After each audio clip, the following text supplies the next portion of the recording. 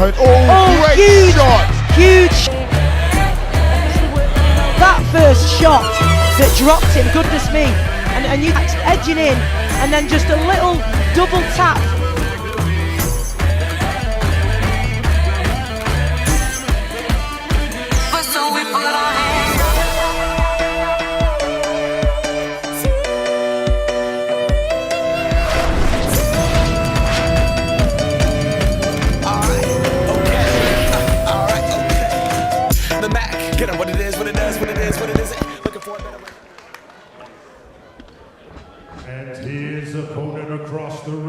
Ladies and gentlemen, welcome. Boys and girls, welcome. Here we are live at the Indigo in the O2 Arena Complex in Greenwich, just south of the River Thames by a matter of, what, 50 yards. And we're all set to get a great night of live boxing underway for you here on FightZone. From the heart of the capital, we've got 12 fights in total lined up on this card on FightZone tonight. Every one of them is going to be very, very competitive indeed. And we hope for a very entertaining night of action in every possible sense. Starting at welterweight, and we're all set to get underway. 4 rounds. Hamza Butt against Lee Howlet. It's Butt's 3rd professional outing here tonight. Lee Howlet from just down the road in Canning Town has got a few of his mates in the crowd, even as early as it is. This mid-afternoon start to the live card. There's a lot of other attractions on today, we know that. But I'm delighted to be joined by the one and only Stacey Copeland. Alongside me, Paul Dempsey for the evening. We've got Denzel Bentley, Spencer Oliver, and a cast of superstars who are set to join us during proceedings. But I think it's appropriate we had a word with you first, Stacey. Hello. Really, really looking forward to this one, Paul. And I think do you know when they announced this concept, both promoters, and said, and I think in the initial post it said, anything Frank and Eddie can do, we can do. And I thought, that's brilliant. And what an event for small hall shows, and what a huge opportunity for all of the fighters tonight. Mark Nielsen Boxing, in association with TM14 Promotions, have put this show together. I really like the look of the card.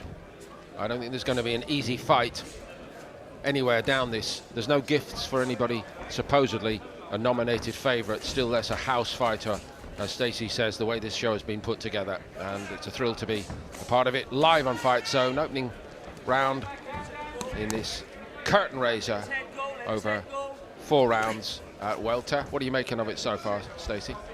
Yeah, I think it's you know, they're just both easing into it. I guess it's not quite caught fire, but you wouldn't expect it to, and it can be really difficult being on first, you know, before the atmosphere has really kicked in. And I think Hamza Butt has applied himself well so far. This just his 3rd outing, of course.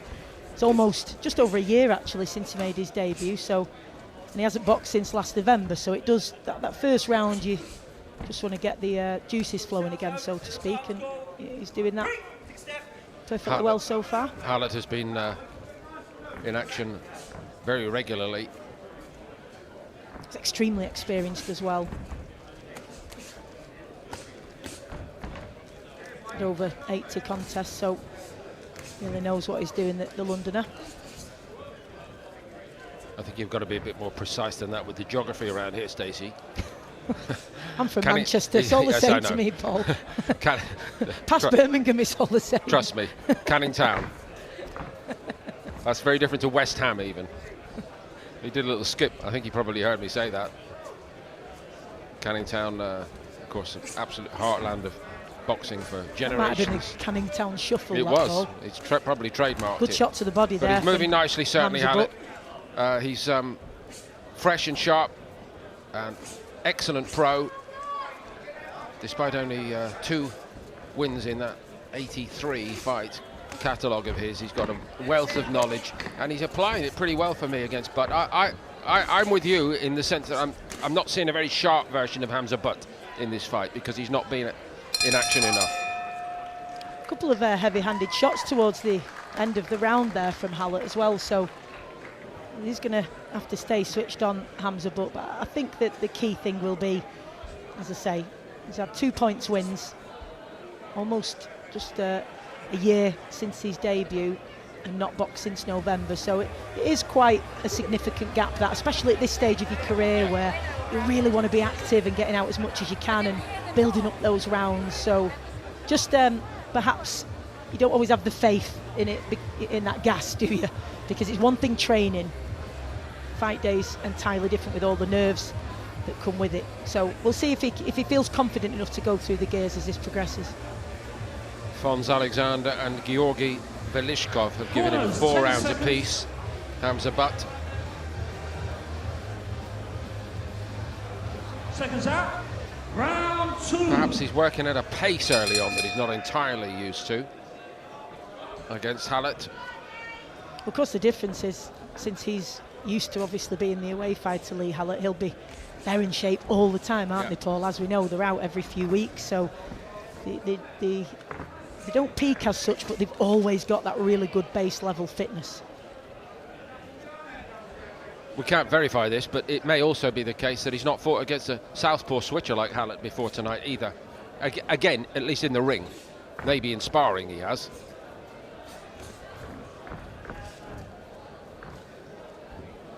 He's quite enjoying it in there, Howlet, as well. He is. Putting in a little bit of showcasing his repertoire of footwork, which is always adds to it, doesn't it, Paul, when the away fighter brings in a little bit of style and their own personality to it. Well, he's been given the comfort of that, isn't he? He's in his comfort zone really in this fight early on, and I think Butt and his corner would be hoping for a little bit more, even if this is just the fight for Hamza Butt to ease back in. But Howlet most certainly is able to set himself, create angles, and give Butt 1 or 2 problems to solve, which is entirely as it should be at this stage in Butt's career. But there, he's reaching and reaching, Stacey, and Howlet sees it coming a mile off. Isn't it, Paul? Because he's out of range there. Just needs to step in with that jab, and the point of doubling it usually is to be able to take that extra little step to get within range, and they'll be looking for him to just find that range and get that distance so he can improve his accuracy, certainly with that jab anyway, as he takes a couple of shots from Howlet, but a good reply from him. Not out of the question for me at this stage in this fight that Lee Howlet might be saying to himself, this could be win number 3 for me. If he can stay busy, which he's attempting to do, he's just got to hope that some of these shots are deemed to be scoring shot, but that is a scoring shot the other way, and Howlet acknowledges it. Good shot, he says. I've heard that Butt's quite heavy-handed, actually, and that's the first demonstration we've seen of that. And that might give him the confidence, if that indeed is an indication that he's finding his range now, Paul. Just seen another backhand, he's let it go there. And also, as you mentioned, for some people, sometimes it can be a little bit of a demon, let's say, a little bit of a nemesis in against the southpaw. And sometimes it can take them a little while just to figure out the positioning, and he is starting to find his range now, find his flow, and he's clearly growing in confidence here and catching Howlet on the way in. Definitely. Beautiful uppercut. He's punching through the target, something you would understand much better than I, Stacey. But I think once he first saw Howlet stopped by the initial shot, I think it was a right cross, wasn't it? Since then, in this round, this second round, Butt said, right, if I punch through the target, I'm going to be the dominant fighter. And he's picked that up in every sense in the last minute of that second round. Much better. And of course, it is a really effective shot that you would look for against the southpaw to land your backhand, but you have to get your feet in the right position to be able to let that shot go and to be in range also. And the two things haven't quite married up for him in the opening round, but we started to see in the latter part of that second round, as we see there in the replay, he got his feet in the right position, got the range and distance right, and then he had the confidence to throw combinations, including that uppercut. Landed a couple of excellent uppercuts in that round as well, so I expect he'll start to become more dominant in these next couple of rounds. This one obviously scheduled for 4 threes. Well, he is the prospect. He's meant to be the young man on the way up. 26-year-old Butt against the 36-year-old Lee Howlet. It was a very nice start by Lee Howlet, but Butt certainly found the target in the second round and has given himself that basis off which to work and start to look good here. against Lee Howlet, who sets himself a little bit more firmly before he starts to try to crab forward. Slightly different style, but again, that's the beauty of nights like this, Stacey, isn't it? When we see a good, solid, honest craftsman like Howlet, and just the difference in style at the start of this third round by Howlet, having been clipped a couple of times late in the second round. He's planting his feet more, he's slower as he comes forward, and he's saying to Butt, listen, my dancing days are done in this fight, now you're going to have to work yourself a little bit harder. Absolutely, and he is a little bit marked up as well, Paul, just around his face, so he won't want to take too much unnecessary punishment, of course. Not only because that's not preferable anyway, but of course when it's your livelihood. Correct. It's within your interest to be as safe as possible. I couldn't see another engagement on his record when I looked, but no doubt somebody close to Howlet is lining something up for about a fortnight from now, as long as he comes through this one in good order. And in the number of fights that he's had, Paul, as well, only 2 stoppages for Lee Howlet. So, you know, that says a lot about his durability as well. He does know how to get through the rounds. So he'll make Hamza Butt work for it. But this is good from Hamza because I feel like he's up to the volume, and we're seeing him take the centre ring position more now and push him back more than he was in the opening 2 rounds. Up the volume, and my question off that is, do you want to see him up the intensity a little bit more, the tempo? I know he's thrown more shots, but in terms of the tempo of his work, if he can get into a higher gear, that's when he should show that he is indeed the prospect in this fight, I would have thought. Landing well with that reverse 1-2 there. Good shots, and he's just seems a little bit more measured and purposeful with his work, but now he does seem more relaxed, more composed. He's just walking Howlet down, and then when he comes in, because he's got his feet under him in that range, just falling short with that one, but he is able to land more frequently. In terms of going through the gears again, it's difficult if he hasn't boxed since November. You just have to have that confidence, don't you, deep down, that you know you can step it up and not find yourself in trouble. Don't want to be in a position where they've not got enough gas in the tank. Just looking at them when they clinch there, another thing, we mentioned that he looks to me like a kid who's got a bit of a dig, but he's a big, strong kid, isn't he? And he's bigger specimen than Howlet, most certainly. And again, the weight of punches, and it's starting to tell a little bit now on Lee Howlet. End of the third round. Some good combinations there at the end of that third round from Butt, and when he's able to plant his feet and really get that rotation and that whip, sort of really turn his hip and his shoulder into that backhand, you can tell he can be quite heavy-handed, but creating those openings and timing them right is easier said than done, but we have seen him do it numerous times in this one. He may now mentally as well, Paul. He's got the first 3 rounds out of the way. He doesn't look like he's breathing too heavily. He may well feel confident enough to step up the intensity, knowing that there's just 3 minutes left to go. And Howlet certainly showing signs of having felt a few of those shots. So Butt didn't fly out of the traps, let's put it like that, in our curtain raiser here at the Indigo O2 Arena complex, south bank of the mighty River Thames. But he's starting to flow a little bit to get to the end of the metaphor. I worked my way around weaving my way around London like the River Thames, to be honest with you, but we got there in the end, and Butt, for me, is getting there in the end in this fight against Howlet.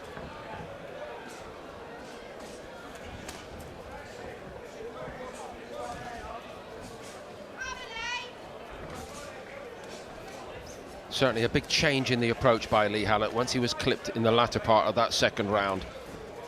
As Stacey has said, he earns a living by being in there to the end. Stopped only twice in his whole career, Lee Howlet, and he wasn't prepared, for understandable reasons, to take too many risks, and risks being sparked by Hamza Butt if Butt really clicked and connected. So Butt has to work and work and work, keep the pressure on in this fourth round, show everybody watching on FightZone, as well as the crowd which has started to come in here, the Indigo, to show that he's not only the better man in this fight, but that he's going to become one of the better welterweight prospects in the UK. Sign of an adaptable away fighter as well, Lee Howlet, because in some ways he has adapted within each round, hasn't he? And that's what you're asking them to do, depending on who's in front of them. They've got to adapt to that, haven't they? And they've been slightly different approach in each round. This one, he's been a lot more bullish, hasn't he? He's been taking the centre ring again, like we saw him do in the opening round, pushing Hamza Butt back and throwing plenty of leather of his own. So it's been a much closer round so far, this one, and some heavy-handed shots as well. And we're not seeing Butt really dominate through the tape here, are we? Not dominate in this short sprint version. 4 rounds. It's been workmanlike for me in this 4th round from Butt without being explosive and electrifying. We saw then when he had the opportunity to let some shots go at close range there. Good choice of shots, good shot selection, but he wasn't really loading up with them, which is either a sign of mentally just not able to bring that tonight, or physically. Or probably a combination of both, isn't it, Stacey? Because as you well know, one thing leads to the other, and he has been a little bit workmanlike.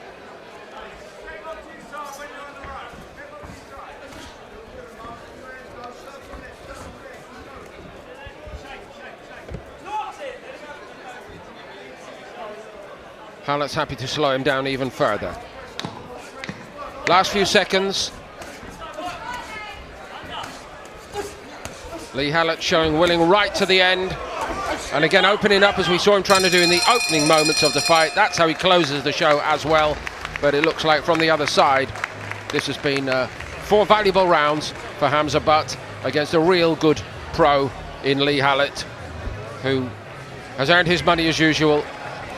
And for only a 3rd professional outing, Hamza Butt is probably going to feel he's got pass marks at least. What would you say, Stacey? Yeah, I mean, you can never know what a fighter has been through in one single camp or building up to that. As I say, we know he hasn't fought since last November. Sometimes they could have had injuries, they could have had things going on outside the ring. So it's always really hard to tell unless you've been part of that camp. But I think he applied himself well there. He got the job done, and I think he'd be relatively happy with that performance against a very seasoned journeyman. About 40 to 36. Still undefeated, Hamza Butt.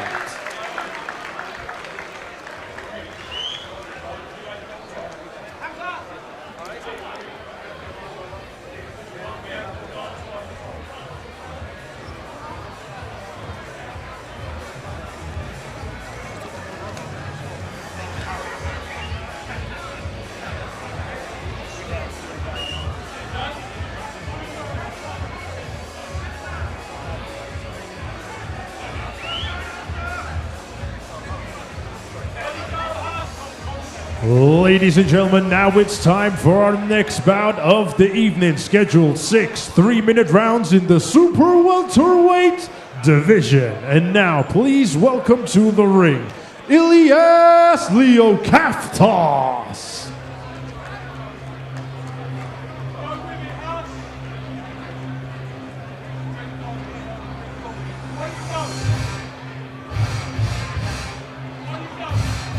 And now, ladies and gentlemen, please welcome his opponent to the ring, Bassi.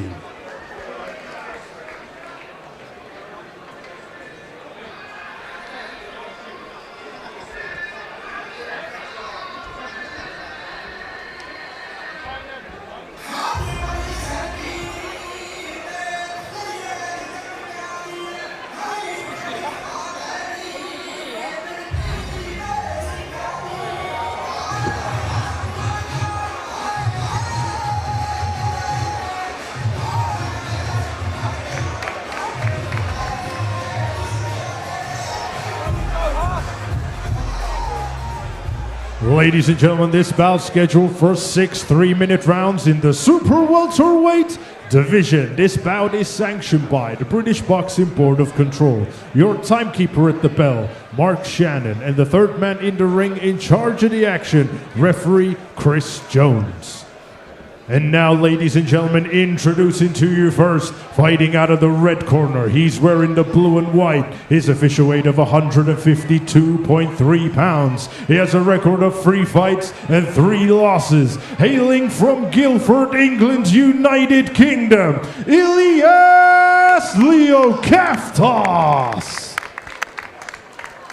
And his opponent across the ring, fighting out of the blue corner. He's wearing the black trunks. His official weight of 152.1 pounds. He has a record of 12 fights, 1 loss, 11 wins, and 1 of those wins coming by way of knockout. Hailing from Basildon, England, United Kingdom, introducing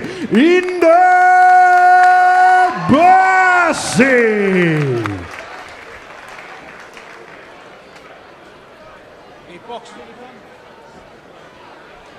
Obey my word of command at all times. Defend yourselves at all times. All your punches above the waist. Any questions, blue? Any questions, red? Touch gloves. Good luck, boys.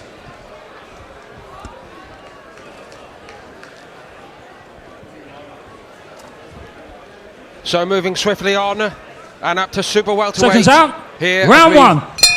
Start to get the action coming thick and fast here on FightZone, and it is Bassi from Basildon in Essex against Ilias Leakovas, the Greek based in Guildford in Surrey.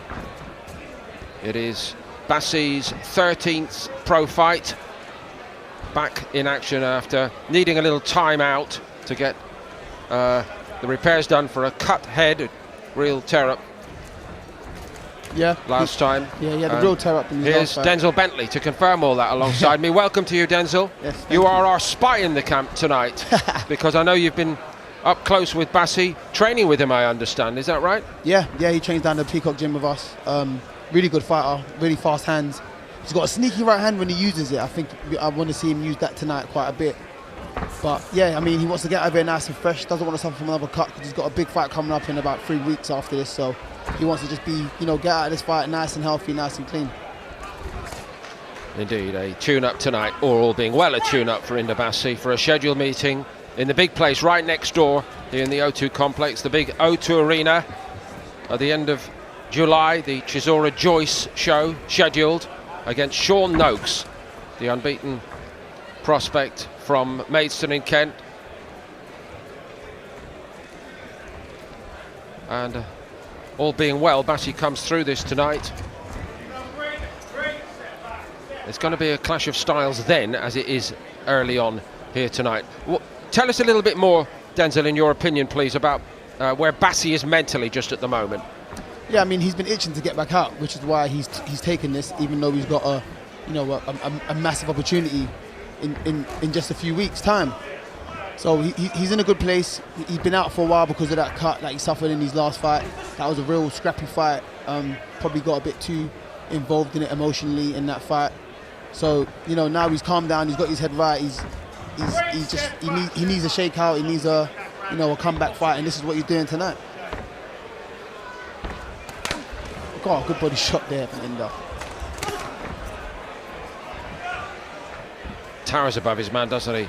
Yeah. Outreaching him by several inches minimum, walking him down, stalking Leakovas. And the sense is that Leakovas knows that if he doesn't keep busy, he's going to get swamped here. Yeah, Bassi's massive for the weight. This is at super welterweight tonight, but he actually boxes at welterweight, and he makes it fairly easy.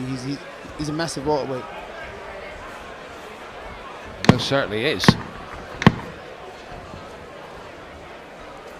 He's just stalking his man, nice feint. He's not rushing. Doesn't want to risk any injuries or any cuts.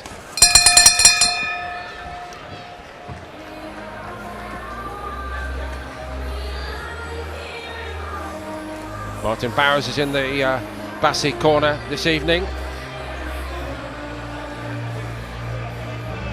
You mentioned it, that incredible complex that they work out of there. Yeah, the Peacock It Gym. was like to me, it was like going into Buckingham Palace the first time I ever went in there. Yeah, it's a nice gym. I thought I wasn't smart enough. There wasn't a hair out of place anywhere. It was Yeah, no, it's amazing. squeaky clean. Martin likes to keep everything nice and in place. He likes to know where everything is. Keeps it nice and neat, and it's just us in the gym, so it's quite easy to maintain. I came away from it thinking, because you know the old tradition with boxing worldwide is make it hard, make it grim, Yeah. make it feel Corners, like 10 every day is seconds. hard work, because boxing's hard work every day. It actually changed my mentality a little bit, because I came out of there thinking every kid Seconds who comes out. into this gym Round is told by 2. looking around, I need to be mentally razor sharp every day. Yeah. Different approach, isn't Most it? definitely, yeah, different approach. And certainly we're getting full focus here from Bassi. No thought to what might be happening in a few weeks. Just across the way here from the Indigo in the main arena. Yeah, he's holding the centre of the ring well. He's not giving up much ground, and he's working off his jab. Like I said, I want to see that sneaky right hand that he has, that I've seen in training, I've seen in sparring. He uses against me sometimes. I want to see him use it on his opponent tonight. Do you mean right hand underneath, or does he go up and down with it? Over the top is the sharp one, but he does throw it nicely underneath as well. There it is. There it is. I think Leakovas was listening to you, because he started to move out the way of it at the very last millisecond there, didn't he? He tries it again to order, but again Leakovas moves away. Bassi's starting to get into his rhythm here a little bit, isn't he, Denzel? Yeah, and this is what he needs to shake off the cobwebs, you know, the inactivity. He needs to get back into that fighting mindset rather than a sparring mindset.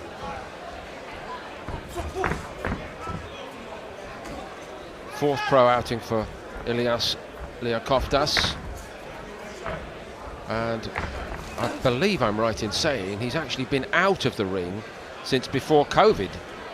Oh wow, that's a long time. 2019 is the last fight on record that I've got for him, against Senan Kelly. That was in Belfast. Yeah, I mean, COVID slowed down a lot of people's careers. Correct. Yeah. A whole generation for me are about 2 years behind as a result of it. Yeah, most definitely.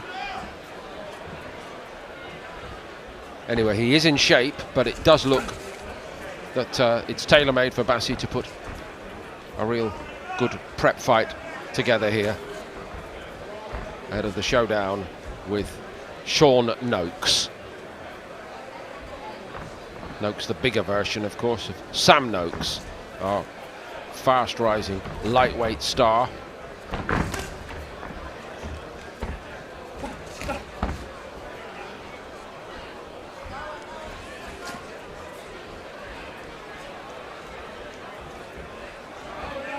Can Bassi start to build the momentum in this second round? Yeah, I was just about. Oh, good shots. There we go. And out of the ring goes Leakovas completely. He just opened the stance there, didn't he, Bassi? Yeah. 5, Leakovas 6, backed off. 7. Suddenly, he set himself to be the puncher, Bassi, and he swept that right hand, the one you've been speaking about, onto the target. Very impressive. Yeah, I was just about to say I want to see Bassi switch the tempo, increase the, and he done that right before I was able to say it. It was good. That was good to see. You know better than me, but I'm looking here at a record which says 1 stoppage win, and I'm struggling to understand that, because to me Bassi looks like he can really hit. He can hit, and that win came from his, you know, seven area title fight. So when it was time to step up the levels and show some character, he got his first stoppage in the first round. He can really hit. Like I said, he's sneaky with that right hand. It just, you know, takes the right person to get it out of him. Since he's been over to the Peacocks, he's been moving well.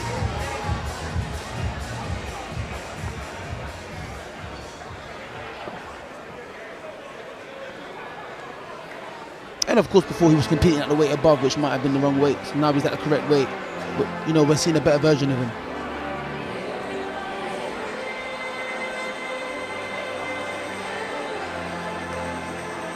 Corners, 10 seconds.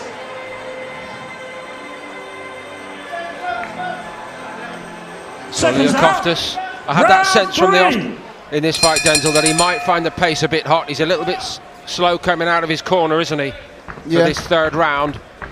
And again, forgive me, after such a long layoff, suddenly the lights are on, the crowd is in, we've got music, we've got TV coverage, and every little mistake you make can be amplified inside your head. Yeah, most definitely. You're thinking, oh, everyone's seen that. So you want to kind of stay away from that and not think about the crowd too much and just get on with your work. So let's see if he can stay away from Bassi, who found the target pretty impressively in that second round once he planted his feet, opened up the stance a bit more and started to let the big shots go. He's got the leverage to do it, hasn't he? Yeah.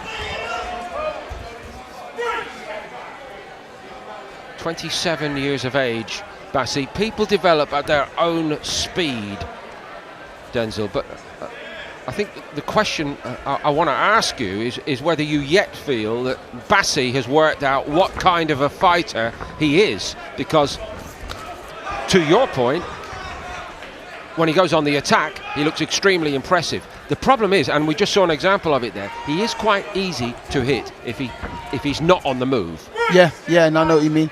In this fight, you know, he's trying to hold the centre and come forward a bit, so, you know, he's not the usual, you know, being on his back foot and being bouncy, so he's going to be a target at times. All his opponent needs to do is throw a shot and he may land it, where he's looking to be on the attack and let his shots go. In a fight of a higher magnitude, he'll be more defensively responsible. So, yeah, I'm not too worried about that. You do rate him quite clearly, don't you? Oh, yeah, most definitely. I mean, I'm obviously going to be a bit biased because I've seen more of him in the gym. Yeah. I've seen him in the gym. I've seen him do what he does. I've seen him spar different people. And to answer your question earlier, I think he has found the type of fighter he is. He has settled into a style since being at the Peacock. So it is good to see. And you know, he knows where he is mentally and physically.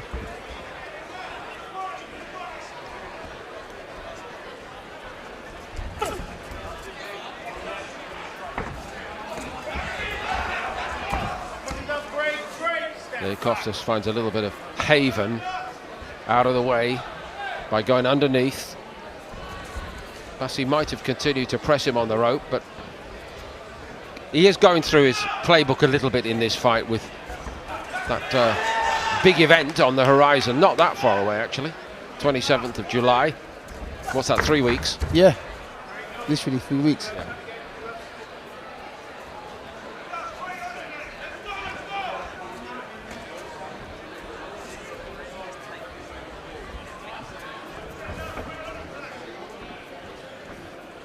Pace is dropping.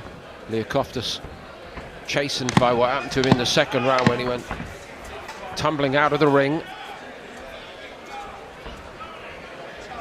Bassi's not really been able to exert the pressure in that third round. What were your thoughts on that third round? Yeah, I mean, I think Leakovas just, you know, up the movement. He didn't stand still. He didn't settle for Indo to be able to land these shots. He was moving left and right. He just stepping forward at times that would force Indo to go backwards, and then he'll go back again and just keep circling around the ring.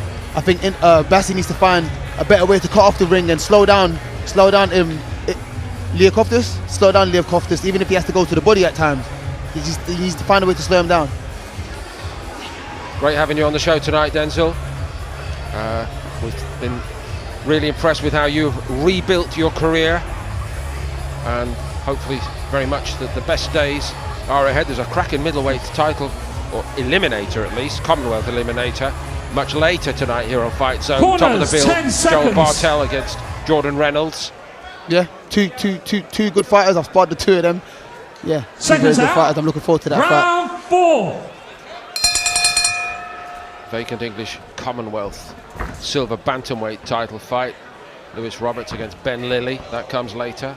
That's also a 10-rounder. I'm sure that's a rematch, if I'm not mistaken. It most certainly is. Yes. You're as well prepared out of the ring as you are in it, aren't you? I did my homework.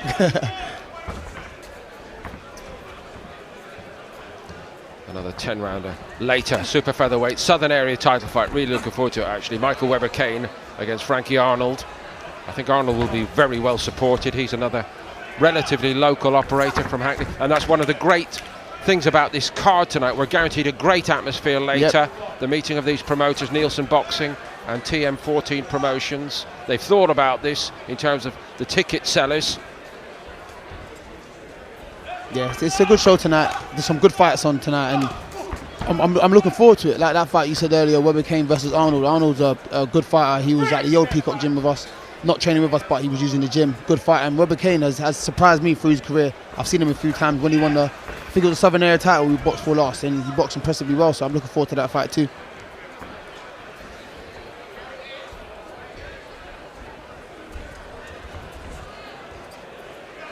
There's been little sign that Leakovas has got a lot to worry with in Bassi. Yeah, I think he is feeling the pace a bit. I see him breathing with his mouth open. Bassi just needs to not rush his shots and not smother his work. The closer he gets, Leakovas is just going to hold and, you know, do his best to survive the round.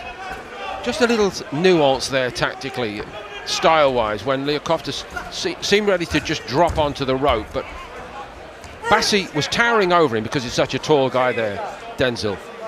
A lot of you guys, you're very good when those situations come. You just drop your knee so that you make sure that your shoulders are going over the opponent in that position, so you don't allow Leakovas to do what he did, which was to slide away. Yeah, that's where he needs to give himself just that little bit of room to be able to manage that. He doesn't want to just, like you said, overcrowd him, to allow him to slip under him and you know, get round him. But he's using his height well. He knows he's a smaller man and he's using that well. Yeah. Back to basics from the outside, punching that piston-like jab. This is where Bassi wants to be, just on that outside. He doesn't want to be too close.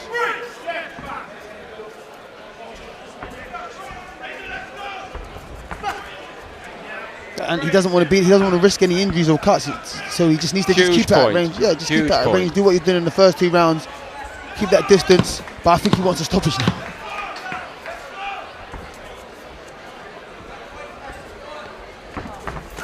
Oh, great good shot. hand. Best shot of the round. There, yeah. Right on the bell. When he's patient, that shot comes off so well.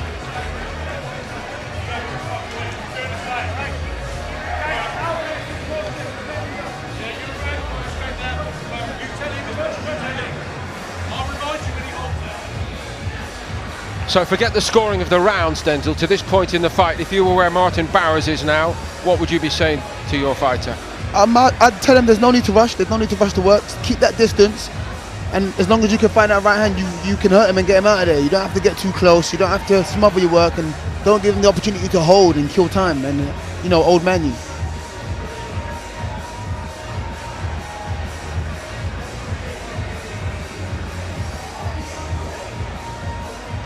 Corners, 10 seconds.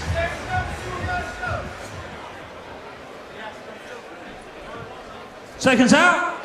Round 5.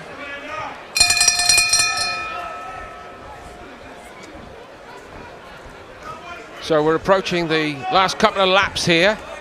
Super welterweight Bassi, second fight on the card here at the Indigo in the O2 complex, live on FightZone.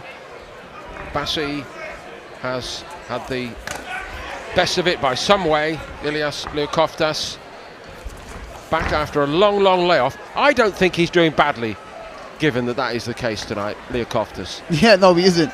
He isn't. He's able to hang in there. He's taken a few shots, and he's taken them well. He's finding his way around the ring, and he's getting away from, you know, Bassi's strengths. So yeah, no, he hasn't done too bad. Moreover, when he went tumbling out the ring, in the round before last, just in that position right there, I was beginning to worry for him, I'll be honest. But he's come through that, shown a good temperament. It'll do him well if he can stay on the move, of course. Yeah.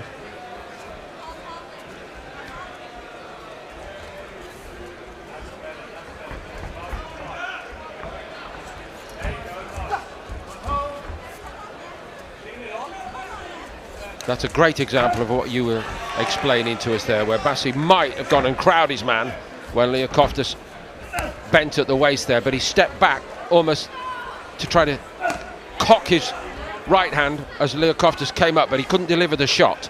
Yeah, just a little bit too close. His right hand comes, you know, better when he's at range because it comes straight and over the top. So he wants that little bit of distance. When he's overcrowding, he has to kind of chop it down, and he misses. He goes over the top of his head, like there. That's the great right hand. From that distance, that's where it works his best.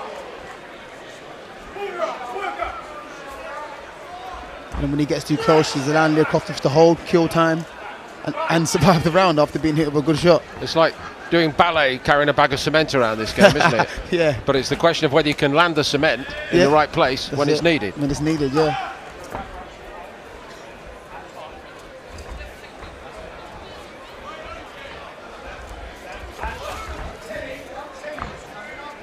Great line from the corner there. Don't tell him that the shot's coming.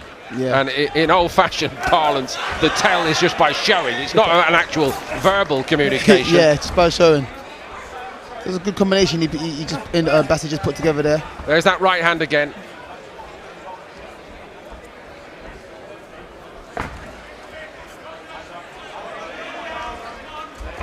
The method is good, though. I'm quite taken with this from Bassi.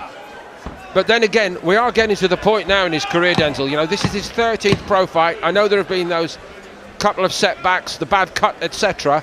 Yeah. But he's not a 6-fight novice. He needs to be showing that he can just manage a situation and move on from it, which I think he's doing in this fight. Yeah, no, most definitely. Yeah, he's doing it well at times. Other times, maybe not handling it so well. But like I said, that's that inactivity. Boxing back at this level is hard when you've boxed at a championship level and someone else is opening up and trying to hurt you as much as you're trying to hurt them. And then you come in here and you're trying to fight someone that's just trying to be, spoil your work, be defensive and survive the rounds. It's hard to switch back to that mode and hunt down a journeyman. But he's doing well so far. He's handling it well. I think so anyway. Maybe I'm being biased.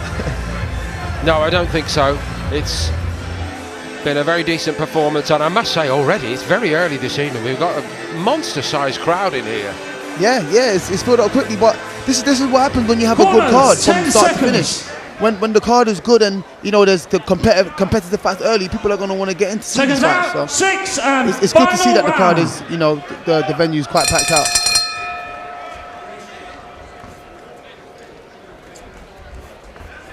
Bassi is the boss. Leakovas, his task tonight, try to hear that last bell on his return from a very long layoff. We never know the full story, but 4.5 years, that's in boxing terms an absolute lifetime, isn't it? So he's come back fit, game, well organised. What I'm seeing here is a guy who's finally decided, right, I want to get paid once a month for doing this as part of my living, and that's a good thing. Yeah, no, most definitely. Oh, good right hand there from There's Bassi. that, at that range that Denzel has spoken about. It's a very destructive shot, and Sean Noakes, scheduled his next opponent, needs to be careful. He's going after his man, trying to finish this in the last round here, Bassi.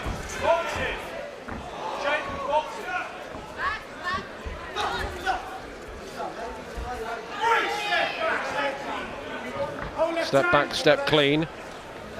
Gumshoe has come out. In that Leakovas corner, they were just urging him to try to box his way to this last bell. Yeah, I don't think they want him to get involved. He's getting hit with some good shots. They want him back in that movement. They want him moving backwards, side to side, and avoiding the right hand of Bassi.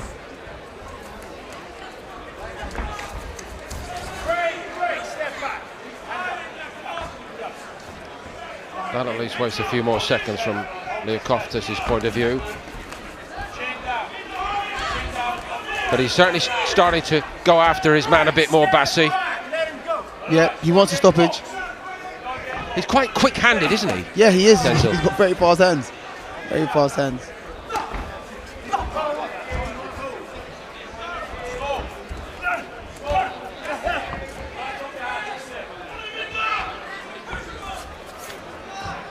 Again, Leakovas claims his man, and that's a warning.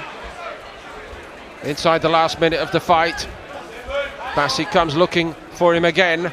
He's on the hunt now, and Leakovas knows that. Nice idea to throw that little left underneath. It didn't quite come off, did it? No, it didn't, but it was a good idea, like you said.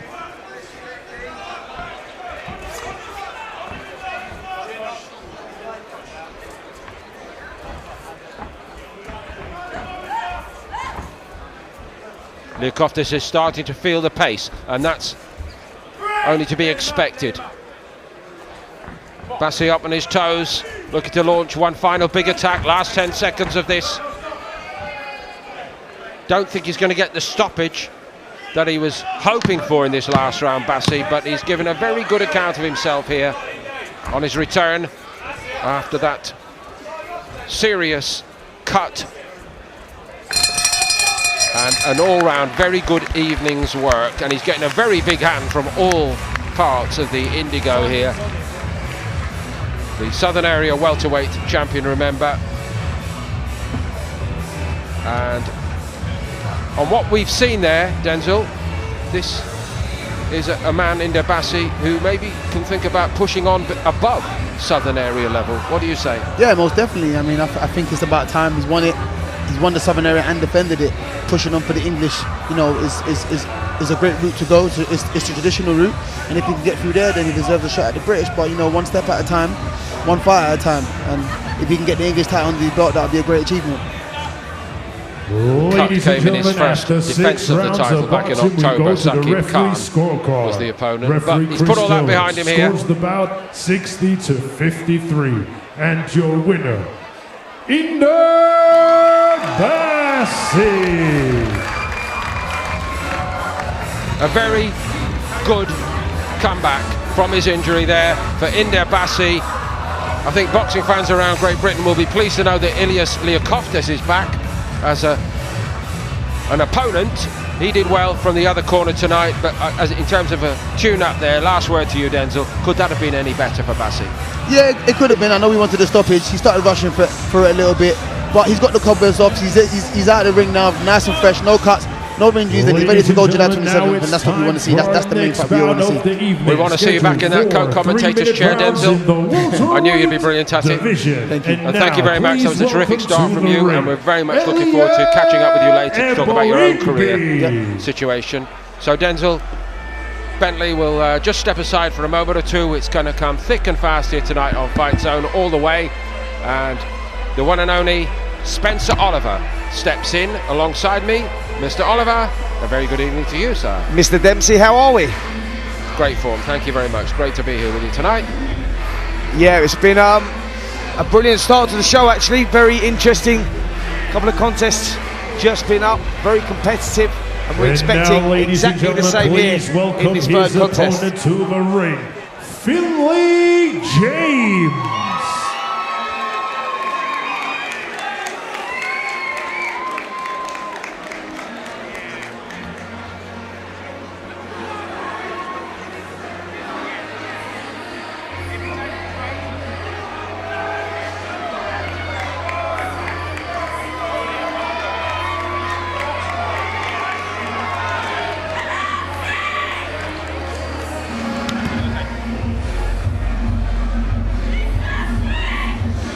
Ladies and gentlemen, this bout scheduled for 4 3-minute rounds in the welterweight division. This bout is sanctioned by the British Boxing Board of Control. Your timekeeper at the bell, Mark Shannon, and the third man in charge of the action in the ring, referee Reese Carter. And now, ladies and gentlemen, introducing to you first, fighting out of the red corner. He's wearing the black trunks. His official weight of 152.5 pounds. Hailing from Manchester, England, United Kingdom, Elliot Ingby. And his opponent across the ring, fighting out of the blue corner. He's wearing the blue with white trim. His official weight of 150.4 pounds. He is currently undefeated with 2 wins. Hailing from West Ham, London, England, United Kingdom, introducing Finley James.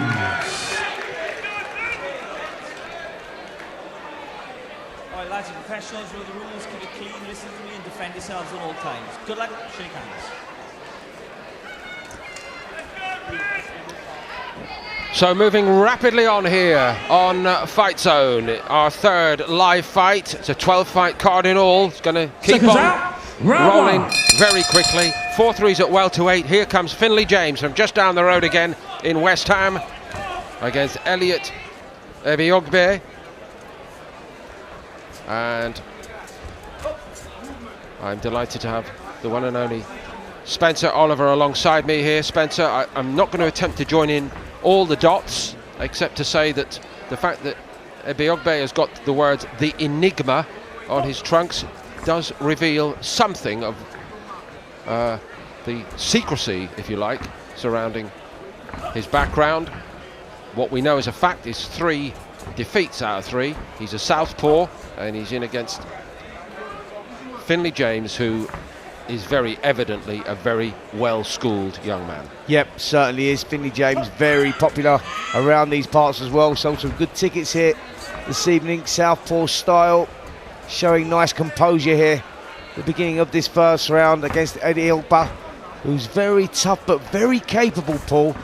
Forget that he's 0-3. He knows his way around the ring, this kid. He's been matched very difficultly, so this is a good test for Finley James here at this stage of his career. Very early stage of his career. I saw his pro debut actually back in November of 2023 at the York Hall, and he backed that up, Finley James, with a second 4-round points win in April against Reynolds Dirce.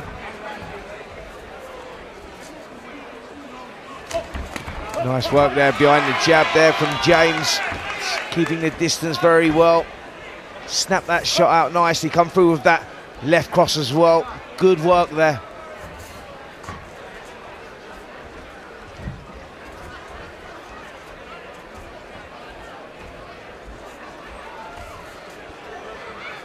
James just holding center of the ring here, just trying to draw Eli Ogba in, trying to create an opening, set a trap somewhere, just flicks out the jab again there, just showing good patience, comes through again with that left cross. This is good stuff here in this opening round from James.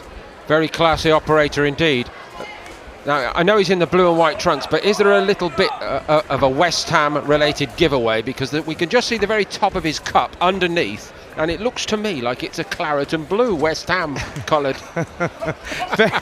Very well spotted there, Paul, but I think you're right. I wouldn't bet against that. I think that we could have a West Ham fan in the ring here in Finley James. I think so. I'm not quite certain what the reference to the captain is, but we'll try and find out. Maybe he was a captain of one of the amateur teams that he was involved in along the way, but all the evidence of that terrific traditional background and a real classy start. Yep, brilliant start there for James. Showed great composure for a young man only having his third professional contest. Took the centre of the ring, worked well behind that jab, established the jab very well, controlled the distance well, got through with some good crosses as well, so very impressed. Let's take a look at some of the action in that opening round there. We see the effective work behind the jab, throwing that left cross in as well. Just feinting it up and down, left cross going through again there, but Eli Ogba showing that he's got a good defence himself, and he's not just come to lie down himself here. So good opening round from Finley James. Let's see if he can build on that going into this second. Corners, the one 10 and only seconds. Spencer Oliver alongside me here. This is the third live fight of the night on FightZone. I promise everybody joining us, not Seconds just out. in the UK, but Round far and wide 2. tonight on FightZone, that we were going to have competitive action all the way. Some really good matchmaking and thoughtful matchmaking, and this one bears it out.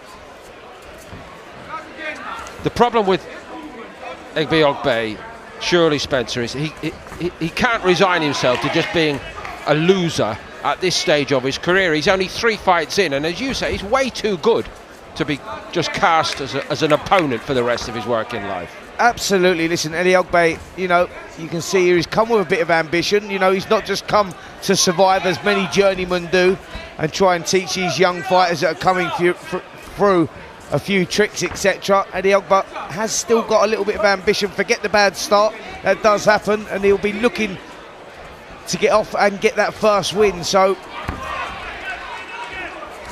that's exactly what he'll be looking to do, but he's in against a very talented young man in Finley James. We saw in that opening round work well behind the jab, showed great composure, got through with a couple of good left hands as well. And he'll be looking to build on that in this second round. Eli Ogbe needs to sort of change things up maybe a little bit here, start leading off with his own shots, putting combinations together himself as well, because at the moment, James just seems to have his number. Love that double jab of his, do you, James? Yep, beautiful work. He finds the range with that one before letting that left cross go on the back. Good footwork from James as well. But there we see good head movement, just taking his time. As I say, he's brought a good crowd with him here as well today, and you can easily run away with that, get carried away, lose your fight plan, your game plan. But he hasn't. He's stuck to it, boxing well under orders from his corner here.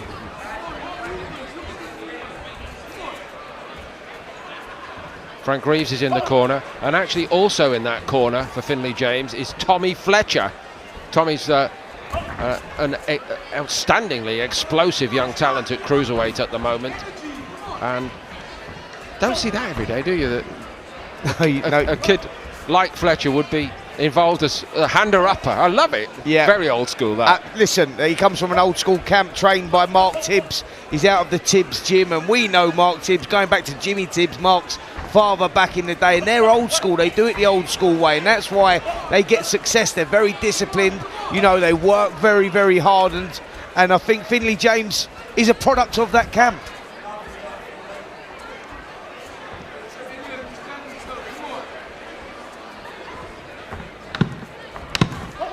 The way this is going is going to reinforce the early impression. Only his 8th professional round, Finley James, but he is a craftsman, and he's showing us the tools of his trade again here. Yep, another good round there for James, a round that he was dominant. Eddie Ogba couldn't really get off with anything. He's not really using his imagination enough for me. I'd like to see him going for it a little bit more now, Eddie Ogba, if he wants to pull himself into this one, a 4-round contest, which is effectively a sprint. He needs to put his foot down on the gas a little bit more, because he's not really doing anything. James is the one dominating, working well behind that jab. It's that old saying, if it's not broke, don't fix it, and that's exactly what James is doing. He's sticking to the game plan. But Paul, what I would like to see James do now is maybe turn the screw a little bit, show us a little bit more. You know, he has gone very safety in those first 2 rounds, and it's been a boxing masterclass. Corners, 10 seconds. In those first 2 rounds, but now let's see a little bit more. Show us a little bit more. Start putting those shots together. Give the crowd what they want to see. Round 3. Something a little different now.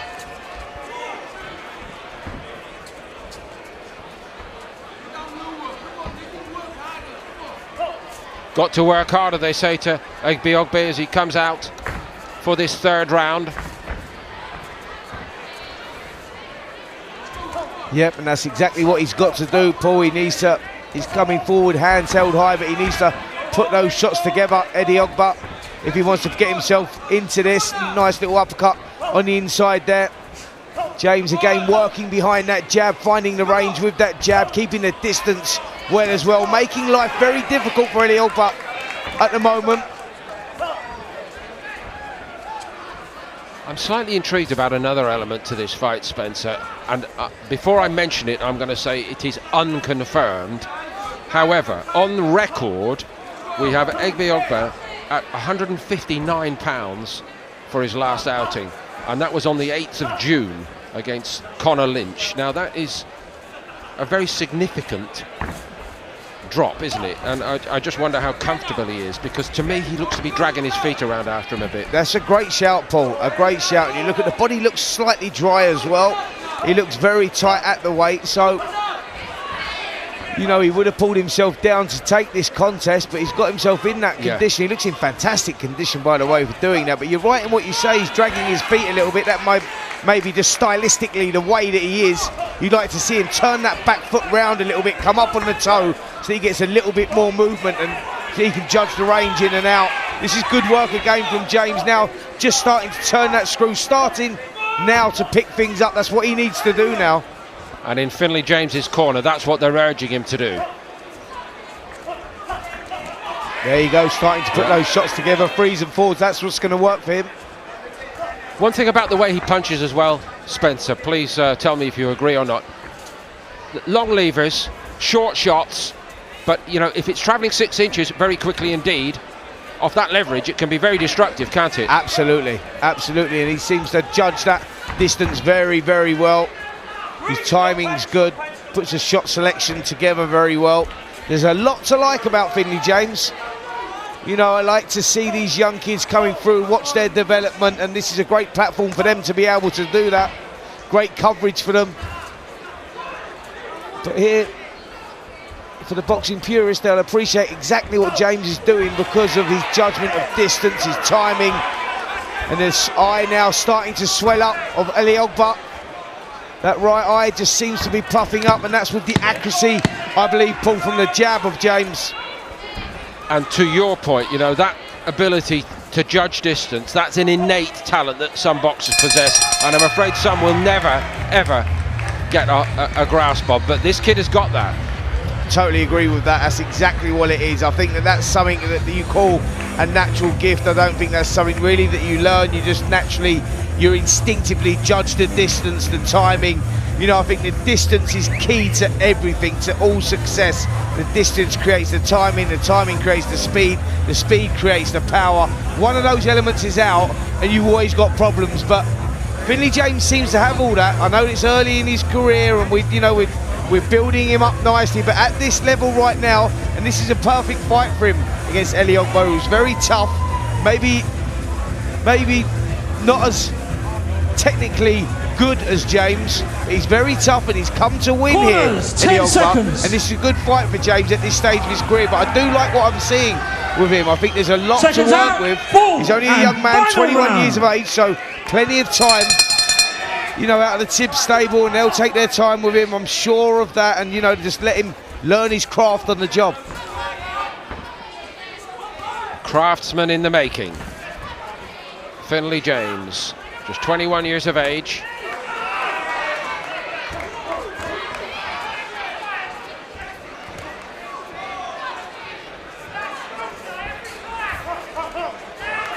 See him just controlling the distance there, James, just holding that right hand lead out, just looking for the opening, showing patience, looking for that opening there, just screws the shot up there with the right hand, comes through the left as well.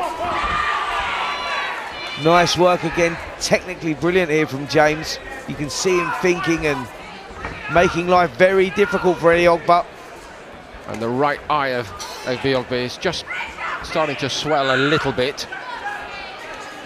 Protecting it a bit more, isn't he, with that right?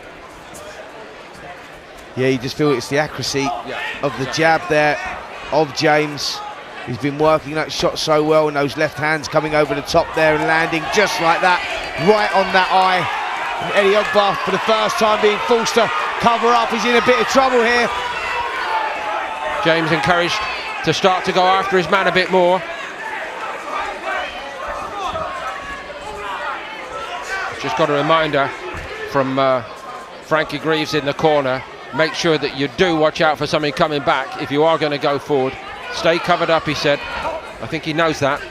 That jab there, that really studied home, didn't it? Beautiful shot. You know, he's established that early on in this contest, but he's really, like you say, Paul, fudding that shot home. It's like a strong weapon that when he fires that out again, doubles up there. The accuracy's brilliant. Eliogba's been struggling to deal with that shot really from the opening bell. Now we've got a minute to go in this fourth and final round. Will James decide to turn it on a little bit, putting the shots together? Home crowd, etc. Spencer. Is he perhaps saying to himself in there at the moment, I want to show my people that I can finish a man? Yep, it's all about showing us a little bit more of what you've got there. Nice, just drawing back, waiting for the jab, drew back, come back with the left cross through the middle, which was good stuff. Eliogba's eye now starting to swell quite badly. Again with a jab, nice work. And James just showing us a little bit of that fancy footwork as well. I think if it was an 8-rounder, Eliogba might have a bit of a problem with that eye, but we're in the closing seconds of this 4-rounder. He's going to see and hear the last bell, which is good for him. Finley James knows he has it comfortably in the bag. A very assured performance for one so young tonight. 21 years of age, Finley James. Yeah, lovely performance that from Finley James. Established that jab very early on and started landing those left crosses with frequency, which caused the swelling over the eye of Eliogba. Elliot showing us though that he was very stubborn and very persistent himself. He hung in there, never really got any success from that opening bell, but good performance there from Finley James. Like what I see, there's definitely a lot of potential, and it's going to be interesting to to watch this young man develop.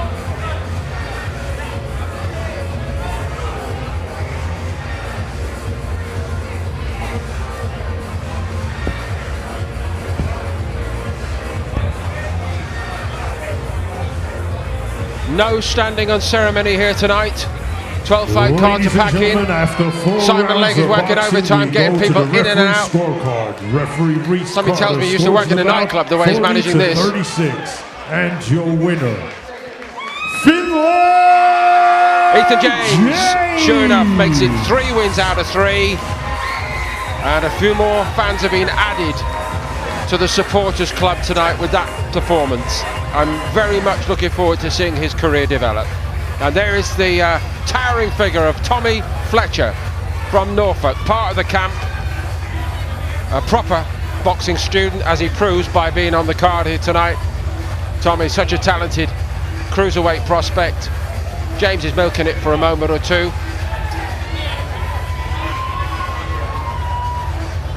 Ladies and gentlemen, now it's time for our next bout of the evening, scheduled for 3-minute rounds in the light heavyweight. Right, I'm going to stand down for just a minute or two because another member of our team, a very important person on the FightZone crew, Stacey Copeland, is going to come and take over main commentary duties. As mentioned, we've got Denzel Bentley, Spencer Oliver, Johnny Nelson will also be on the show a little bit later on, and it's just brilliant to be a part of it here on FightZone. So the next person you will hear from, to coin a very old phrase, after this short interlude, is Stacey Copeland.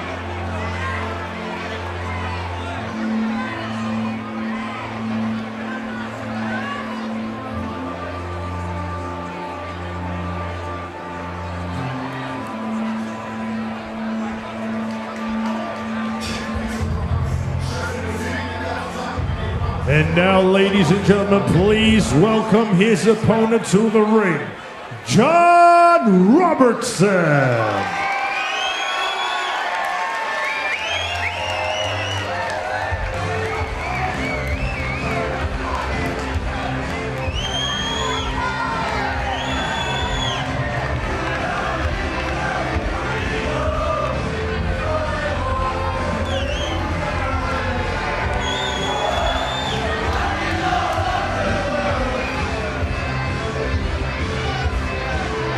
Ladies and gentlemen, this bout scheduled for 4 3-minute rounds in the light heavyweight division. This bout is sanctioned by the British Boxing Board of Control. Your timekeeper at the bell, Mark Shannon, and the third man in charge of the action in the ring, referee Chris Jones. And now, ladies and gentlemen, introducing to you first, fighting out of the red corner. He's wearing the black and red. His official weight of 161.5 pounds. He has a record of 21 fights, 1 draw, 2 wins, and 2 of those wins come in by way of knockout. Hailing from Poland, introducing Patrick Palic.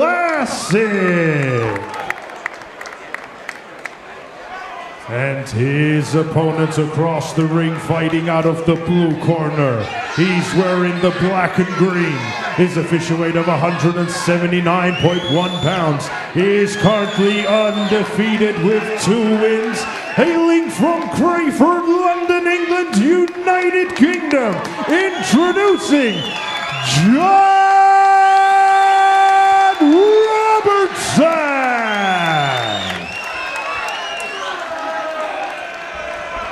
Obey my word of command at all times. Defend yourself at all times. All your punches above the waist. Any questions blue? Any questions red? Touch gloves. Good luck, boys.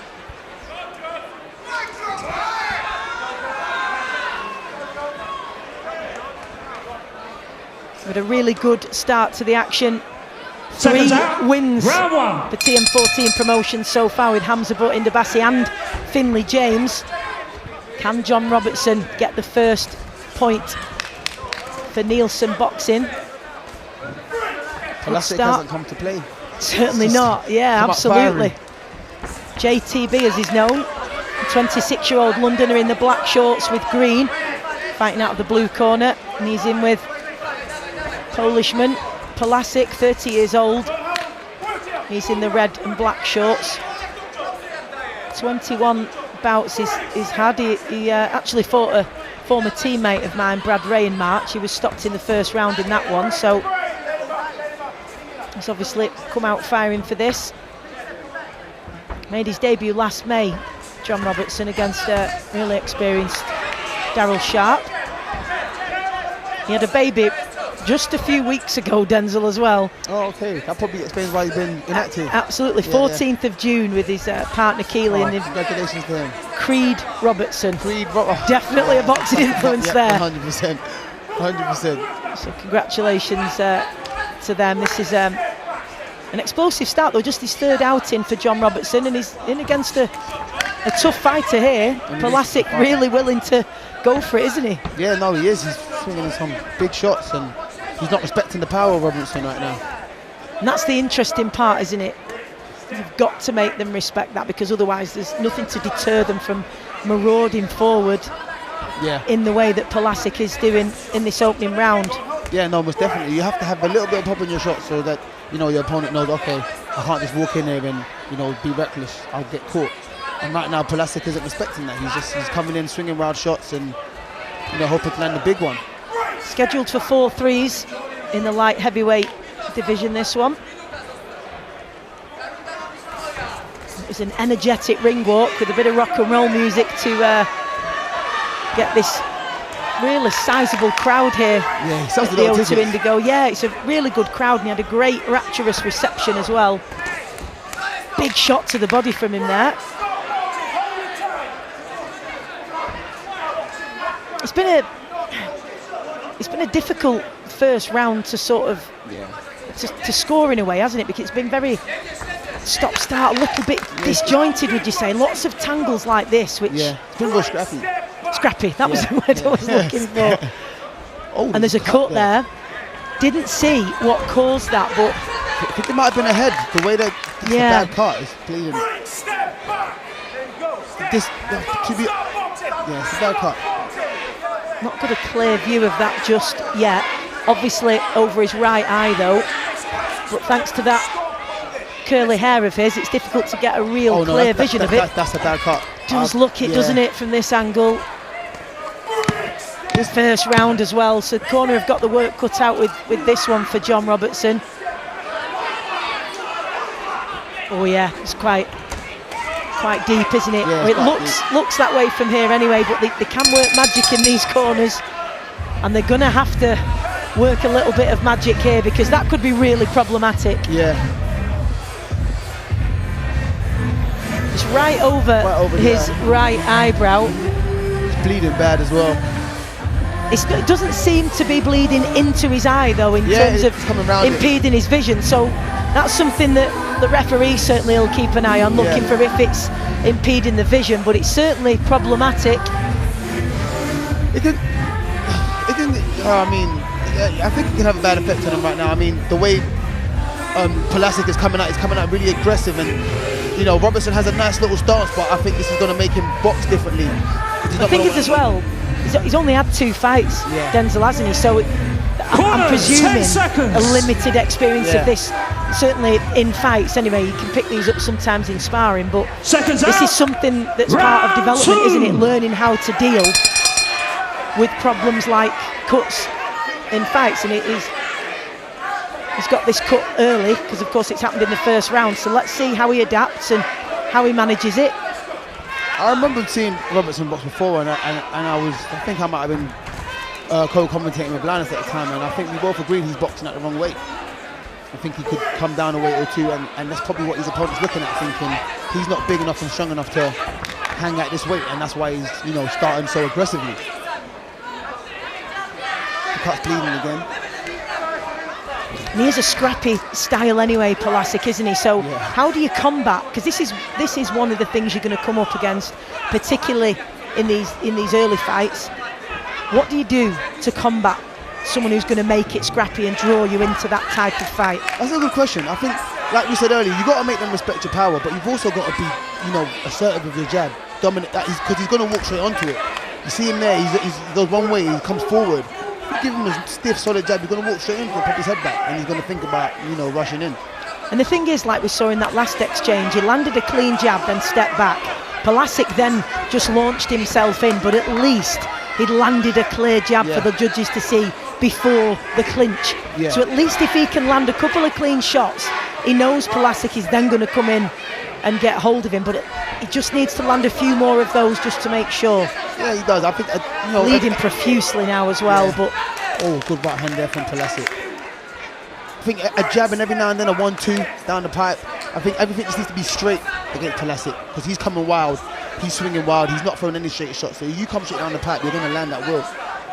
I'm just hoping there's not a big shot landed right in front of us because you've got a white shirt on. No. And we know exactly what happens. And a white cap, so keep putting that end of the ring, please, boy. An umbrella or something will do us, thanks. A poncho, because anyone who's sat ringside, certainly right next to ringside, will know when a big shot's landed and there's a cut, it ends up splashing all over your notes and all over you. So let's hope that's not the case, because the blood is absolutely pouring from the right eyebrow of Robertson. Doesn't seem to have bothered him too much, but certainly these clinches are not going to be helping, because he's going to want to keep it at range and distance just to protect that eye at least. It's made him throw less because he wants to protect that eye. He's not throwing as much no more because he knows as soon as he lets his hands go, that eye's open. So he's being a bit more cautious with his punch selection. He really just throws all his weight over that front foot, Palic. He throws himself in, and so if Robertson can just adjust his feet and step back as he's coming in and catch him, there's a chance that these clinches won't occur, but it's very, very difficult when someone's looking to make it scrappy. Yeah.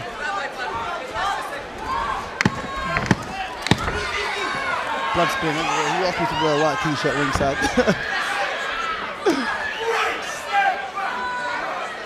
I'm amazed that there's not a speck on the referee yet, because usually in these kind of encounters the ref's covered in them. Well, let's go and have a look now at what is to come, because Melissa Zad has been backstage. John Robertson, you have a reputation for being one of the most well-liked guys on the circuit, a fantastic ticket seller. How do you make the switch between being the nice guy and then stepping into the lion's den? Well, I've had this dream from such a young age, and I like to be known as the people's champ.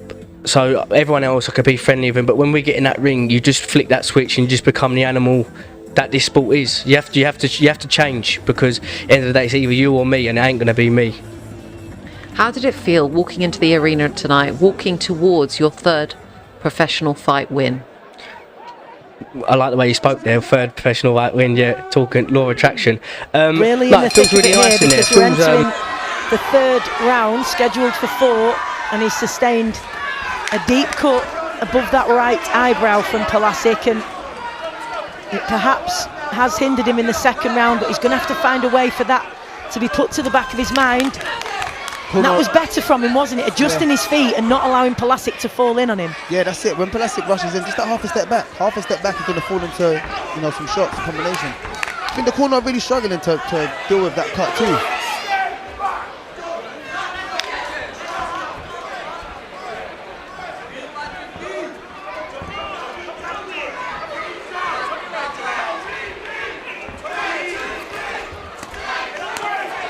Like he's unsure at times, Robertson, sort of how to initiate his own attacks, and perhaps waiting for Palic to come in to catch him a little too long, but he does start off with right onto the body there, but they end up in a clinch again, and a real scrappy affair. And you've got to feel for Robertson in some ways, Denzel, because it can be difficult to showcase everything that you've been working on and that you know you're capable of if you're in with an opponent who makes it this scrappy, but also credit to Palic, because it's within his interest to make it the scrappy affair that we are, but it doesn't make for great viewing.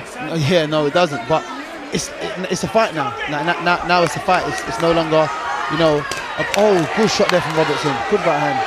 But it's no longer, a showcase of, what we've been working on the show, what we've been doing. It's a fight. You got to dig deep and drag out a win here.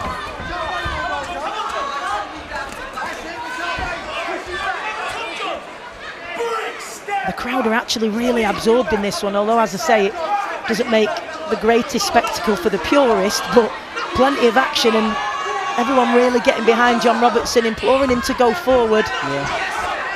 That was good there. He just moved out of the way. and you know, came back round, but he just didn't know how to go back forward to initiate his attack. But he got out of the way of Palic's recklessness.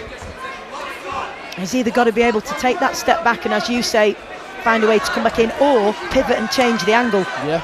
Because it's just too easy for Palic at the minute just to simply smother him and tie him up. All part of the learning process, though. Yep. Different types of problems that fighters pose, and you've got to figure it out. And you don't have long to do it, just a minute between rounds, and there'll be a lot of activity in that corner, because in the first round, that's when he sustained that cut that, as you can see, is bleeding profusely. So really difficult in the round to be dealing with a wound like that, trying to get your water on board and take instruction. So a big learning curve, this one, for Robertson in many respects. Most definitely. I think in a fight like this, everything, you know, you worked on in the gym and you wanted to do goes out the window. And it's just like you're just fighting an instinct now, and it's, you know, what you already know, and you know what you can do in your ability. So certainly are. Well, we've got Dan Moley and Conor Meanwell coming up, and Melissa Zad has been speaking to Dan backstage. The much talked about return of Dan Moley, 2 years out of the ring. How excited are you to be back? I'm very excited. It's obviously been a long build up. It's just good to get back now and push on. Very excited. Obviously there's a massive buzz around your name. How does it feel knowing you have the support of the likes of Anthony Crolla? It's very good. I mean, Anthony Crolla is managing me as well, so he's looking after me, but it's very good. It's essential in boxing. You need support, you need people to obviously come to the fights, buy the tickets, and you need to be able to sell, so I'm very grateful. Obviously you're looking to pick up your 9th professional win tonight. What can we expect to see from you? Yeah, I'm just going to go out there and do what I always do, just go out and box. I don't ever put the pressure on myself. There's no game plan, just go out there and see what happens. We train hard, we train as hard as we can, we work on everything. We know what... Fourth and final round here. Sorry to interrupt Melissa there, doing an excellent job of the interviews. Dan Moley there, he's up next against Conor Meanwell at the super welterweight category, but we've still got this one to be settled, and it's been a scrappy affair, but not lacking endeavour and plenty of effort as well, Denzel. Yeah, no, I'd hate to be scoring this, but I mean, I'm enjoying it here from ringside. You know, it's very scrappy, but it's a fight. It's a fight. It's still interesting, isn't it? Because it's intriguing as to, you know, looking at what adjustments can Robertson make. He's cut on his left eye now as well, Robertson. He's certainly going to look tomorrow morning like he's been in the fight, that's for sure. I think he's going to be straight to the doctor after this one, having the old stitches. And he's got a point taken off. That's interesting, isn't it? Yeah. Robertson point deducted for holding. Well, that is interesting. I mean, I think they're both holding. They're both, like, I don't think there's one person stopping it, but... No, that's the way that the referee has seen it, so that could certainly change things depending how the judge, depending how the referee, has this. Yeah, I think that point off was a bit harsh. As you say, it seems to be 50-50 in these clinches in terms of who's holding. Both initiating. I don't think it's one person just holding, but you've got to give credit to Robertson. He's digging deep. He's you know, he's trying to show character. He hasn't just backed off or given up or looked for a way out because of the cuts. He's in there. He's fighting. He's trying to throw shots. And we've got to remember that Palic has had 21 bouts. This is just Robertson's 3rd, so it's early days for him. Cut on both eyes though. It's got to be horrible. A good jab there from Palic. And that's something they're going to have to look at, isn't it? As to, you know, you don't want to be going through your career with many of those, do you? Because accumulatively getting marked up around your eyes, it's not ideal, and sometimes it can be problematic with those cuts opening up and scarring and so on. So this early in his career, cutting up, you know, that badly, it's certainly something they're going to want to keep an eye on. Especially in a 4-round fight. I mean, he cuts quite easily, so it might be something, I don't know what they can do, but it's something to look at. Got the opportunity to get the first points on the table for Nielsen Boxing this evening. First 3 have all gone TM14 Promotions way, as a wild swing there from Palic, just misses, but he lands with the follow-up jab. Robertson really been in the deep end in this one from the very first bell, as Palic has just continued to maraud forward and make it a scrappy, difficult affair for Robertson.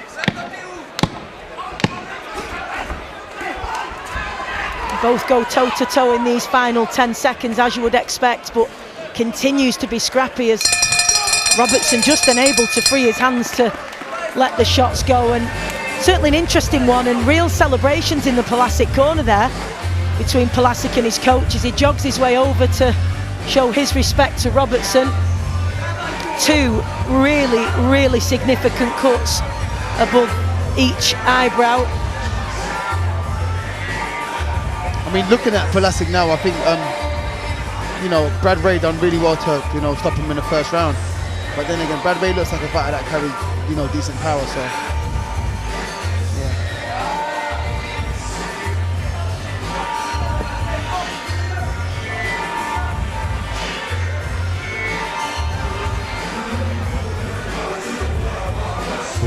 Ladies and gentlemen, after 4 rounds of boxing, we go to the referee scorecard. Referee Chris Jones scores the bout 40-35. And your winner, Patrick Palic. Well, there we go, another win for TM14 Promotions as the Polishman Patrick Palic gets a win over John Robertson as he jumps onto the corner, onto the ropes, saluting the crowd, and he's absolutely delighted with that one. He's had just 2 wins so far, 18 losses and 1 draw, so a 3rd win for him. And he's celebrating with great delight there, as you would expect. So a win for Palic, a scrappy affair. Ladies and gentlemen, now it's time for our next bout of the evening, scheduled 6 3-minute rounds in the super welterweight division. And now, please welcome to the ring, Connor Meanwell.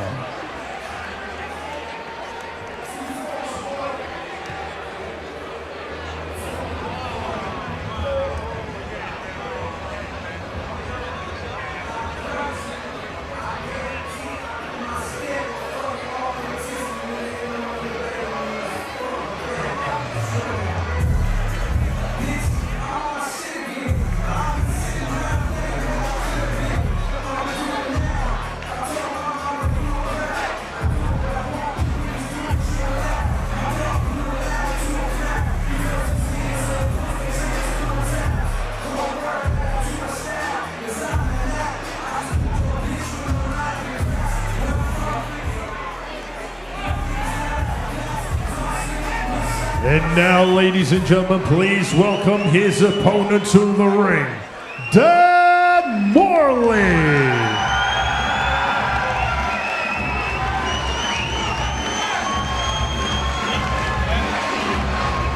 So thank you to Denzel Bentley for joining us. He'll be back with you shortly. And now we've got Spencer Oliver back in the hot seat for this one. Connor Meanwell, we've just seen enter the ring. And he's up against Dan Moley, representing Nielsen Boxing.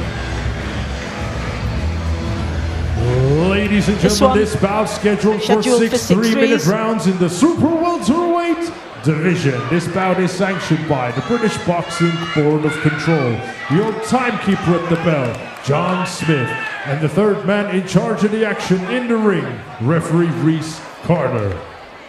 And now, ladies and gentlemen, introducing to you first, fighting out of the red corner. He's wearing the black trunks. His official weight of 150.7 pounds. Hailing from Newark, England, United Kingdom, Connor the Pitbull Meanwell. And his opponent across the ring, fighting out of the blue corner.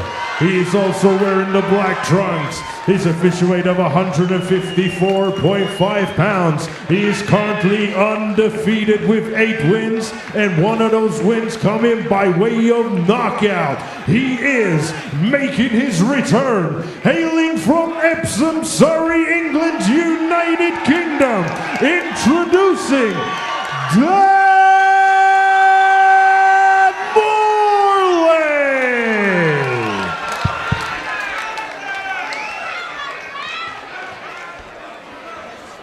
Right, lads and professionals, rules, keep it clean, listen to me and defend yourselves at all times. Good luck. Interesting this Spencer, 4 wins so far for TM14 Promotions. Can Dan Moley register the first win for Nielsen Boxing? Man from Surrey is 8-0. 1 win by stoppage. And this is first outing since 2022. So, in against Conor Meanwell, the Pitbull. Watched him fight in Nottingham last year against my cousin, as it happens, Dale Arrow-Smith. Been busy since then. He's had 8 bouts, so a real contrast in terms of how active these two have been, or inactive in Morley's case, but both wearing black shorts, of course. Yeah, Moley will be pleased to be back in the ring after a couple of year absence. I know he's very keen to get his career back on the road. Started there nicely, picked a left hook under the elbow there of Meanwell, which was nice to see. Good positive start here from Moley. Lovely combination there. Really felt that body shot Meanwell as he punches the canvas, and he is absolutely writhing in pain and does not look like he's going to be able to recover. It was a lovely combination from Moley, and what a statement in his first outing since 2022. The referee calling for the medical team to come and check him over, so of course we do hope that he's okay. And muted celebrations in the corner from Moley, as you would expect. It was a tremendous combination, and then a body shot that brought Meanwell to his knees. He was visibly in a great deal of pain as he just slowly tries to make his way to the stool as the medical team check him over. He's on his feet now, which is a really good sign. Yeah. Not much to see there, but what we saw was impressive stuff, Spencer. Yeah. As we see in the replay, that shot that took Pitbull down. Yeah, let's take a look at the action there. A little uppercut, and there it was, round. He sized that shot up earlier on in the round, actually. He found the spot earlier on, and he went there again, just feinted the little right uppercut through the middle and whipped that left hook round the back of the elbow, landed perfectly, knocked the wind completely out of the sails there of Conor Meanwell, who's normally a very durable guy, but he was in desperate pain. Good to see him back on his feet and that he is okay, because there was a worry there for a while, maybe he would have broken a rib or something, but he seems okay. Very disappointed with himself, but brilliant performance from Dan Moley. Couldn't have wanted more. Let's get the official announcement from our MC. The official time, 1 minute and 1 second of round number 1. Your winner by TKO, still undefeated, Dan Moley.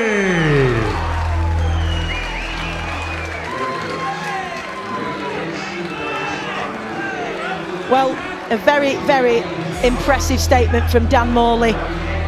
Really good to see that Conor Meanwell has recovered. We'll be speaking to Dan Moley in a moment, but coming up next we've got Mul Downey, and Melissa Zad has been speaking to him backstage. Louis, how are you feeling now that you're getting closer to stepping through the ropes? Yeah, listen, very excited. I've had a good training camp, probably the best training camp I've ever had, and yeah, looking forward to doing my first 6th round a bit later on. Yeah, as you mentioned, your first 6th rounder, your 5th pro fight. How are you finding your feet in the pro ranks? Yeah, good. I believe since I've been with Bobby and Con, I've improved a lot, especially this camp, and I believe when I go out there tonight, you're going to see a lot, definitely an improved fighter from my last fight.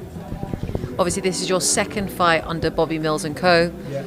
You're a really exciting fighter, lots of style variation. What can we expect to see from you in the ring? Listen, I'm just going to go out there, listen to instructions, but I'm sure as the rounds go on, you see what I've been working on in the gym, and it's going to be good.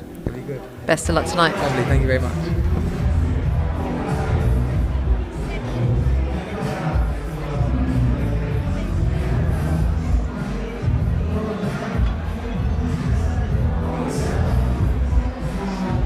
Dan, goodness me, you've been out of the ring since 2022, which we'll talk about in a moment, but that is some way to say I'm back. I wasn't expecting it. I mean, he's never been stopped. He's a proper tough fella. This is at 54. I usually box at 47, and yeah, I felt good. You know, yeah, I'm buzzing. You put a really nice combination together there. I mean, is that something that you'd seen as a potential, something to exploit in Meanwell? I've seen him fight before. He's durable, he's resilient. So you're saying it surprised you, but presumably it's something you've been working on. My left hook to the body has always been my best shot. I love Golovkin, I love Mickey Ward, those fighters. Anyone that knows me knows that I study the game. I've always had a good left hook to the body, I've always set it up well. I've never folded anyone I like in the first round, so it's a buzz, but yeah. It's been a difficult time for you, boxing up and down in many people's careers, and it's a testament to your strength of character because you haven't fought since 2022. How difficult has that period been for you? It's, yeah, very difficult. I mean, I'm just happy to be back. You know, boxing's a hard game. I put it out there on my social media. I built my following up, but before, you know, I was in brutal fights. I was going to small ball scene, doing it properly. It's tough, you know what I mean? I wasn't able to do it. So I took a break. I built everything up on socials. And yeah, I'm back. I've got a good team. I've got Joe Harding, Mick Guilfoyle, Dom McGuinness and Anthony Croller looking after me. So I'm really happy. I'm over the moon. And obviously you've made an incredible statement here, so a great crowd. What does it mean to you to box on this show, on this occasion, at this venue, with this support you've got here tonight? No, it's amazing. I mean, I boxed there at my last fight, which was nice because I knew the routine, you know. But to come here, it wasn't this busy last time. It's amazing. There's so many people here. And to go against a durable fella as well, to go and stop him in the first is, especially with a body shot, I'm happy with that. What's next? Just stay active, obviously. Dom McGuinness, quick word. What's the plan now? What a statement, what a way to come back. Why are you doing that to me, Stacey? Come on, it's Dan's night, it's all about Dan, you know that. Well, listen, he's back. Didn't see much of him, did we? Because he got the shots in, so fantastic, but no. But how proud are you of what he's come through, being out the ring since 2022, supporting a performance like that? Yeah, well, Mick and Joe, they've been working with him, deserve an awful lot of credit. And obviously it's about the man himself, because he's just had the right mentality all the way through. Knows what he's doing. He's been very clever in his time out and to build his following. He knows what, you know, he markets himself. Look, I'm not surprised he did what he did against a really tough kid in Conor Meanwell, but you've got to take it step by step, obviously. Well, that following has certainly followed you here, because what a reception you got. Well done, great to see you back. Plenty on the way here on FightZone TV. Well done, Dan Moley.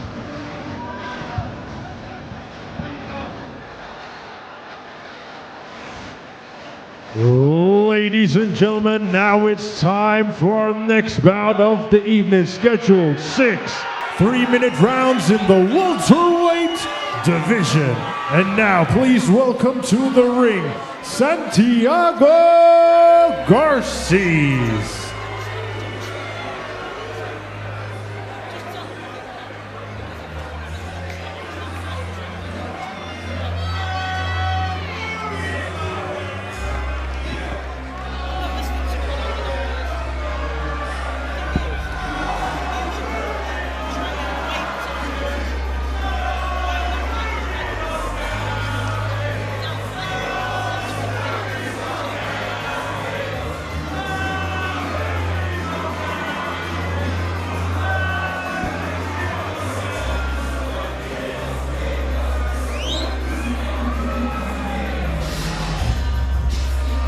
Ladies and gentlemen, now it's time. Please welcome his opponent to the ring,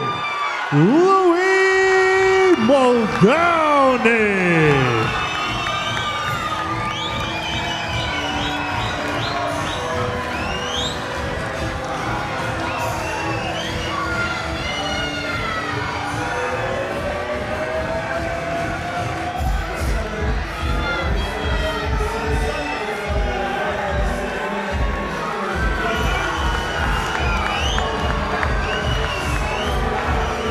Really popular fighter is Mul Downey, 4-0, the 20-year-old from Kent. The crowd really behind him. Santiago Ladies and Garces in the opposite corner, the Colombian, 3-minute rounds resides in the Southampton. welterweight division. This bout is sanctioned set by for the 6 British threes in the Boxing welterweight Board of division. Control. Your timekeeper at the bell, John Smith, and the third man in charge of the action in the ring, referee Chris Jones. And now, ladies and gentlemen, introducing to you first, fighting out of the red corner. He's wearing the red with white trim. His official weight of 151.4 pounds. He has a record of 37 fights, 5 draws, 4 wins, and 2 of those wins come in by way of knockout. Hailing from Southampton, England, United Kingdom, Santiago Garces. And his opponent across the ring, fighting out of the blue corner. He's wearing the white and red. His official weight of 148.9 pounds. He's currently undefeated with 4 wins, and 1 of those wins come in by way of knockout. Hailing from Ashford, Surrey, England, United Kingdom, introducing Louis James Jr. Mul Downey. Well, the noise levels in here have certainly gone up a few decibels, quite noticeably. I was just saying that Louis Mul Downey is very popular, good amateur background, national champion. He's a big personality. He's only fought at York Hall so far, so this will be really interesting from Denzel, because all of us know if you've got used to a certain place, you have a routine, you're familiar with the environment. Yeah. It is different, and this is a different setup because we're on stage here and the crowd are below the ring, on the floor, but also above the ring in the upper tier seating. So, and Louis Mul Downey walked out. He walked out to a huge crowd cheering his name. Yeah, no, it's true. York Hall, it's a totally different setup. Yeah, it's a totally different setup. The change rooms are different and everything. So, this is a different environment for him, and it's good for the, for fighters to have this experience, because I'm into a different venue, different environment, different setup, different journey here. Exactly. All of those things. Yeah, most definitely. Change your preparation, but this is a really good start from Mul Downey. This one's scheduled for 6-3s in the welterweight division. The Colombian lives in Southampton, just 21 years old, but he's had 37 bouts, so he's experienced. He adopts that wide stance, doesn't he, Denzel? So yeah. But Mul Downey, he's a fast starter, like a sharp starter. He's got fast hands. He's good with that jab. And I think I remember watching his last fight. He had a very good punch selection, and he's got good balance and all. So he did. This is 5th outing, and we did indeed see him at York Hall last time out. He's changed trainer as well recently, which we'll talk more about in a minute. But this has been a good start from him. He's got that low guard that he adopts at times, but tucking up as well. So he's trying to mix it up. He's mixing up the pace, and as Denzel said, good shot selection early on here, working to the body as well as he continues to walk Garces down.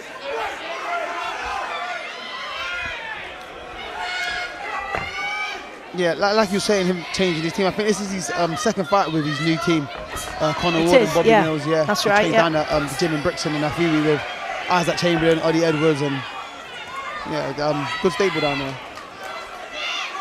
It's obviously working, because this has been a good opening round for him, and interestingly, Garces has actually fought Michael Webber-Kane, who you're going to see in action later on, facing Frank Arnold tonight for the vacant English and Commonwealth silver bantamweight title. He was beaten by Michael Webber-Kane on points last December, but a nod to the calibre of fighter that Garces has been in with, so knows his way around, and he's having to get on his bike a bit here against Mul Downey as he continues to push him back.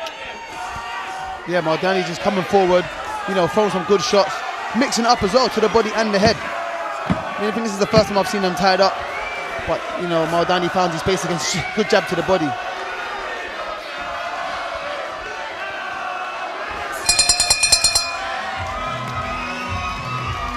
Crowd relatively pleased, I'm sure they will be in the Mul Downey corner as well. And of course, the bigger picture in this Promoters Collide special show is that we've got 4 wins for TM14 and just the 1 win for Nielsen. So Mul Downey little bit of pressure Yeah. to bring it to 4-2 if he can here. I mean, I think because the last one was a stoppage, it gave them an extra point. So it's showing us 4-2 now. So if you can get a stoppage, it evens it. Absolutely, yeah.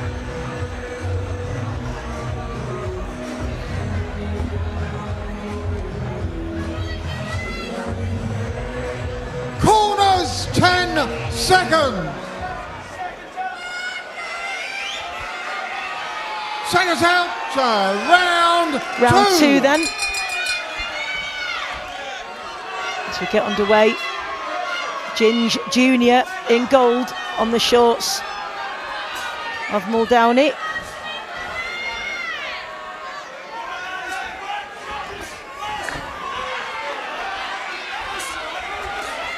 Working that backhand now. It's finding its target as well. Yep, it is. As Garces just trying to tuck up and stay on the move. He's not been able to land a great deal of his own though, Denzel. No, he hasn't. Mul Downey's been pressing the pace and kind of landing at will here. But like I said, when you're switching the attacks, it's hard for you to figure out what shot you need to defend.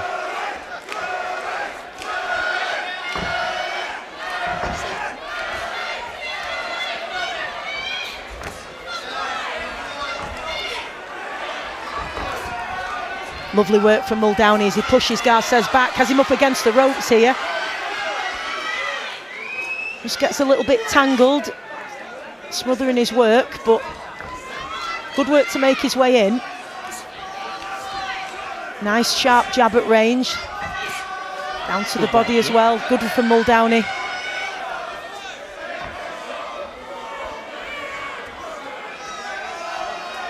Mul Downey's keeping that distance nice. He's got that nice solid base. He's got a good balance. Working everything off that jab. Good shot. A left hook to the top, then right back down to the body. And I like the way that when he has the opportunity, Mul Downey, he will put some combinations together, and there's a bit more ferocity there, isn't there? But without being reckless. Yeah, without being reckless. Yeah, most definitely. Little caught with a right hand there, but he's been boxing really well. He's been very disciplined. Nice backhand. That's the confidence. You can see the confidence in him. He's boxing with loads of confidence. At times he'll drop his hands, he'll pick it back up. He's technically a really sound fighter, isn't it? Which is, most definitely.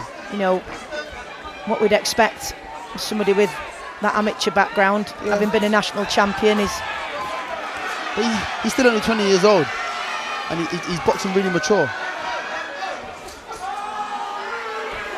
Mul Downey corner encouraging him to let them go, which means just let your hands go, which often better to be in a relaxed state. You're going to let your hands go. Sometimes when you tense up, you can't get that flow that's needed to really put those combinations together. Just measuring the distance with his jab there, Mul Downey, and found his range, and then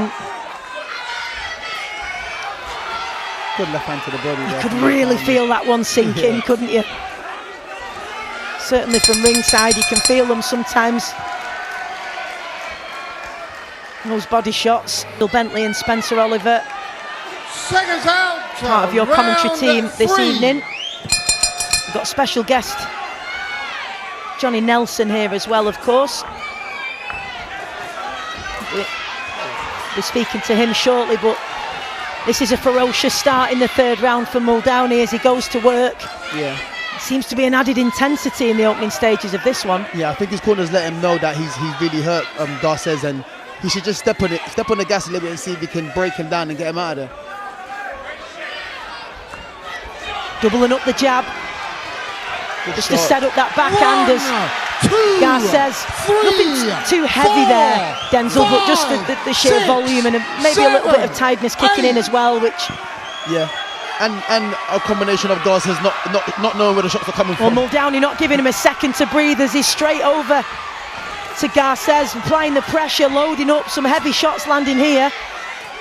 Needs to create the space. Garces just trying to fire back. Got to be careful here though. Good work from Mul Downey, yeah, lovely shot.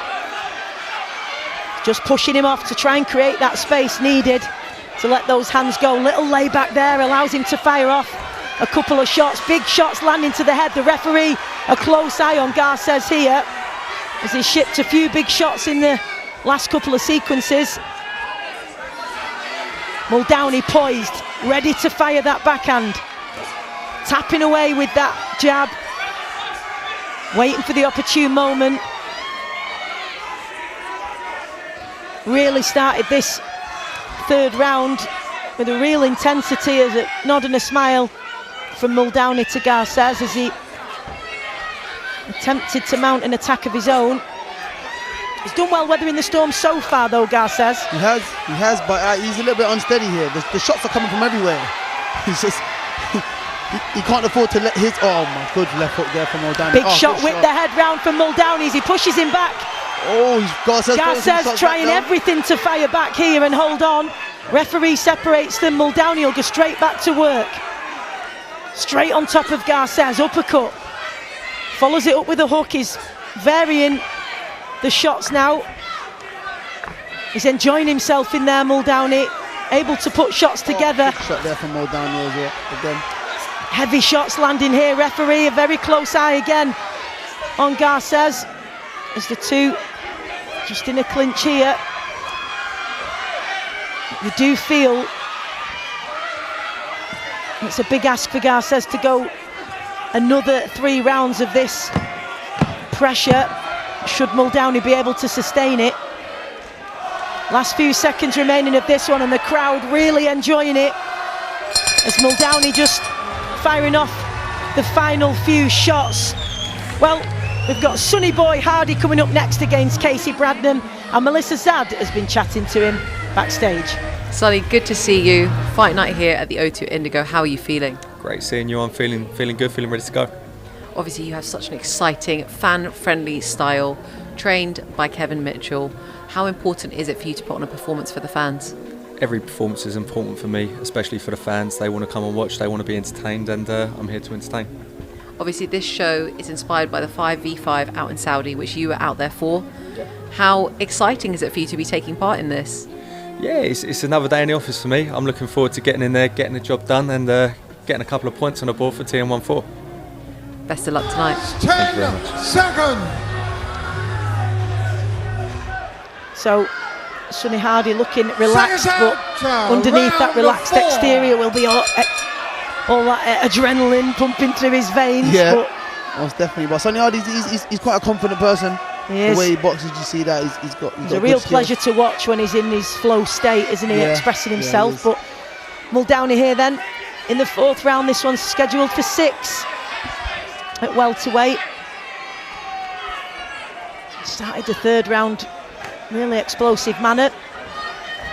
A bit more composed in this one, as he just works his way towards Garces. He's used that jab really effectively tonight, I think, Mul Downey, because sometimes it's been a little double tap to find the range, sometimes it's been a stiffer jab to bring his feet in, but yeah, it's been good. That's why I said variation. At 20 years old, yeah, good variation of jabs. I mean, at 20 years old, you don't really see that, so I'm really impressed by what I'm seeing tonight. This is a much better performance than his last one, and his last one was a good performance too.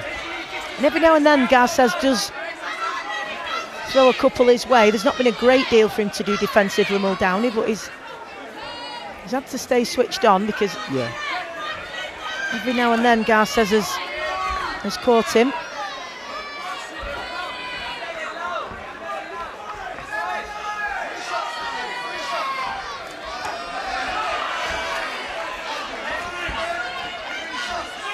This will happen, of course,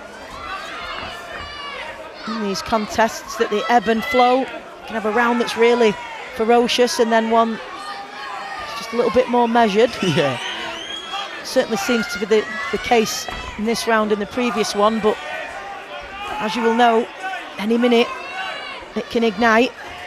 Yeah, sometimes you just need a round to, not a round off, just to slow down a little bit. You still control the pace and, control the round and win the round, but just not be explosive, because there's another 2 rounds after this. So he probably just settled in a little bit, just thought, go back to, controlling the fight with the jab and walk him down, and then maybe in the next one we might see him come out explosive again. There's not been a moment yet in this contest where Mul Downey hasn't been in control. I'm sure he'll be pleased with that. He's certainly controlling the pace. I like the way he switches the jab upstairs and downstairs. It just confuses Garces. He doesn't know where to defend, and because he can't let off the shots he wants to let off. I think he's varied the jab really well tonight. Yeah, I totally agree. I think that's one of the elements that's made it difficult for Garces to get the measure of him.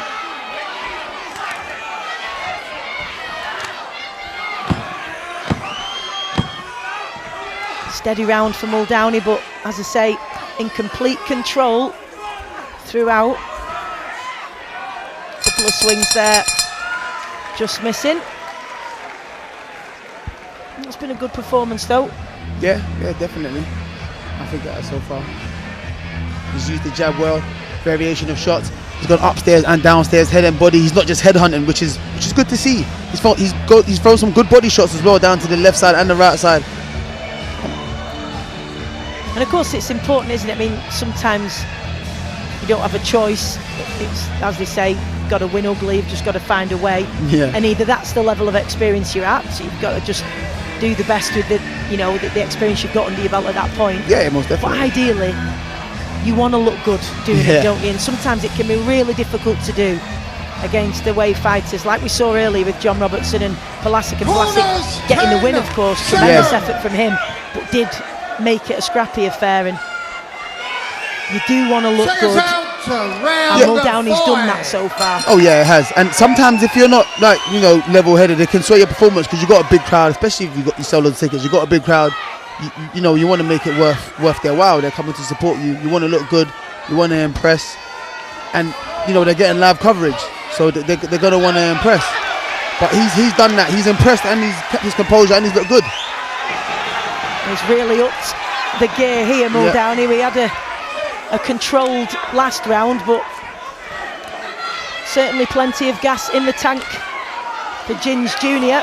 as he goes by. Yeah, doesn't want to get careless though. And that's what we were saying earlier, wasn't it? Gar says he can just pop up with one of those, tend to be those hooks that are coming from that angle out of your line of vision sometimes, in that case an uppercut as well. So, but that's good because it keeps Mul Downey switched on. Yeah, exactly, yeah. He knows it's not a walkover job, something's coming back. Just a little reminder that he's there and he's in a fight.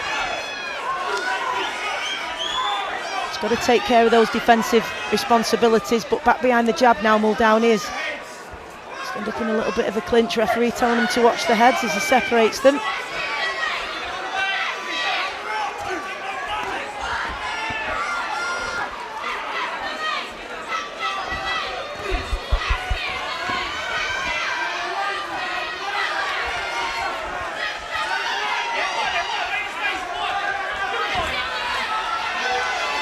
Here we go, Mul Downey just applying that pressure. He's pressing. He wants the stoppage tonight. Oh, good shots there. Good work there, and it was nice how he just adjusted his feet there afterwards as well, which made it difficult for Garces to reply. He's pushing forward Mul Downey, and at times just looks impossible for Garces to stop, because he just doesn't, although he does pop up with those shots sporadically, he doesn't have the power to keep Mul Downey off him. Yeah, and he doesn't. He's trying to rely on his ability to tuck up and keep his upper body moving to make it a difficult target for Mul Downey. He's got to rely on that. Served him well so far. Oh, good left hook on top of the head from Mul Downey.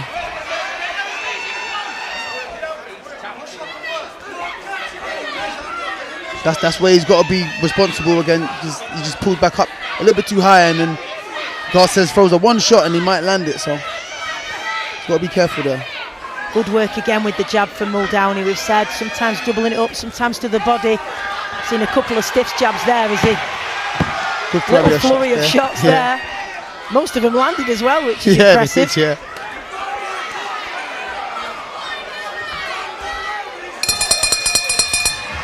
That was a really interesting round, wasn't it? Yeah, no, it was. It was entertaining.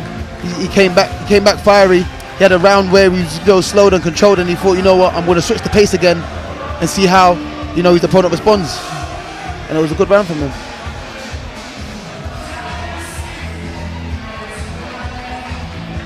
Final round coming up of this one then. And then with Sonny Hardy and Casey Bradnham. Sonny Hardy boxes for Kevin Mitchell. He'll get a great reception in here. He has a really good following. He's a big personality. Likes to express himself in the ring. And we've got Ollie Edwards. He's 10-0.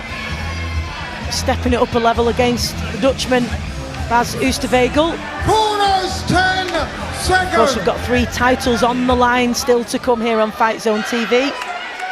Denzel Bentley and Spencer Oliver part of your commentary team this evening.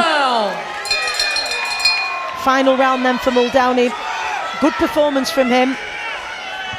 Do you think he'll be wanting to get the stoppage here? Do you think looks like he's got that in his locker? Yeah, I think he wants it. I think he can sense it. He can sense he can hurt Garces, and you know, he wants to really push the pace and get him out of there. But Garces is doing well to just, you know, cover up and survive the rounds and, you know, not get knocked out. Just trying to stay on the move, Garces.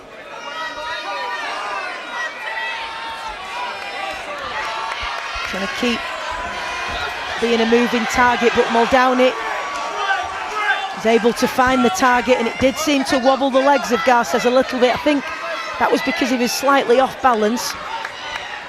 Tends to adopt that wide stance. He didn't quite have his feet under him, but Mul Downey, nice stiff jab again. Yeah. Rocking the head back of Garces. Follows up with a 1-2. Nice clean work. And he's done a good job here, Garces, because this has been almost, although at different levels of intensity, relentless pressure from Mul Downey. Yeah, no, it has been. He's been pushing him back. He's been holding the centre of the ring well, landing combinations. Just, you know, like I said, I keep saying head and body, and been throwing big flurries. Crowd are loving this when Mul Downey puts a few shots together. Puts the pressure on Garces. They're right behind him. Aim for that stoppage. Doesn't always come though. Really difficult to find those clean shots. Garces done a really good job defensively in this contest. He has been up against it against Mul Downey because it's been a really good display from him in his 5th outing. Yeah, it has, and I'm really impressed with, you know, what I've been seeing. Oh, takes a big shot from Garces there though. Dropped his hands for a moment and switched off. Gonna have to be careful here with a minute remaining as they both go toe to toe. Both landing at close range. Just gonna have to be a little bit careful here, Mul Downey, because Garces knows it's close to the end here and he's willing to trade with him. Good work from Garces, putting a few shots of his own together. Falls shorts there though, with sheer exhaustion really, as both taking a moment to take in a few big gasps of air and then perhaps get ready for a big finish. Mul Downey, I think, has just sustained a little nick, as there seems to be a bit of a blood coming from his left eye. His left eye.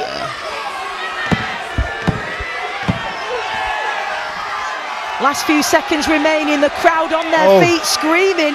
Mul Downey taking a few shots as he loses his shape and form a little bit and just gets caught in the moment.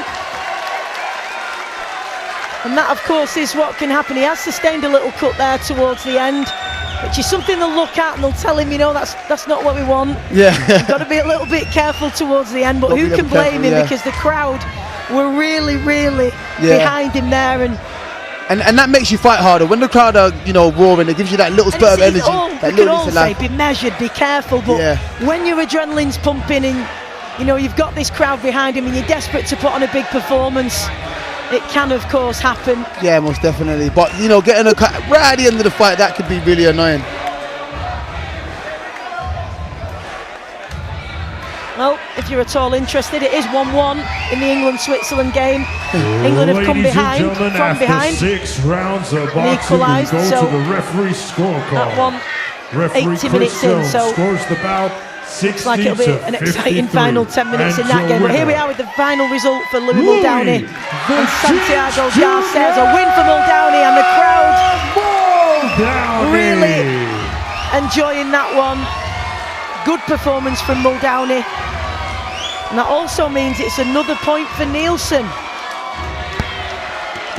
4 wins for TM14 and 2 for Nielsen. Mul Downey has taken a moment to enjoy and celebrate and have photographs with his team in the ring. Good performance from him. Plenty on the way here on FightZone TV as we look back at some of the highlights of Mul Downey's performance. Nice clean work for the majority of it. And we'll be speaking to him ringside in just a moment.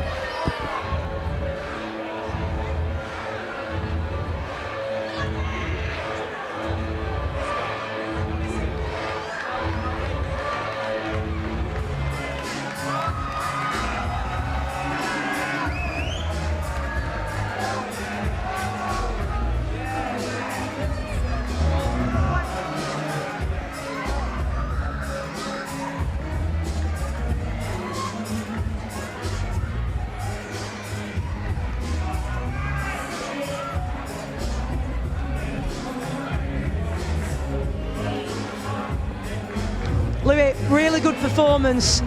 Talk me through it, because we were impressed ringside with how you managed that fight in terms of you chose when to up the intensity, you were dominant and controlled throughout. Talk me through what your plan was and how happy you were with that performance. I'll be honest, I wasn't overly impressed. I got dragged into a little bit of a fight. And anyone comes and watches me spar knows I'm a lot slicker on the back foot. I like to counter my punches, but when you got someone like that who ain't throwing load, I've got to apply the pressure, and I got brought into a little bit of a fight. But listen, apart from that, I'm happy to go get a 6th round under my belt, and I thought I could have got him out of there potentially. Absolutely, and when you applied the pressure, sometimes, as you've just said yourself, it was really clean technical work, sometimes lost your shape and form a little bit. But we were saying, this crowd, how could you not want to put a performance on for them? You got an incredible reception, and they were right behind you every single second of every round. Can he hear this or not? Can he not hear? Can the crowd hear this? No. Well, listen. Well, make sure it's good, because they can hear it on Instagram after. Once they listen to this, I want to say a big, massive thank you to everyone that came out and supported me. And yeah, listen, I'll go back to the drawing board, keep improving. And yeah, listen, I'm happy to get a 6th round on the belt, but most importantly, I'd like to say thank you to everyone that come out today, and big thank you to all my sponsors. Well, everyone really enjoyed it. Well done. Really looking forward to your next time out, and a new venue under your belt now with the Indigo. Well done. Thank you.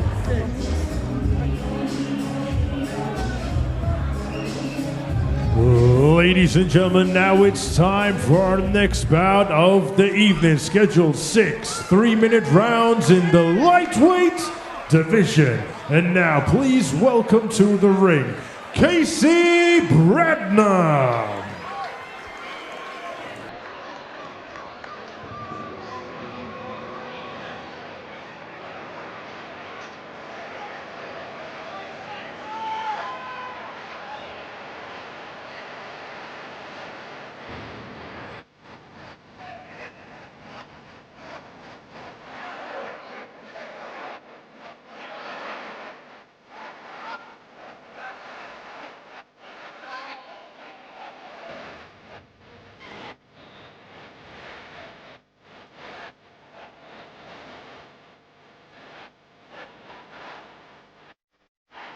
And now, ladies and gentlemen, please welcome his opponent to the ring, Sonny Hardy.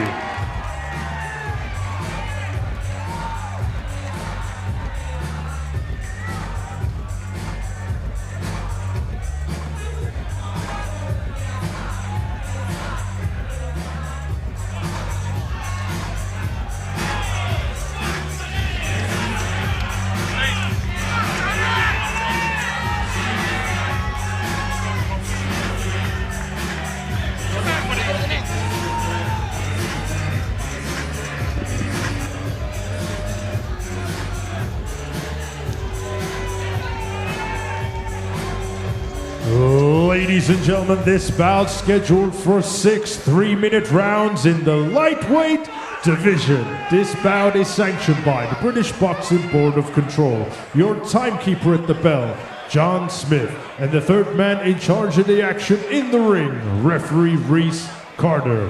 And now, ladies and gentlemen, introducing to you first, fighting out of the red corner. He's wearing the blue with white trim. His official weight of 143.9 pounds. Hailing from Harwich, Essex, England, United Kingdom, Casey Bradnham.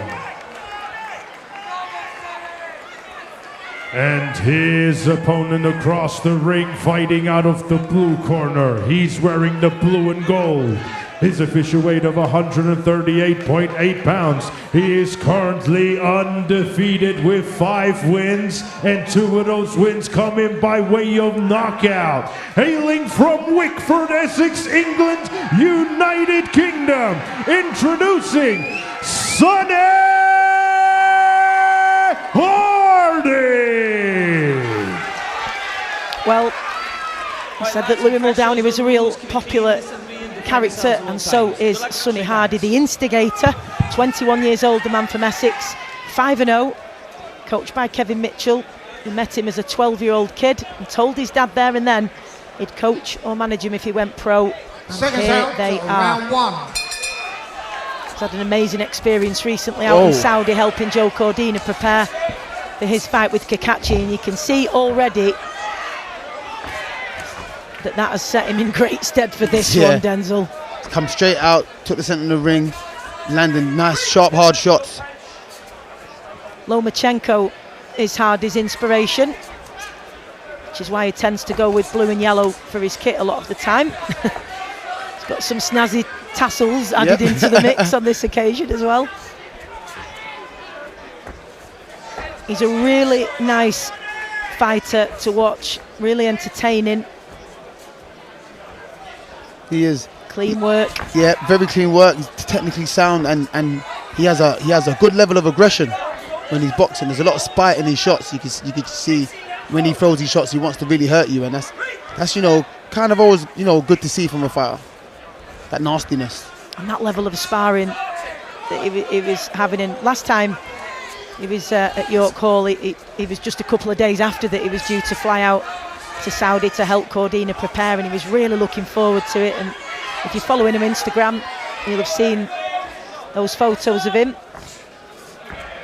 mixing it with the best out there, and that really helps, doesn't it, that level of sparring? Almost definitely, especially if you're holding your own. It gives you that, a good sense of confidence, like, I'm in there, I'm traveling the world to help a world champion, get ready for the world championship fight.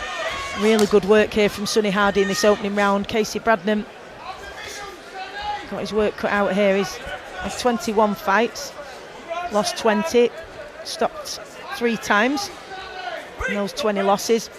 And that level of sparring, not just the sparring, but being in camp with a fighter at the level of Cordina, you learn so much, don't you, this early on? 100%. How do they do things? How do they prepare mentally? What team have they got around them? Yeah, it's lifestyle choices. Yeah, exactly. There's so much that you can take in. The professionalism from someone of that level, like, it makes you realise, okay, see where you want to be as yeah, well, exactly, don't you? yeah. If you either think, no, don't think that's for me, or you think, I want to be there. Yeah, yeah. yeah. It's either this is too much work, or is it, I can get there. I can do this too. Bit sneaky in the clinch there though from Hardy. As he's in the clinch, he's just tapping on the legs of Bradnham. Yeah, I've noticed that. It can't count as a low blow, but he's just he's just dead in the legs of him a little bit. Not actually throwing a shot, is he? He's just doing sneaky work. Well, he's called the instigator. Living up to his name, might be having a word here though, the referee. Might have heard you. I better keep it down. Jeez. Lovely sharp jab from Sonny Hardy. Lovely work with that lead hand. He felt those, did Bradnham. Just ties him up. And he'll see this first round out, and that's been a really good first round from Sonny Hardy.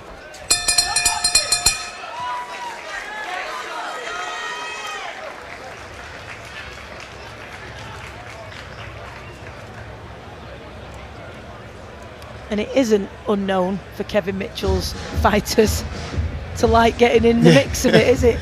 Yeah. Much like he did. Exactly. He's given him that fire that he once had. Sonny Hardy, he doesn't need to get into a scrap because he's such a clean boxer, but he enjoys it. He likes getting in there, and that makes it exciting for the fans to watch. And in a way, it's good to know that he can do that, isn't it? Because sometimes you will need to do that. I mean, ideally, as we said before, you want to be clean and technical and all of that, but sometimes, you know, you are going to need to... Yeah, a fight breaks out, and now it's a fight, you got to get gritty, and you got to get nasty, and you know what I'm saying, you got to get rough.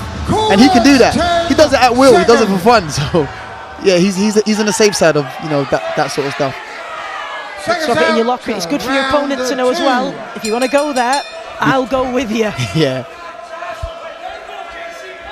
Attempted a fast, sharp start there, Sonny, but Bradnham's just tied him up, which of course is something that he will look to do here to try and prevent himself from taking too much punishment.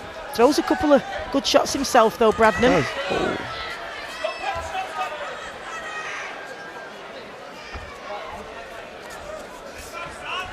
Oh, good shot. Wonderful lead shot there. 2, 3, Bradnham down.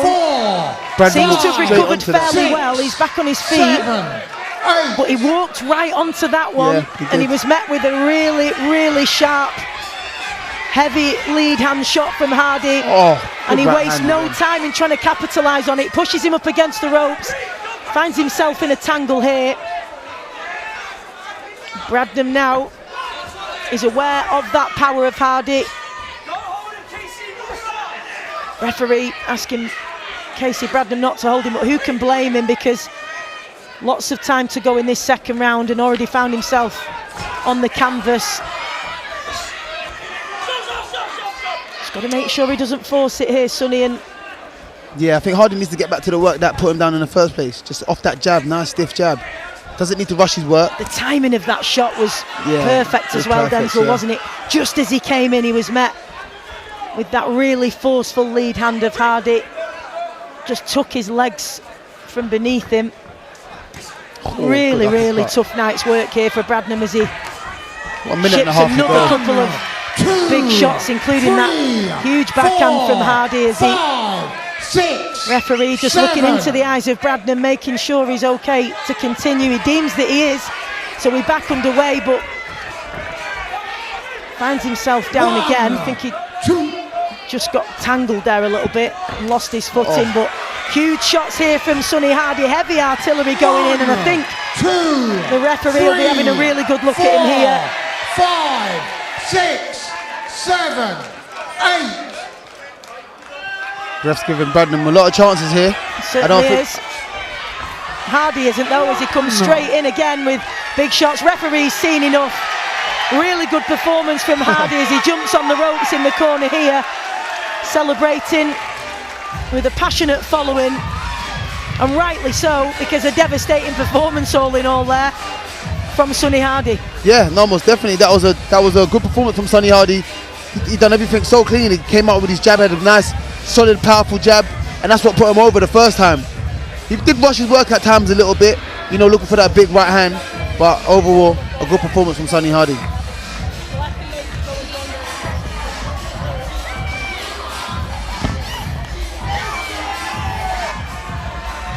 Just soaking up the atmosphere, Sonny Hardy. On the screen here, you're seeing the replays of those highlights, but in front of us here, he's just leaned over the ropes, a broad smile from ear to ear, enjoying this moment with the people who've come to support him. Very different setup to York Hall, where we saw him last time this, at the O2 Indigo. You've got two levels. You've got the upper tier where fans are seated above the ring, a little bit similar to York Hall, you could say, but then, since the ring is up on the stage raised up, you've got fans on the floor beneath.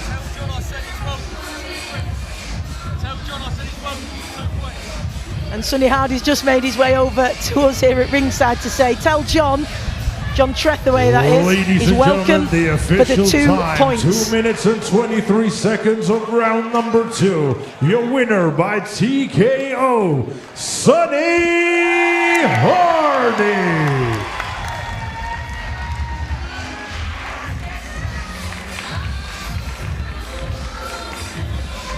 Good performance from Sonny Hardy then. We'll get his thoughts on that ringside in just a moment.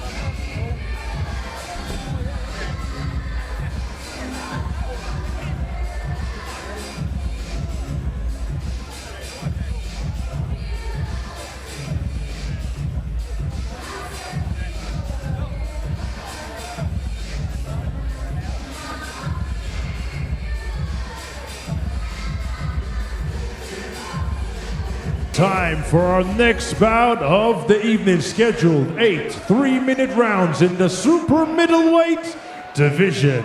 And now please welcome to the ring, Bassi Wagner.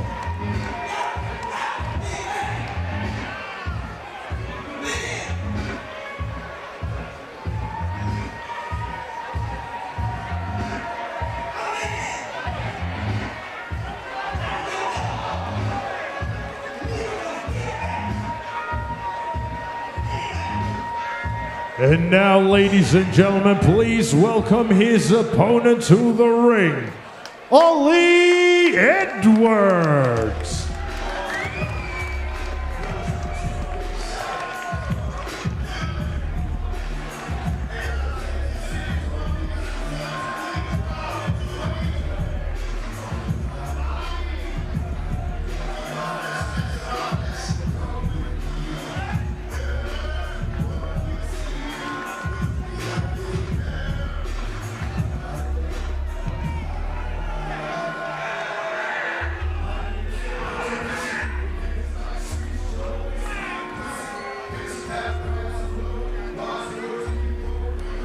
Ladies and gentlemen, this bout is scheduled for 8 3-minute rounds in the super middleweight division. This bout is sanctioned by the British Boxing Board of Control. Your timekeeper at the bell, John Smith, and the third man in charge of the action in the ring, referee Chris Jones. And now, ladies and gentlemen, introducing to you first, fighting out of the red corner, he's wearing the black with burgundy trim. His official weight of 169.7 pounds. He has a record of 9 fights, 2 losses, 1 draw, 6 wins, and 3 of those wins coming by way of knockout. Hailing from the Netherlands, introducing Bassi Wagner. And his opponent across the ring, fighting out of the blue corner. He's wearing the black and red. His official weight of 163.4 pounds. He is currently undefeated with 10 wins, and 3 of those wins coming by way of knockout. Hailing from Kent, England, United Kingdom, introducing Ollie Edwards. Obey my word of command at all times. Defend defend yourselves at all times. All your punches above the waist. Any questions, blue? Any questions, red?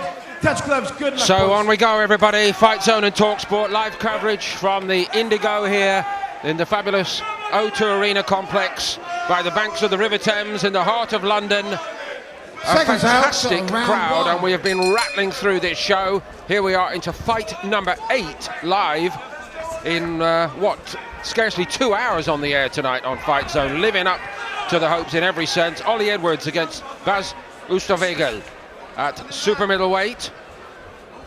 Edwards 10 straight wins from Sheerness in Kent. There's a big question mark over the middle part of his career, rejoined here by Spencer Oliver on commentary duty. Spencer, the problem is he started so very promisingly, and now he's picking up the pieces, but to me there's no doubt at all that he's picking up the pieces and putting it all together rather well, isn't he?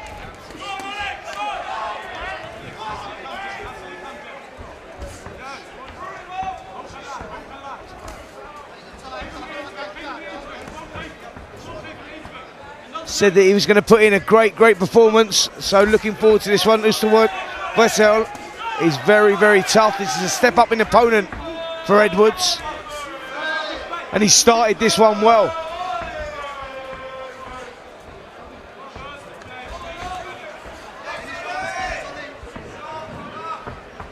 A sense that he has the power, even if it's not demonstrated by the knockout percentage on his record so far. But I think you feel that this is perhaps the most even money fight on the whole card tonight. Absolutely, you know, as I said, this is a step up for Edwards. He's gone up first time he's boxing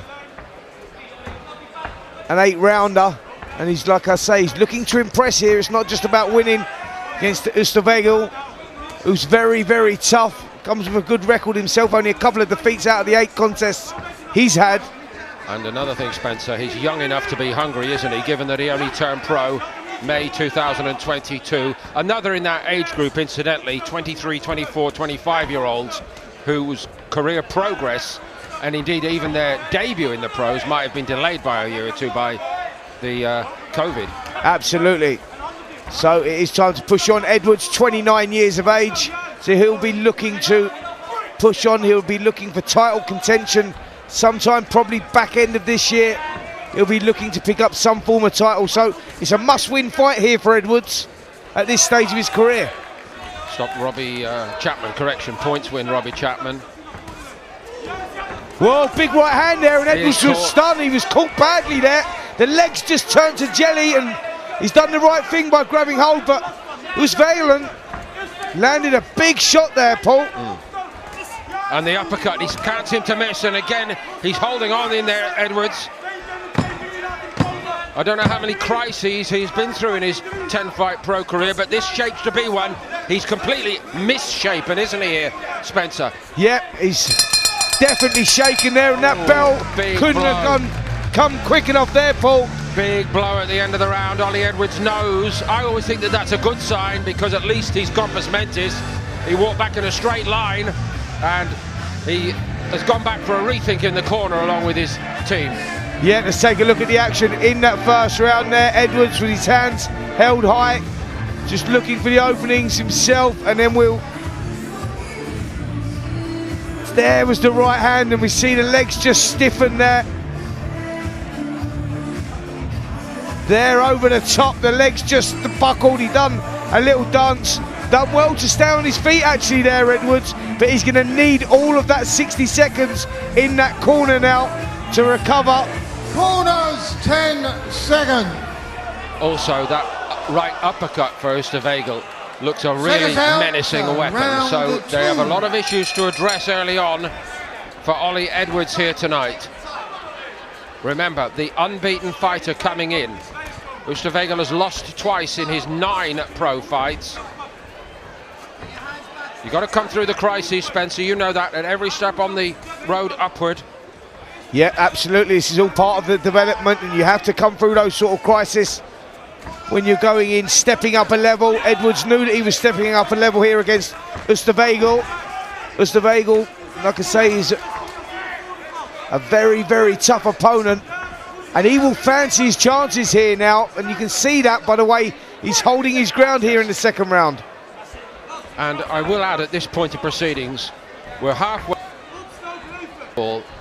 I told all our listeners and viewers on FightZone and TalkSport right from the get-go here today, Spencer, that we were going to have very competitive matchups, really hard fights, good ticket sellers. At least we have been proven right in all of those respects. And in terms of the match overall between the two respective promoters, top right of your screen, it's going the way of TM14 at the moment, 6-3, and Ollie Edwards of the Nielsen side of this, it's what, a 6v6 in yeah, absolutely, 6v6. But I love the competition. I love that rivalry, that team spirit. You know, really lifts the fighters themselves. And Edwards, as I say, spoke to him earlier on today. He was so up for this. You know, he wanted to not just represent his team, but it was all about winning for him here and getting himself into title contention. He recognises what's on the line, but Osterweigel is proving a tough customer in there. And it's a tough win from here for Nielsen Boxing, as Ollie Edwards looks to solve the mystery against Bas Osterweigel, who has started, I would say, Spencer, fighting right on top of his game tonight. Would you agree? Yep, totally agree with that. He's come out, there's a solid, composed look about Osterweigel. He doesn't mind fighting away from home. He doesn't mind going in the other guy's backyard. He's done that before and he's got victory before. And I think he was quite up for the challenge of coming over here and fighting Ollie Edwards. One detail on his record to that point, which I really like when I read this about Osterweigel, not only does he mind not taking a defeat and moving on, he's actually gone back to the scene of a defeat when he fought George Lydiard second time. That I really like that in a young kid. So easy to avoid that question, wouldn't it be? Absolutely. Listen, shows the character of a fighter, and I think Osterweigel oozes character, that's for sure. You know, he loves the challenge. He loves challenging himself. And he's done that. He come here as the underdog against Ollie Edwards, but he's performing right now and he's landing the right hands, and he's on Edwards again there, and Edwards just looking to hold the bell again. Coming at the right time there for Edwards. Can't seem to get going tonight so far, Ollie Edwards. It is a scheduled 8-rounder. There's a long way to go. But what a fabulous start that has been from Bas Osterweigel. Yep, it really has. Osterweigel has come out there. He's surprised us in that opening round, landed a good right hand that shook Edwards to the soles of his boots, and done the same again here in the second round. We see some of the action, the right hand going over again, and Edwards trying to fight back to his credit. You could see every time he got hit there, he was hurt. That belt couldn't have come soon enough for Edwards, and the corner will be having a stern chat with him right now. He needs to start moving his head a little bit, coming off the line. He's coming forward, Edwards, throwing his shots, but he's sitting in the pocket afterwards. I need to see a little bit more head movement from him, and start coming off that line, because Osterweigel is dangerous with that right hand. And surely in front early on. I don't know whether we're going to see England against the Netherlands in the Euro 24 semi-final. Well, we've got it here. Yeah, absolutely. Netherlands are in front, mate. Absolutely. I think. Early days, everybody. Don't get panicked. Let's hope that's not a pattern that will continue there. Osterweigel driving the left hook to the body. Edwards coming back well himself, but a right game pull. That right hand, dangerous shot, and Edwards not moving off the line. He felt that left hook there as well. Every one of them he's feeling.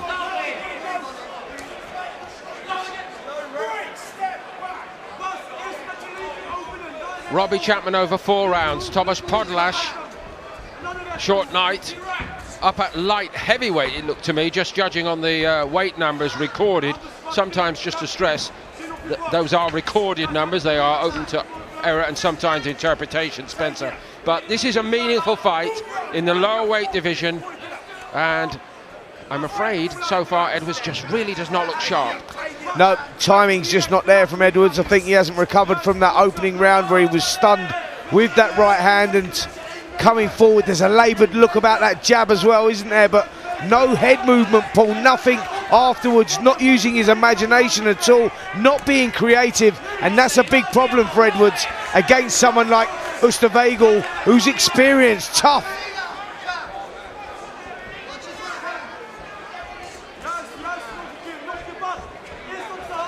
Another real plus here for Oosterwegel early on, compared to a couple of the other very talented young pros we've watched here, stoked up by the crowd.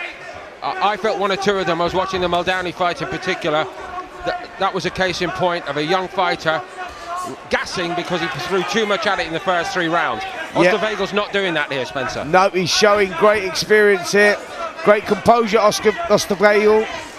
Just taking his time, that's better from Edwards. Just trying to force it himself now. Little grin there from Edwards to say, listen mate, I'm still in this, I'm good. And it's still early enough for that potentially, those little moments that Spencer described, to become a turning point. You know what that is like, Spencer, that sense that, okay, now I have weathered the storm and now I'm beginning to work my man out. Absolutely, Paul, and do you know what they call that? They call that character, and fighters need that. You know, when things are not going right, be able to bite down on the gum shields, grit it down and turn it around. That's championship quality. We're going to find out if Edwards has got that right now. So far, unblemished, 10-0 on his record, but this is a big step up. Better round from Edwards here. Yes, certainly the last minute has been his best minute of this fight, and if it's enough to get the decision in terms of that round, that will make a big difference. And he looks a bit more animated now, doesn't he, suddenly, Edwards? Yep, it does, and he needed that, if I'm honest. He needed that confidence booster. He found that, he bit down on his gum shield, and he turned it around a little bit, established the jab, landed a good right hand on the bell there as well. Let's take a look at some of the action in that 3rd round from Edwards. Nice work on the inside, cheeky little uppercuts. There was the right hand that's been so successful for Oosterwegel. He's been landing that frequently. I want to see Edwards moving his head off the line a little bit. He really needs to do that, but that'll be good for Edwards. That'll give him a lot of confidence.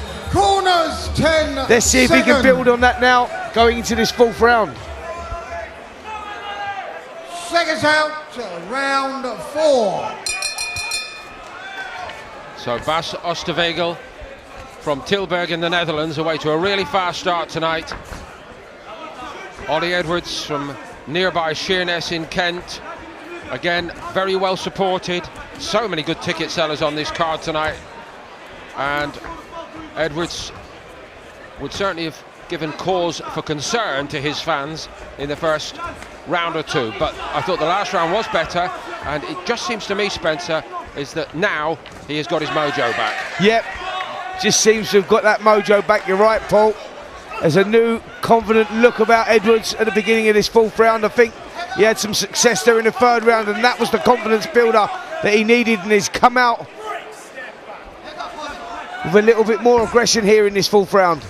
He does have this tendency to lean forward slightly, putting his chin onto his chest, bowing at the waist a little bit, and in the corner they're saying to him all the time, head up, Ollie. That's to say, stand your height a bit more, but that's why Oosterwegel found him with those uppercuts, Spencer. Absolutely, and that's why he's finding him with the right hands as well, because Edwards is leaving his feet behind, reaching with the shots, not stepping in. That's down to lack of confidence in his own ability. Well, I think he got caught early on, and he was caught with a couple of big right hands. He didn't have the confidence to step in with his shots, and he was leaving himself wider open.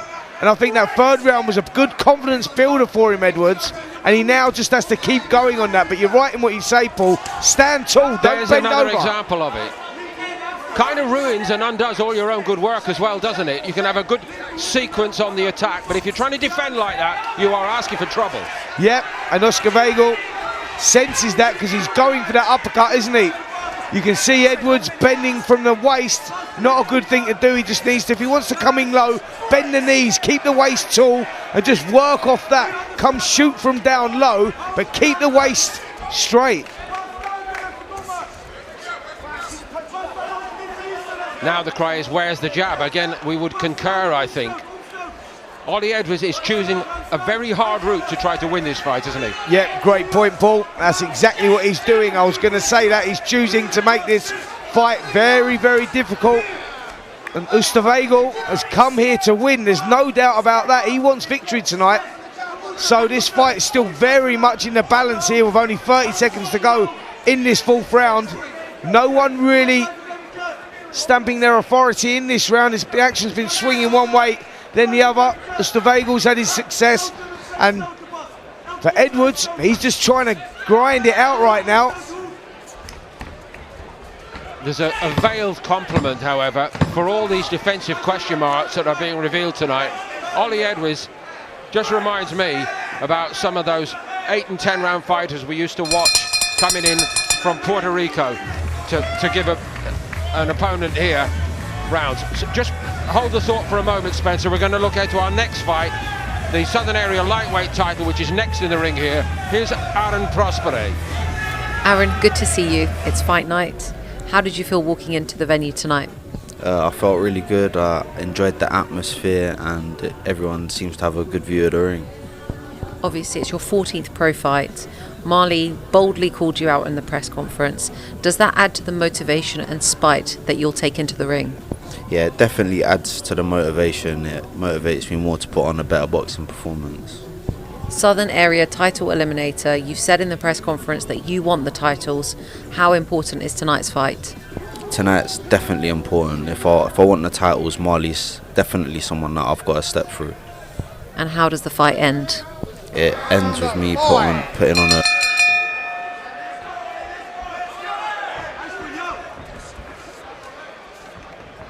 We'll come back to that fight shortly, because this is a proper fight as well. And Ollie Edwards is by no means having it all his own way, although he is the home fighter against Bas Oosterwegel. In terms of the promotional battle tonight, which has been a great concept, and we're producing some really good fights as a result. Nielsen Boxing trailing TM14 Promotions, as you can see, and I'm afraid that trend is set to continue unless Edwards prevails here. What's the score, Spencer, for you? Well, tough contest this one. I had Oosterwegel winning the first couple, Edwards coming back well, and maybe nicking the second couple. So all in the balance for me here, going into this 5th round, and it's all about who's going to establish their strength, their power, because that's what it's going to come down to here. I think it's the physicality is going to go out of this. Oosterwegel having a good spell here, and Edwards happy to hold there. He looks on an unsteady legs pull. But what I was going to say was this is going to come down to a psychological battle as opposed to a physical one, because both guys are biting down here, and Edwards again in trouble. It's the start of the second half of the fight, but it's like the start of the fight. Back to round 1. Yeah, Edwards in desperate trouble. Look, happy to hold there. He was rocked a couple of times. He's biting down his gum shield, showing character in there, Edwards. Credit where credit's due, because he's really having to find something here. It's not a good way to be winning fights, though, is it? Thinking about those Puerto Rican imports years ago that we watched. Absolutely. Listen, it's a tough way to earn a living, that's for sure. And he's certainly doing it the hard way in there, Edwards. Win, lose or draw here. He's going to look back at this one, and he's going to learn a lot from it and say, listen, you don't have to make fights hard. You know, you don't have to entertain the crowd. You go and win by whatever means it takes, but standing there and grinding it out like this is maybe not the right tactics. Ultimately, it means you're going to be consigned to 8-round class. That's what it really means. And the idea tonight was for Edwards to come in here over 8 rounds and put on a really good show, to say to everybody in the Indigo here and everybody watching on FightZone and TalkSport, I'm really a 10 or 12 round championship fighter in the making. Yeah. We're not seeing that. No, absolutely not. This is a tough contest here. Yes, Edwards is showing a lot of characteristics in there right now. He really is. Minerals might be another way of putting it. Absolutely. He is certainly showing minerals in there, and it's becoming very, very tough for both guys. I will say as well, Edwards could prove us wrong, but he's not making many dents in Bas Oosterwegel, is he? No, he's not. Oosterwegel maybe just with his nose in front here after 5 rounds.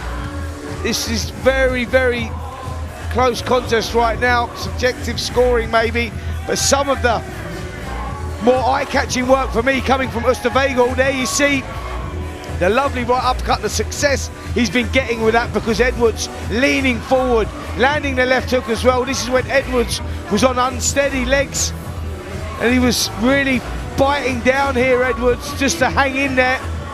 Again, come back, but this is a tough contest for him right now. Oosterwegel will feel very pleased with himself after 5 rounds. Having the night of his life on this trip to London. Corners, 10 seconds. Much harder night's work, certainly, than when he was at the York Hall back in January. Seconds out. Probably got on the radar for this show, 6. actually, with his performance in a 6-round win over Bahadur Karami.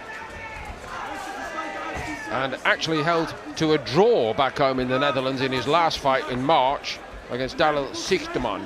So, just looking through the form lines today, it was quite difficult to see Oosterwegel really presenting a big obstacle, and now Edwards decides that he has to come forward. He's given himself a bit more space, and look at the difference it makes. Yeah, brilliant stuff there from Edwards, throwing the punches in bunches, and that was the difference there, because Oosterwegel, for the first time, being made to force to give space there. He's trying to fight back, but great start to the round here from Edwards. What a competitive match it is, back and forth. Both have had good spells, probably more good spells so far for Oosterwegel, but Edwards knew he had to respond, and he has responded. And there he goes, all the way back across the ring. The break had been called, I think, Spencer. Yeah, referee now just going to give Oosterwegel a stern telling off. To be fair, there's a lot of noise in here, and it was instinctive, that was. Give us your insight, former champion boxer. What do you say? Listen, it was instinctive. The referee maybe not clear as he should have been, and Oosterwegel let the shot go, and that was it. But both guys now trading blow for blow. Fantastic stuff here in this 6th round. I think we're looking at fight of the night so far, aren't we? Absolutely. You know, this is all about who wants it most now. Like I said to you, Paul, the physicalities are starting to go out of this now. This is starting to become a mental battle, the psychological battle, because that's where this fight, that's where boxing takes you. When you get to these rounds, the penultimate rounds, 6, 7, 8, you have to start questioning yourself, your desire, how much you want it. Have you left any stone unturned in training? If you have, then they start creeping in, them doubts. So a great spell mid-round for Edwards, but I don't think he can say for sure that he's won this round yet, and he's forced to give a half a yard there. As Oosterwegel piles it on again with that right hand, he feels he cannot miss Edwards. Yep, he's in desperate trouble here. Edwards done well to stay on his feet. He was on unsteady legs there. Big body shot again, and he's in bad trouble here, Edwards. Dig deep, dig deep. They're roaring at him, some of his friends, no doubt his training partners. Big right hand again from Oosterwegel, and Edwards happy to hold. This is a tough round, Paul. He's trying to win it like a tough man contest. Everybody's a tough man in professional boxing, Spencer. Yep. It's not the right approach. He's caught again by the right hand. Yeah, he's just in range again. The right hand lands. There's no head movement. And the left hook goes in as well. Solid thudding shot there from Oosterwegel. Body shot as well. Edwards just a little ragged at the moment. Needs to regroup here to get himself back together, find the range. It's a good round here from Oosterwegel. Some good evasive work also by Oosterwegel. We haven't seen a lot of that from Ollie Edwards. Fantastic round though, wasn't it? Yeah, it really was. Edwards sits down. He wasn't happy about that shot that landed after the referee called break. He's still talking about that one. That's still in his head. Well, guess what? That's history, son. Let that go. That's gone. It's out of there now. Spencer, we're just going to cut away from this for a moment or two to have a quick word with Marley Mason, who's next in the ring. Marley, it's fight night here at the O2 Indigo. How are you feeling? I feel really good, ready for war. Obviously, you called out Aaron in the press conference. He's got the experience on you. What have you seen of him that makes you think you're going to win this fight?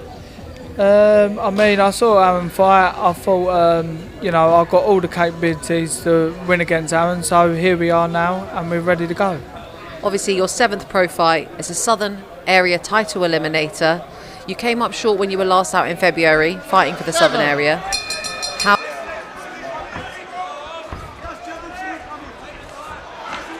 That was Marley Mason backstage, but we're right at the crux of the matter here in this 8-rounder.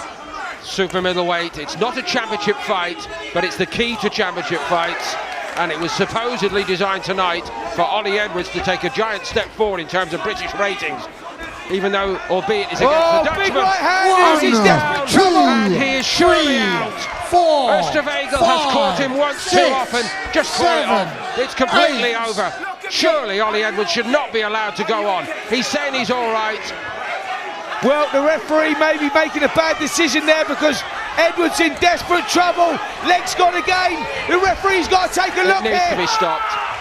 It is stopped. Edwards is down again. That should not have been allowed to continue. But Bas Oosterwegel should be allowed to celebrate his work. This is a sensational win for him against the odds, and Edwards now is in need of help. One exchange too many there, Spencer. I'm sorry. Yeah, totally agree, Paul. I don't think the referee should have allowed that to continue. The first knockdown there was a heavy knockdown. He fell forward, he fell flat on his face. He done well to beat the count, but he was never, ever in any position to be able to continue. The referee should not allow that to go on. He took 4 or 5 punches too many after that. And now,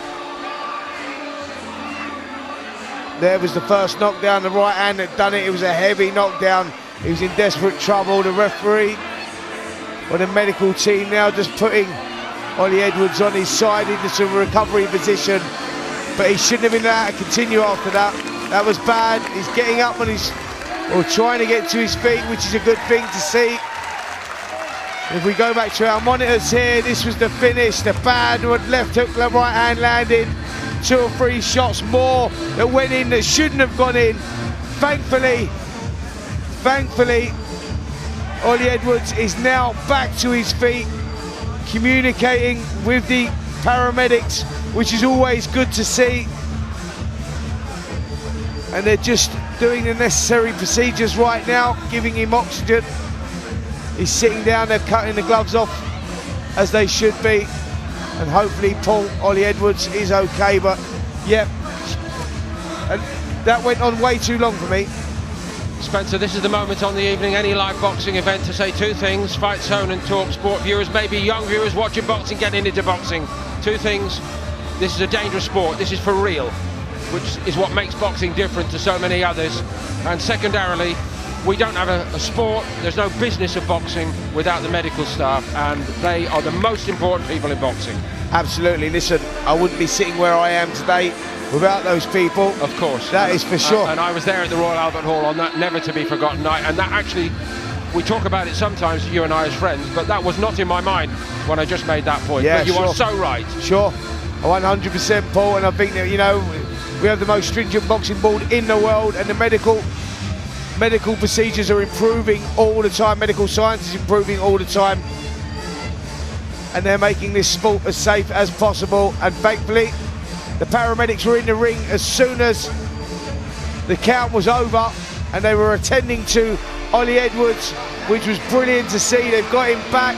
He's up, he's talking, the oxygen mask is now being taken off, which is great to see, Paul. I'm at a slightly different angle to you, and I think reading what he's saying there, he is saying I am fine. Now, again, last point, they always say that. We know he'll be monitored, but he is on his feet, and he has a smile on his face. So that's a positive sign at least, and Bas Oosterwegel now gets what he deserves, which is the chance to celebrate. But again, that's what makes boxing special. He doesn't want to celebrate, he wants to give his mate a hug. The official time, 45 seconds of round number 7. Your winner by TKO, Bas Oosterwegel. Biggest win of Bas Oosterwegel's career. One more for TM14 against Nielsen Boxing as an aside in this clash of the promoters. Terrific fight it was. Both had good spells. No question, I think that Oosterwegel was the more well-organised and more destructive operator. Ollie Edwards did threaten to take over, did seem to sort out some of the problems that he was having technically against this opponent, but he couldn't establish full control, and so Edwards loses for the first time in his pro career. It's a proper setback, make no bones about that, but hopefully Edwards will review it, learn from it, and come again. And we are now going to have a word with the winner, Bas Oosterwegel, and I'm going to hand it over to Stacey. Bas, I mean, you said you were here to cause an upset. You believed in yourself. You felt this was a big opportunity for you.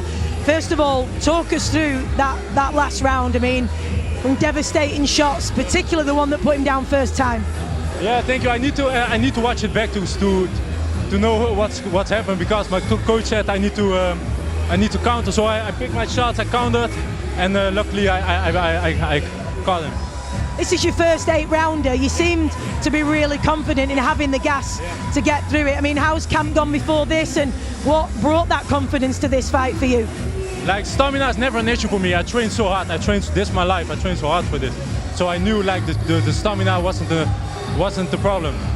You've boxed in the UK before at other venues like York Hall and so on. George Liddard, you've boxed before. How do you find it fighting in the UK? I love fighting in the UK. I want all my fights in here. I'm so glad. I'm happy to get the opportunity here. I want to fight much more here, so I hopefully better opportunities come up. And finally, do you have ambitions in the sport to fight for titles possibly? Yeah, of course. I want to fight for titles. I want to be as active as possible and hopefully get the title shot soon. Oh, it was a great performance. You did cause the upset, devastating fashion as well. Have a safe trip back, and we hope to see you in the UK again. Well done. Yeah, thank you. I want to shout out to my team, everybody that support me. Thank you. Thank you. I do it for you all. And I think England have just scored a penalty. But anyway, back to Paul Dempsey. Thank you. Well done. Well done. Well done. There's neutrality gone right out the corner. Thank you very much, Stacey. What a performance it was from Oosterwegel, and I think probably some ways won a few extra fans, even though England might be headed in the direction of the Netherlands. Anyway, our focus here is on the boxing, and again we're rattling through this live card tonight on FightZone and TalkSport. This would be a good moment for me, incidentally, to remind everybody about some of the other great live shows coming up. FightZone and TalkSport, so invested in ladies bringing and great gentlemen, boxing now it's action. time We've got for 3 our live next shows in bout total in of July. the evening, There's one in scheduled 10 Sheffield in rounds, September, I and it is understand, the and a whole new concept coming in October, the 5th of October to be precise, from Texas in the USA. Another team-style event. More details coming a little later.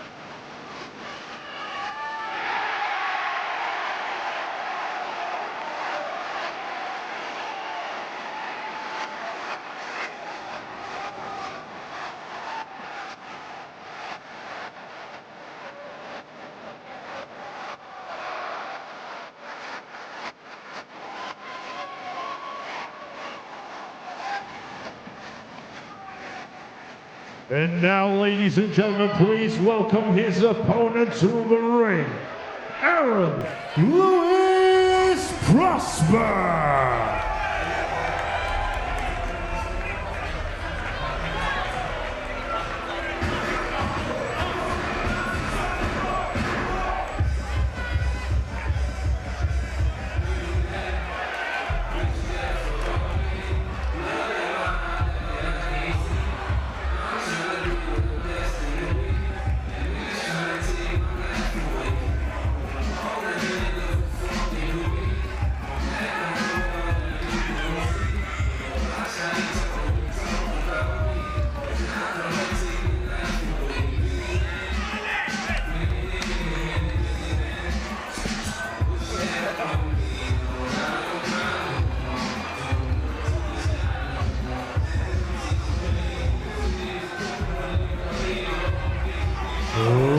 Ladies and gentlemen, this bout is scheduled for 10 3-minute rounds, and it is for the Southern Area Lightweight Title Eliminator. This bout is sanctioned by the British Boxing Board of Control, your area representative, Ben Harmsworth, and the inspectors ringside, Robert Meyer, Terry Fleming, and Harry McCauley. Your timekeeper at the bell, John Smith, and the third man in charge of the action in the ring, referee Reese Carter. And now, ladies and gentlemen, introducing to you first, fighting out of the red corner. He's wearing the black and gold. His official weight of 134.5 pounds. He has a record of 6 fights, 1 loss, 1 draw, 4 wins, and 1 of those wins come in by way of knockout. Hailing from Southend, England, United Kingdom, introducing Moley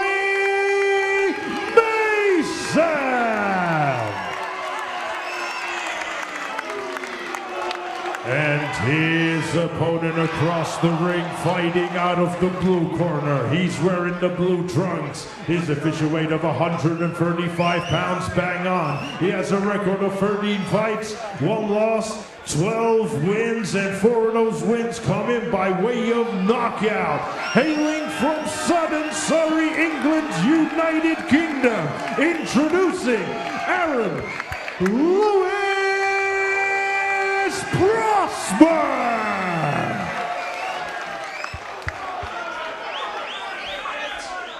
Well, lads, you've already spoken and I expect. Keep it clean, listen to my instructions, and defend yourselves at all times. Good luck, shake them up.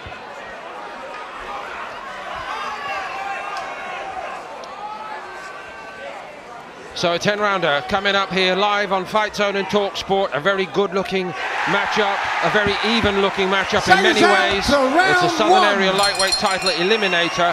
One of the reasons why it's looking like such a good matchup at this stage. There is an L on the record of both of these two, Aaron Prosper and Marley Mason, and the losses have come at about this level, so they've got to prove that they can go again. In Prosper's case, beaten for the Southern Area Super Lightweight title last time out, and in Marley Mason's case, the defeat against Leo Doherty. I understand it was quite a hard fight. He retired late in it. And alongside me, Paul Dempsey, we've got the one and only Denzel Bentley. And Denzel, you have a little bit of an insight into at least one of these fellas, don't you? Yeah, Aaron Prosper. He trains with us down at the Peacock Gym also. Yeah, good fighter, man. He's one of those guys where he just picks up things. He fights. He can fight. He's a fighter. He's a fighting man, and he hits pretty hard for his weight. He's coming down the weight for the first time. You know, he lost the last time out at super lightweight, and he feels like he was boxing at the wrong weight class. It is quite a step down, isn't it? In terms of proportional weight loss for me. I'm just looking through the weights. Twice recorded weight I could see of 139 when he's got to make weight for a fight, but I couldn't see 135. Yeah, no, it is a big drop. It's an extra 5 pounds. And down he goes. Down he goes. Marley Mason with a flying start. 5, 6. Is that the key to it? Coming down in weight. We're about to find out. A bit sooner than I thought, quite honestly. Yeah, Mason's a good fighter. He's a pressure fighter. He's going to come and, you know, bring the heat.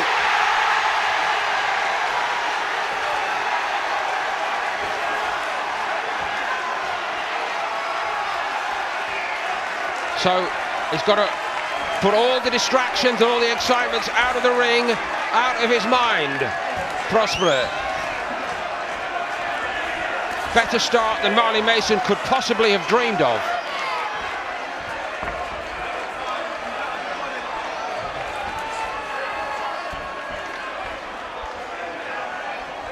Not a perfect record by any means for Marley Mason. There's also a draw on that record, and the slate is only 6 fights long in total, but every reason to believe he could easily be on the other side of any card. I know that this brilliant matchup tonight between these two promotional houses, slightly different story, but there are other camps that he could be in, Denzel, where he'd be the home fighter and they'd be finding an opponent for him to just get some rounds under his belt against. Different story. Yeah, most definitely. But Mason's one of those fighters that he's up to fight anybody.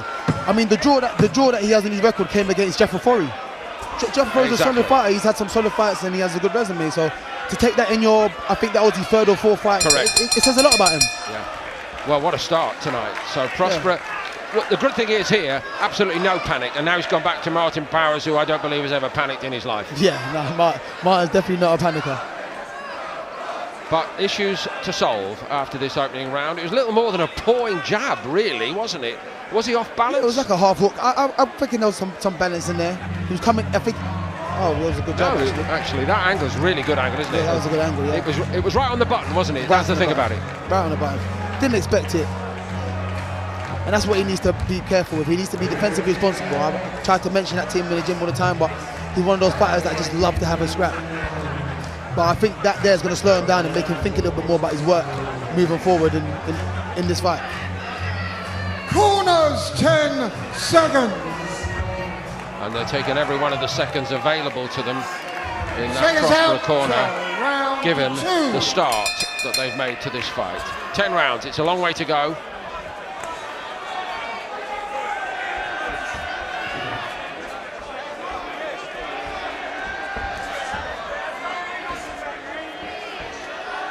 Mason cool, calm and collected, and that's not really a surprise to me given the start he's had.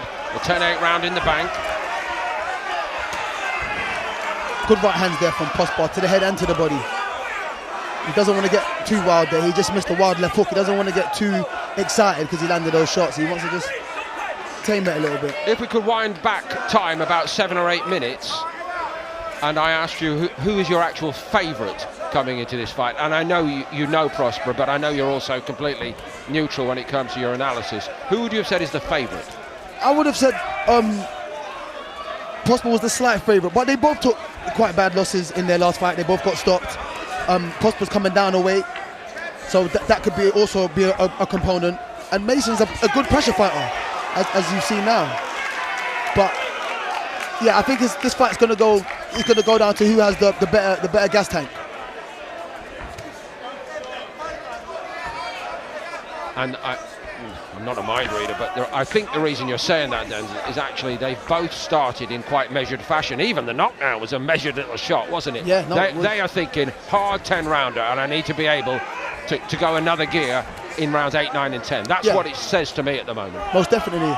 And watching both the fights where they both were stopped in, I think it was more due to fatigue rather than they were hurt and they couldn't take any more. It was more to fatigue. So yeah, great point. Yeah. Prosper stopped in the 9th and Mason stopped in the 8th, bearing that out. So that's why we're seeing the strategy that we are seeing unfold.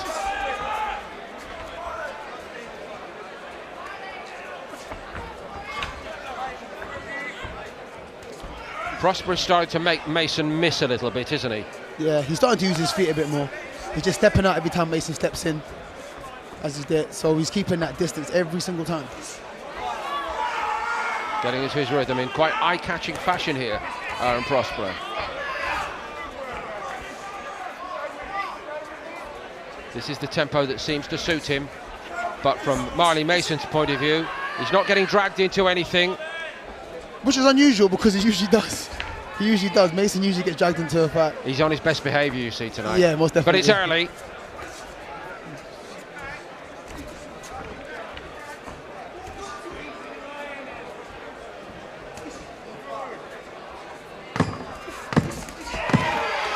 Good right hand there from Prosper. I think Mason felt it actually, and certainly felt the second one. Mason turned his man on the rope cleverly before that got any worse. Yeah. Good response from Prosper in round 2.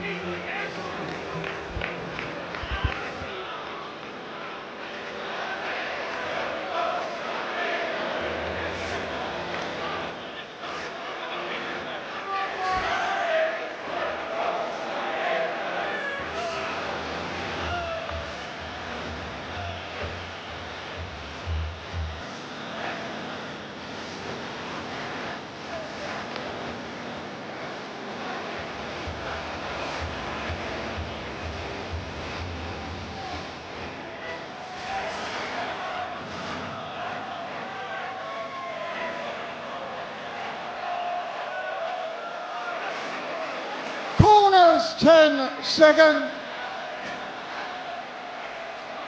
What a show we've got here tonight at the Indigo inside the O2 Arena complex here in Greenwich. And a little nod in the direction of the England football team. Football's coming home, the anthem pounded out, but everybody's so captivated. It's a huge crowd in here, incidentally, tonight. I'm amazed at the drawing power. Great credit to both promotional camps. Fighters who sell tickets. A lot of good craftsmen on the bill tonight.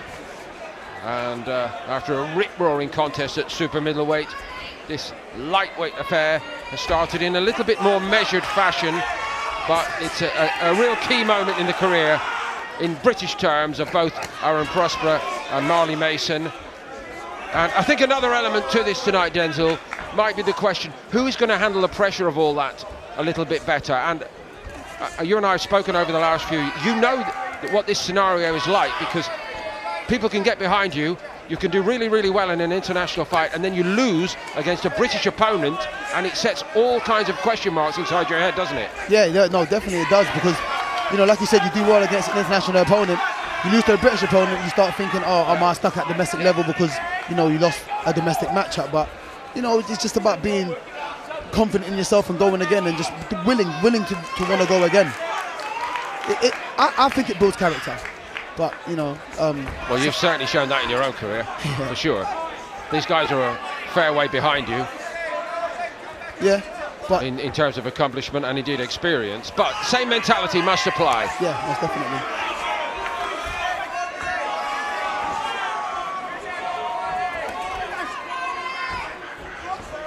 Prosper is doing his best to dictate terms. Oh, good right hand. Mason finds him with the right hand. As you forecast, Mason is starting to try to press forward a little bit more and try to demonstrate, I think, as well, that he's got a bit more power than Prosper. Clearly he believes that. We're about to find out whether it's true or not. Yeah. He does find him with the right hand. Prosper took it well enough. Really smart by Prosper there. He didn't wait on the rope. He stepped forward immediately. Yeah, he stepped forward immediately. If he stayed in the ropes, then Mason might have been able to let it flurry off, but he found his way out of there. And moreover, Denzel, just to say one other thing compared to what we saw from Ollie Edwards in the last fight, what I really liked about that, which tells about his class, he stepped off the line when he came out off the rope, didn't he? It wasn't straightforward. Yeah, it wasn't straight. He came off at an angle, you know, to avoid any shots coming back from Mason. The thing about Prosper, he's a really good-looking operator, isn't he? Yeah. Easy on the eye, smooth.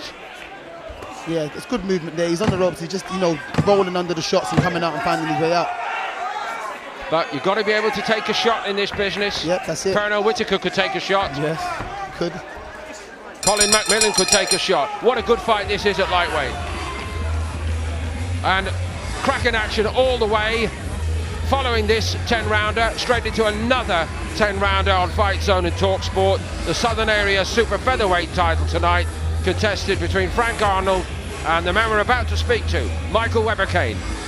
Mikey Webber-Kane, fight night is finally here. Almost time for you to step into the squared circle. How are you feeling?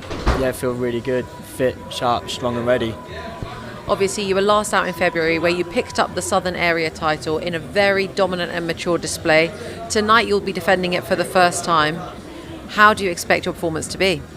Same as last time, just a strong, dominant performance. Been working hard in the gym with the team, correcting mistakes and, you know, like really perfecting my craft. So it's just going to be a good, strong performance. Seconds out, so round 4.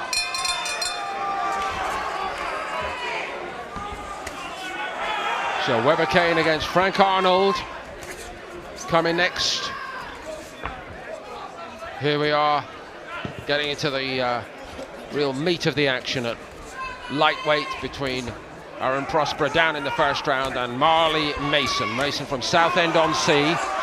Again, he tries to show that he's got the bit more power, I think, to bring to this. We were speaking earlier about how you're rating people at the moment. Nobody would be surprised if we were to look at the British ratings and find out that these two are actually part right beside each other at the moment in terms of British ratings. Yeah. I think they're at that level, aren't they? Yeah. Cracking fight.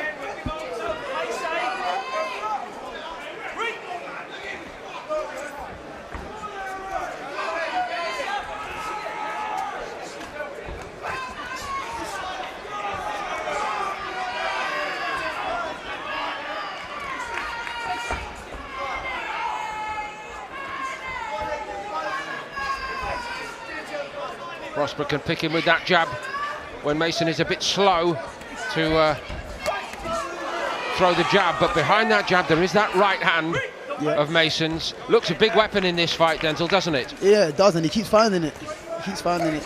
Prosper needs to find a way to get away from it. Good right hand to the body though from Prosper. And away he goes, down the rope. Mason knew better than to throw on the move there without setting his feet. There's some good, smart boxing from both these guys in this fight.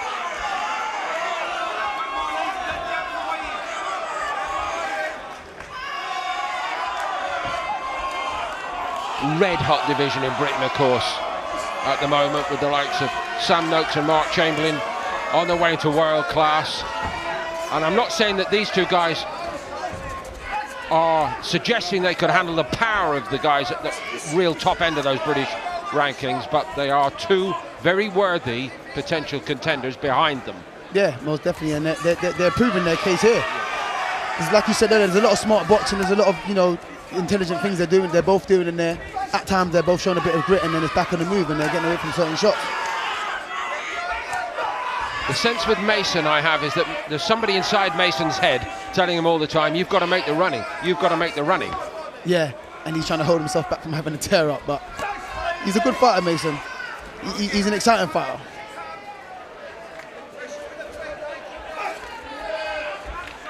Can be a bit wild as a consequence, as we saw in that little passage there. Yeah. Prosper is the smoother operator, perhaps the more organised operator. I'll be honest, I'm finding this intriguing, but very difficult to score one way or the other. I was also thinking that. I was thinking, how would I score this? Good thing it's not my job.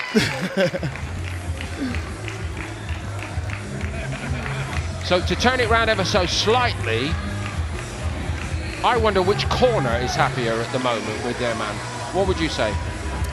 I think both corners will be happy with the work of, you know, their fighters. Marley's slowly piling on the pressure and, you know, building up and, you know, landing some good right hands, and Prosper's come around, his movements, you know, gotten better as the rounds have gone on. He's throwing the nice little flurry combinations and getting out of the way. He's not hanging on the ropes. He's not staying there to be hit, but he is getting caught with one too many right hands. That needs to change.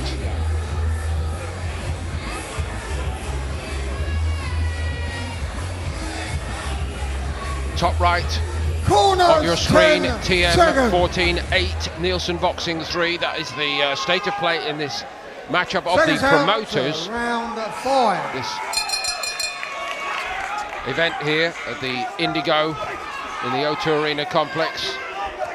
The collision of the promoters. But what a great job both promotional houses have done putting this together. There's not been a weak link on the card. There hasn't been, no, there hasn't been. Really good.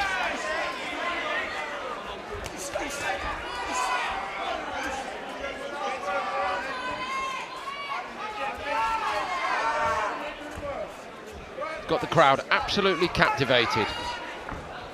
I'll be honest, I wasn't sure what I was going to find coming here tonight, Denzel, but I just tip my hat to all involved.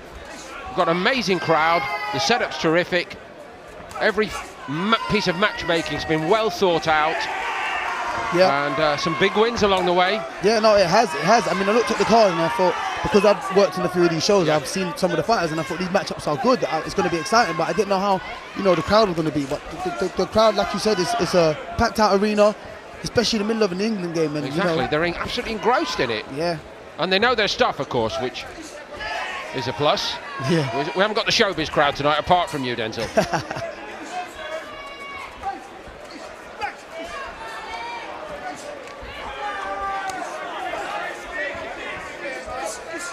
Prosper's corner saying to him all the time, keep it smart, keep it smart. Mason wants him to engage. Yeah, I think it's in Prosper's best interest to not allow Mason to engage, because that's where he wants to be. Keep him on that outside and keep boxing smart. End of those shots.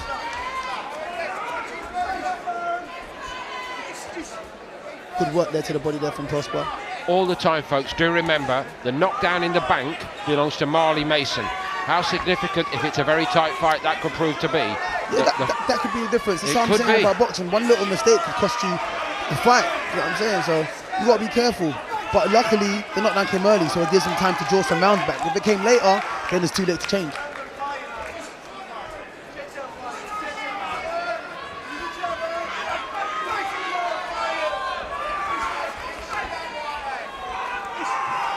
I think we're getting to the stage in the fight now at halfway, Denzel, that the next question is going to be who can go up a gear to take control of this. That must be in the minds of both fighters now.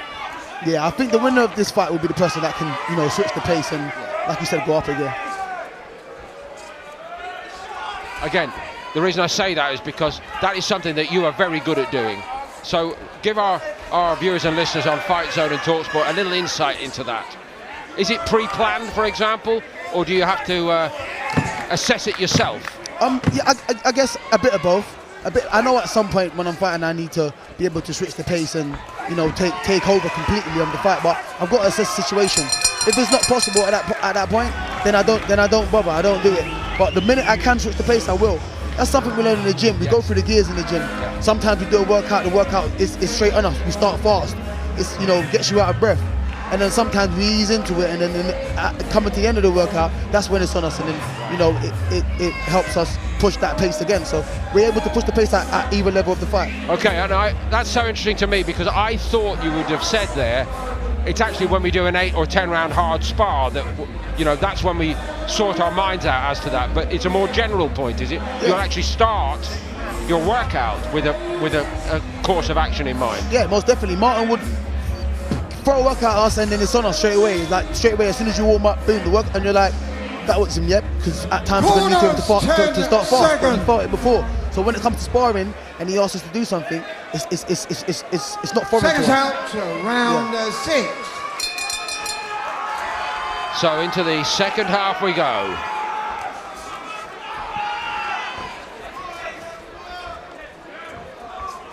Ahead, live on FightZone and TalkSport tonight. Weber Kane against Arnold for the Southern Area Super Feather title.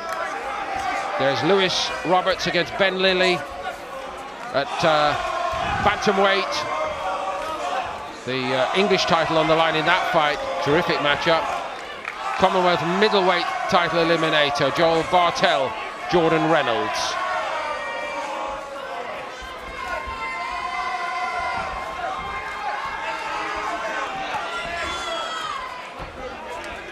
Prosper's moving really well this round, and he's using his jab really well. That's a really... Sweet science lives on. Yeah. He just found that little angle to the side, didn't he? I don't think he went through with the shot. It was like a little scouting mission there, but we might see that again in a moment. Prosper dipping left and then going to the body with the right hand. Let's see if he tries it again. Moley responds with a little left hand underneath in his own right. And again, that's smart by Mason, isn't it? And that right hand remains a very powerful weapon, potentially, for Mason, and Prosper needs to respect it. Yeah, that right hand is working for Mason. Prosper needs to be really careful of that. Don't want to keep, you know, catching too many of those as the rounds go on, and, you know, everyone gets a little bit more tired.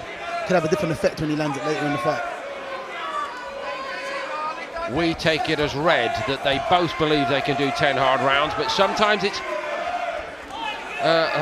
a discovery for all involved. Sometimes a fighter can believe he's got it in the bank and it's just not there. For some reason. You can be carrying a virus you don't know about, that kind of thing. No, most definitely. So it's all to be proven, but what does help Mason, I think, is that he's not totally dependent on winning it by increasing the pressure. He seems to have the power, and he's found some good shots in this round. Yeah, the 6th. He has found some good shots in this round, but I think the cleaner shots have come from Prosper. The heavier shots have come from Mason, in my opinion. But the cleaner shots and, you know, the more shots have come from Prosper. Prosper's letting that jab go. Every now and then he's getting onto the body, finding an angle, looking for you know, a new opening. Movement's been excellent this round, and I think he's coming into you know, his second win's coming in, and he's finding his rhythm this round. Interesting. You do see it that way. I see your argument completely. And I think Prosper could do with that actually happening. Lovely little uppercut. That's superb, that. And again. It's that right hand he needs to be careful of. Everything else is catching. Everything from the left he's catching. Accuracy is telling, isn't it? Yep. Another real high quality round. Prosper marched back there like a young man, well, youngish at 27, who thinks that he is starting to get to his man, get right on top of his own game as well, I think, Denzel. Yeah, I think he walked back to that corner with more confidence. And he's now feeling like, you know, he's taking over the fight and the fight becoming his. So that's good to see from Prosper.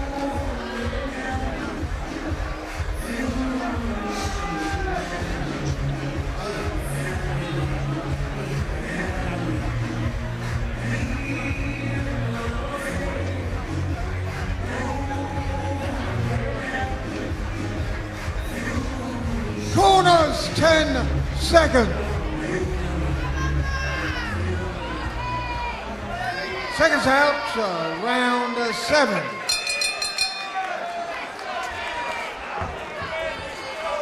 Final eliminator for the Southern Area lightweight title, but if anybody had told me that this was for the English title, I wouldn't have been a bit surprised, quite honestly. Oh yeah, most definitely. This is a good level fight, good level contest. And two fighters who can go a lot higher than this. Mason is the younger by 3 years at 24, and remember, only his 7th pro fight tonight. Yeah, I got to give Mason a lot of credit. He's actually willing to take fights that are risky. He wants to, you know, progress in the sport. He's not, you know, taking any shortcuts or trying to cut corners. He wants the fights that he knows that are going to catapult him into bigger and better things.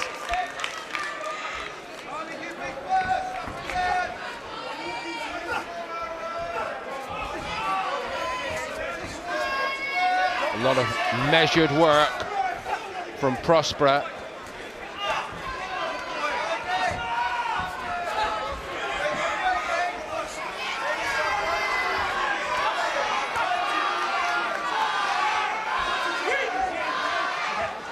Physical force demonstrated there by Mason, but the right hand has been the one to give Prosper problems throughout this fight.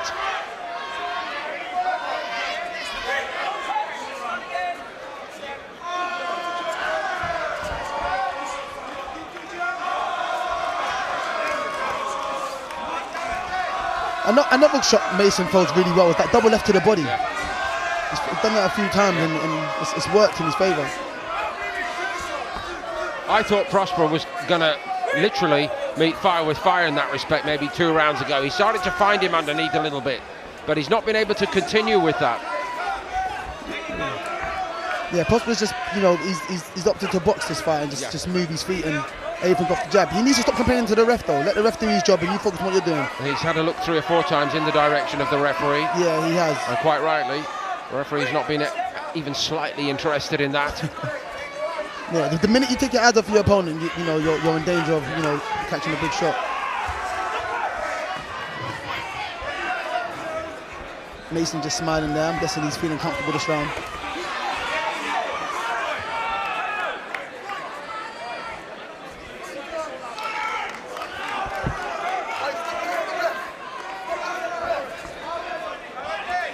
It's all going off here, folks. So first in sequence, Mason got a little ticking off from the referee because he's trying a few tricks of the trade. Surprising in one so young, I may add, but we've seen him at it. Prosper knew he was at it and started to respond. The referee then stepped in and took Mr. Mason aside for a quiet word, while Denzel Bentley took Prosper, metaphorically aside, to have a quiet word with him. And Denzel said, "Stop looking to the referee for help," to Prosper, and then Mason came across to Bentley and said, "You mind your own business." Yeah, it was all going off just there. That was marvellous. And Mason even now is smiling about it as he sits down. Yeah, I think he feels he's taken over now. Yes, I think so. And moreover, I'm watching Martin Bowers in the corner at this precise moment with Prosper, and I think it's time for a reminder. Prosper, you're not won this, not yet by a long way. Yeah.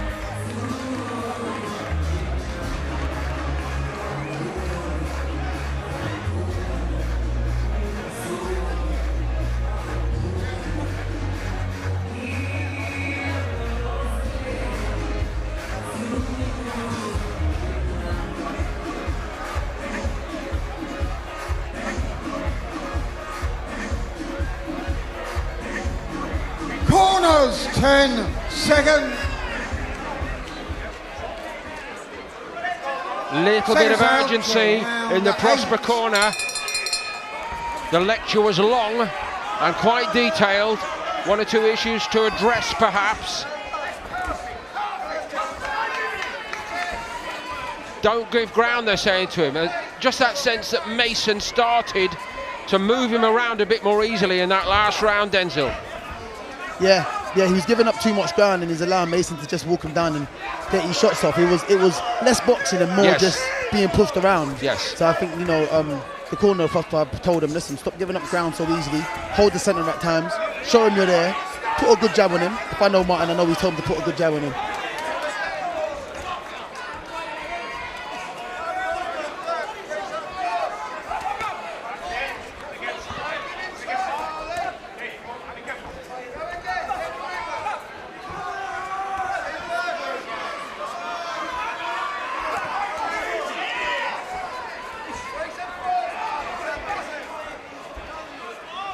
Yeah. Prosper's come out this round a lot more alert. Yeah, urgency. Urgency, that's now, the word, this is a big moment, isn't it? Oh, wow. A point taken off in a close fight like this. Yes, that could counts make a huge difference, potentially. That counts as an early knockdown.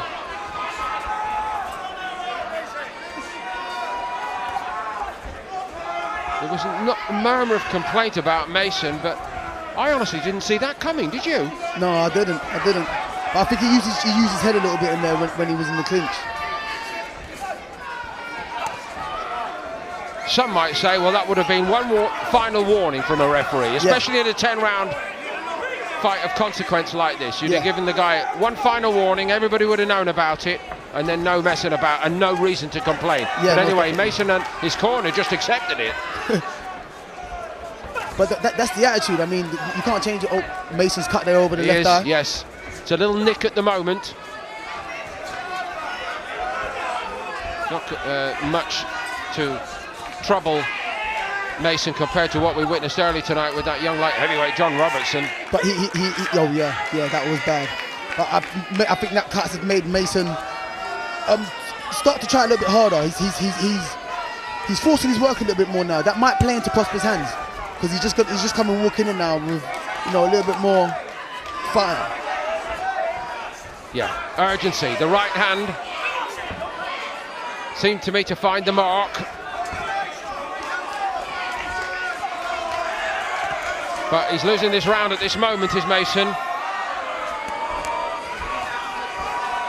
And how big a turning point he could be in the overall shape of the fight. Prosper was caught inadvertently there. I don't think there's any dirty or foul intentions in that from Mason. It's one of those things that just happens. But certainly Mason, having had that point deduction, trying his level best right to the end of the round to apply the pressure, and Prosper has dealt with that rather well. So very much in the melting pot. Everybody watching on FightZone and TalkSport, you'll have your own opinion about which way it is going. We're going to just veer away once more to look ahead to what follows for the Southern Area Super Featherweight title. And here is Frank Arnold. Frank the Tank Arnold, you're going into your 14th professional fight tonight. How are you feeling? I'm feeling amazing. I'm feeling sharp, feeling ready.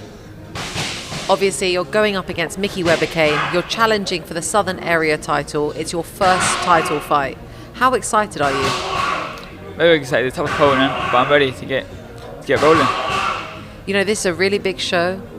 Obviously, it goes via the 5v5 that we saw out in Saudi. How does it feel to be involved in a show like this? It was great to be in a big show. At the Indigo too, you know what I mean? Not better. Seconds out, round 9. So no doubt they'll be gloved up by now and ready to go. That was a few minutes ago backstage. Michael Webber-Kane and Frankie Arnold. After we sort out matters between Aaron Prosper and Marley Mason, as they're trying to do right now, Denzel.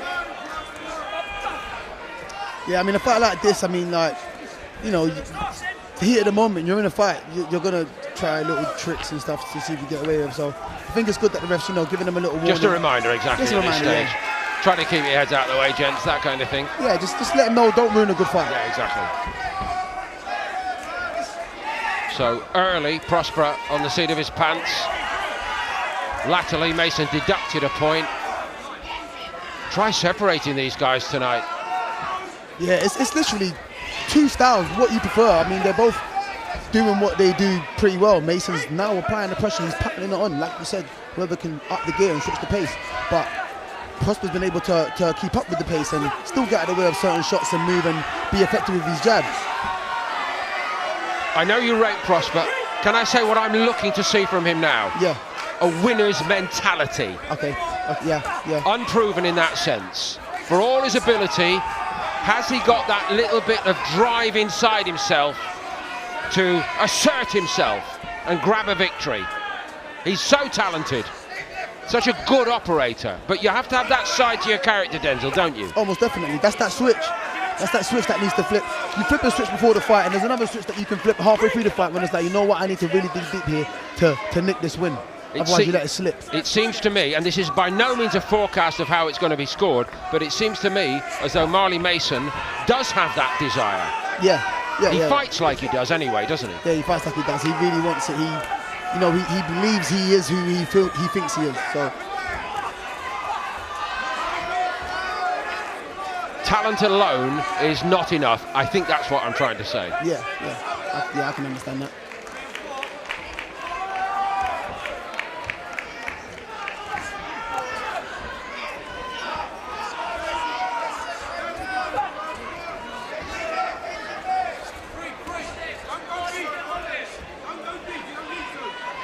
Mason marches his man down. This is another round where Prosper's fallen into that pattern where he's no longer boxing, he's just moving and, you know, right hand there again. Yeah, that looked quite close to being on the money, didn't it? Yeah. I don't think Mason's been entirely effective so far in this round, in all honesty. Yeah. But he's threatened to be. Yeah, but that front foot pressure, it just doesn't look good for whoever's judging it. Correct. I mean, for Prosper anyway. I mean, Mason's pressing and pushing the fight. Yeah. Prosper spent the whole fight on the whole round in the back Now foot. he does find him with the right hand. In fairness, Prosper took it well. It's on the other side of the ring to us and maybe wasn't quite perfect, but it was a good shot. And Prosper, it's almost a sign of respect there, the way he grabbed him to make sure that the round bell came.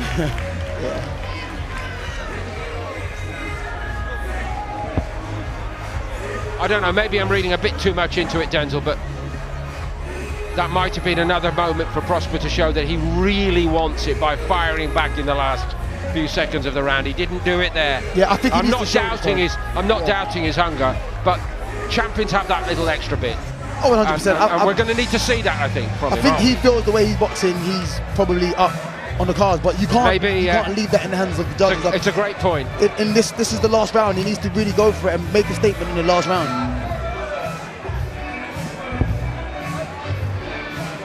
I think Martin Bowers is saying to Prosper, we need a big last round. Corners, 10 seconds. And they're trying to rev him up in the corner. Seconds out to 10th and Mason does all his own revving up, doesn't he? Terrific fight it has been. High quality affair at lightweight. Definitely. Two completely different styles that have gelled really well, made a great fight. Mason's dropping the knee just a little bit like he wants to launch a big bomb or two. Trying to set himself to throw. Mason's in that mode where he really wants to hurt Aaron in this last round. Aaron needs to find that spite and, you know, want to hurt him back. But at the moment, Aaron's comfortable boxing. He feels like it's working for him. Tried to find him with a little uppercut. He's a thinking man's boxer, thinking woman's boxer in so many ways is Prosper. And he's trying to think of the right strategy here. Yeah. Mason isn't thinking, he's just marching forward. Just marching forward. Marching forward, he's in that mode where he feels like he needs to dig deep to you know, grab this win. To coin a well-used phrase, war, baby. He's trying to bring war. Trying to bring war. Yeah. He wants to drag Prosper into a fight, into his fight. I will not take a backward step under any circumstances, says Mason.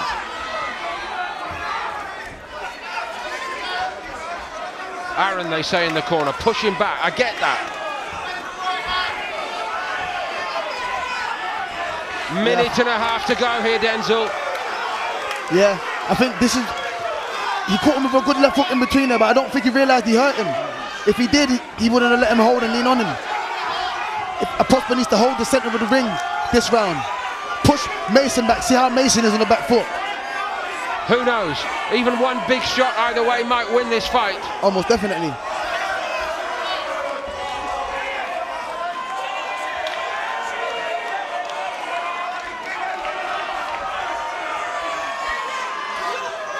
Beaten late, each of these two in their last outing. Mindful of that, they know they've got to close the show this time, but Mason is perhaps landing more potent shots in trying to close the show here at the end.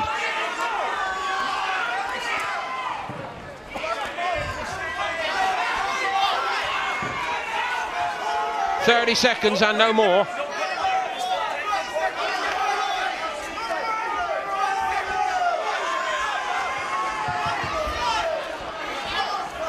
Backwards on his bike goes Prosper, not throwing a lot right at the finish. Mason hunting his man, found a big right hand. It was a good shot, but Prosper has managed to deal with that. Prosper knows he has to come out firing out that clinch. Listen, who threw the last shot? Maybe it was Mason. It was a good late flurry from Prosper. Both corners have just looked at each other. Summer, great fight. Yeah, no, it was a well-matched fight. Both fighters have a case, you know, to feel like they've won this fight. It was a good fight. It was a good fight. Very entertaining. Brilliant. And now Marley Mason, as we watch the replays, has come over and made up with Denzel Bentley. Yeah, after sticking it on me a few hours earlier. All good. No, Mason is a good guy, man. I got a lot of love for him, a lot of time for him. So Prosper rightly milks the applause. Now Mason follows suit.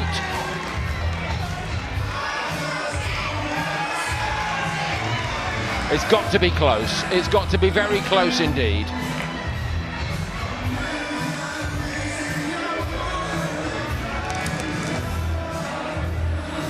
Either way, it won't over affect the score in terms of the match between the two promotional houses. But most certainly Nielsen Boxing could do. Ladies and gentlemen, winning one at after this stage. 10 rounds of boxing, we go to the referee scorecard. Referee Reese Carter scores the bout 96-92. And your winner, Aaron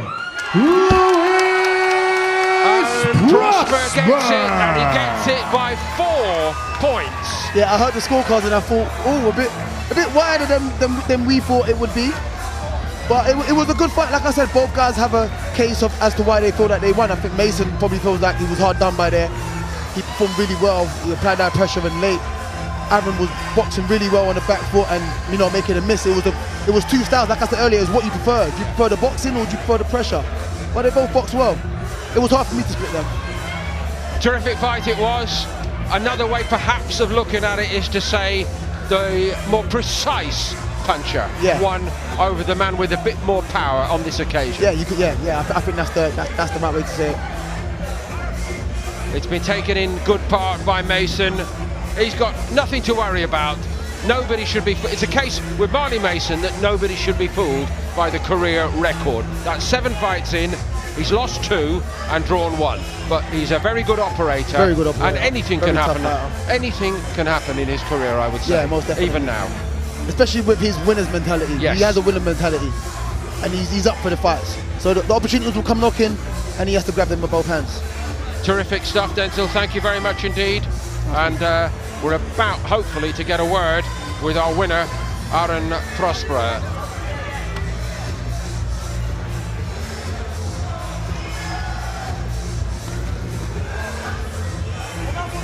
Here he comes, Stacey Copeland.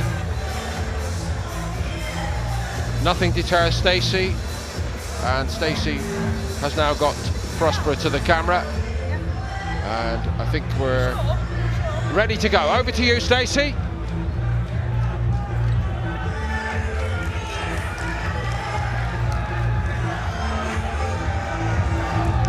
Aaron, had everybody worried there in the first round and had to dig in and come back there? I mean, talk us through what was going through your mind in that first round. So in the first round, he caught me, got a square, and I was off balance.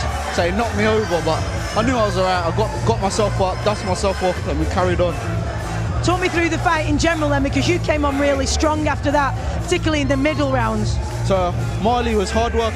I decided early on that I didn't want to stand there and trade with him, because my game plan coming into this fight was that I wanted to box him. And when I realised how strong and how aggressive he was, I realised the back foot was going to be the best case scenario for me. You had 4 contests last year, your first loss in September, which was contending for this title. This was the eliminator for the Southern Area title. How's it been coming back from a loss? How did you find it? Losing that fight made me go back to the drawing board, got a nutritionist. I realised that that wasn't my correct weight. I was fighting at super light, but now I've come down to lightweight, and I feel much bigger, much stronger, much better for it. And that fight was, I started too aggressive in the first 4 rounds, and I just didn't have the energy and physicality to keep it up, and that's what made me realise I need to go down a weight route. Of course, the current holder of this title that you've just fought in the eliminator for, there was Louis O'Doherty. He defended it against Jeff Ofori a few weeks ago at York Hall. That, I've got to assume, is the next focus for you. Yeah, so of course I want the Southern Area title. Louis is one of my teammates. I train with him, I spar with him. I don't know what he's doing with the belt, but for me to step up, I've got to get that belt. So I've got to do what I've got to do. Well, I can hear all your supporters behind me waiting to congratulate you, so go and celebrate with them. Well done, and big exciting nights to come for you. Well done, Aaron. Back to Paul Dempsey at ringside.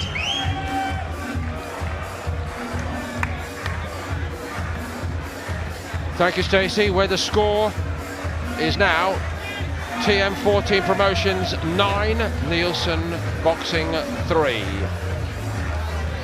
I think we can declare that contest closed, but we've got the best of the action still to come here. Ladies and gentlemen, now it's time for our next bout of the evening, scheduled 10 3-minute rounds. And for the Southern Area Super Featherweight Championship. And now, please welcome the challenger, Frank around whose the waist Tank will it Arnold. reside in maybe about a half an hour from now. Here comes Frankie Arnold.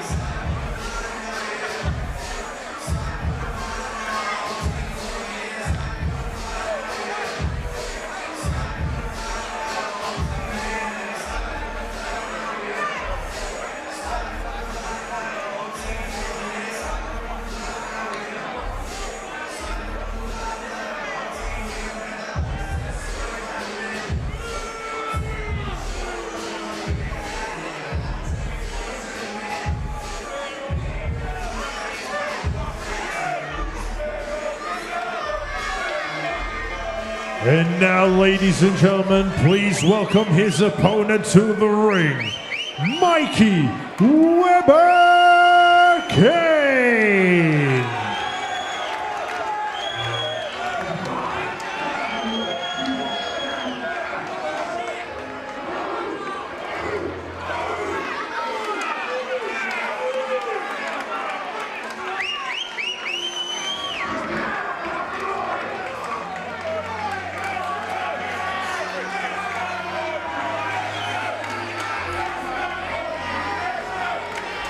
So Michael Weber Kane from Great Yarmouth.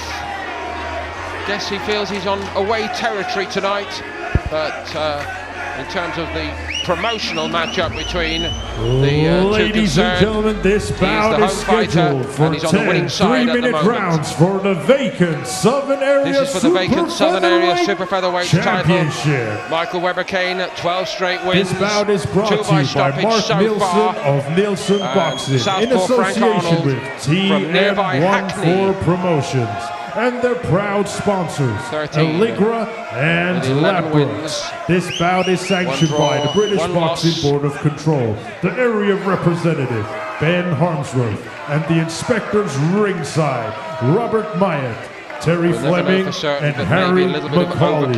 Your timekeeper at the bell, Mark Shannon, and the third man in charge of the action in the ring, referee Chris straight onto Jones. something against Brian Mairea. And now, ladies and gentlemen, introducing to you first, fighting out of the red corner. He's wearing the black and white. His official weight of 129.5 pounds. He has a record of 13 fights, 1 loss, 1 draw, 11 wins, and 3 of those wins come in by way of knockout. Hailing from Hackney, London, after that loss, he had a lot of time now. Kingdom. A lot of time to recover, self-reflect, and get back in the gym and slowly start believing in yourself again and believing in your ability. He's here now fighting for the Southern Area. In a fight he probably lost out across the ring, fighting out of the he's blue here now, corner. like you said, it's time He's for him to wearing show, the blue and white. His official weight of 132.9 pounds. He is currently undefeated with 12 wins, and 2 of those wins come in by way of knockout. Hailing from Great Yarmouth, England, United Kingdom, introducing Mikey Weber.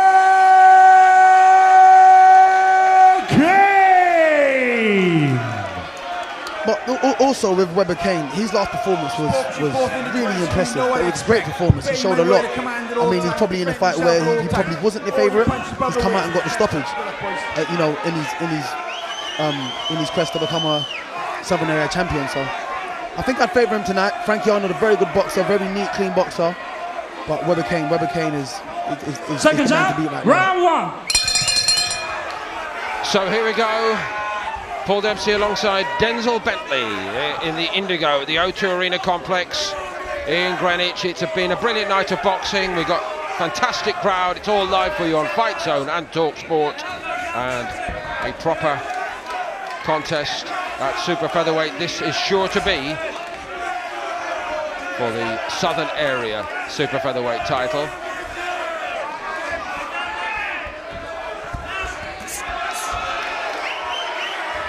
Near misses there from both fighters. Both very sharp.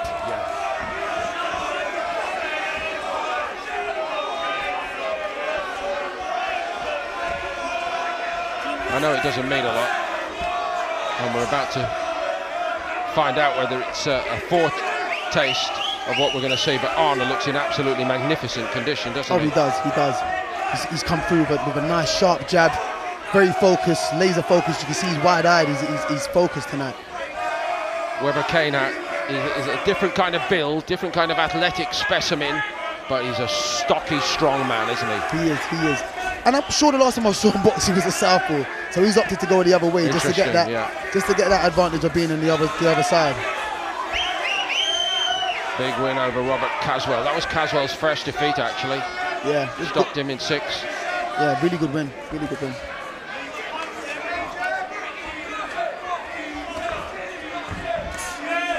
Good right hand there from Weber-Kane.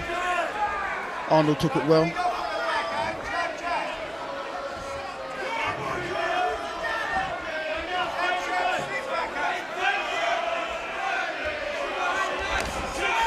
It's a very good right hand, that is. Real sharp shot, and you know what? Arnold felt it. He felt it, yeah. He's acting as though he didn't, but he did. Yeah, he's got his poker face on right now. Yes, and he didn't dance away from the rope, did he? He crabbed forward. It was the right thing to do, but he was certainly just reminding himself, right, this guy's a live one. You've got to be careful.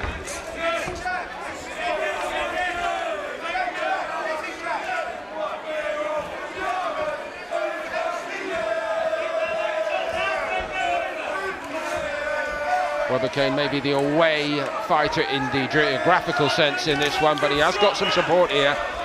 People have travelled down from Great Yarmouth. They believe in him.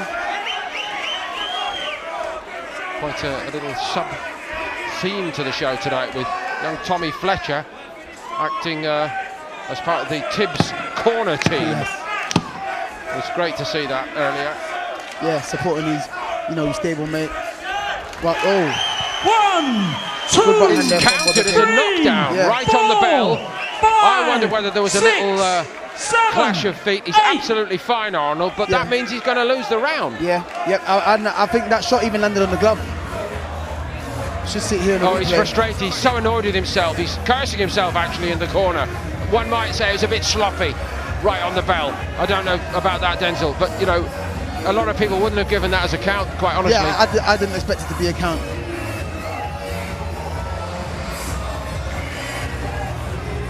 Here's some of the work from earlier in the round as they both settled in. Weber Kane was initially in no rush. There it is there at the end. What do you think about that? Yeah, I think that was a bit of a tangle in the feet. Yeah. He caught the shot, bit of balance. Yeah, I mean, it wouldn't hurt nothing. Corners, 10 seconds. Pardon the awful pun. On balance, I can see why he counted. But it's a rough way to lose a round. Yeah, it is, especially on the bell. Because he took the shot fine. Yeah. So a little bit of a breakthrough right from the get-go tonight by Michael Weber Kane.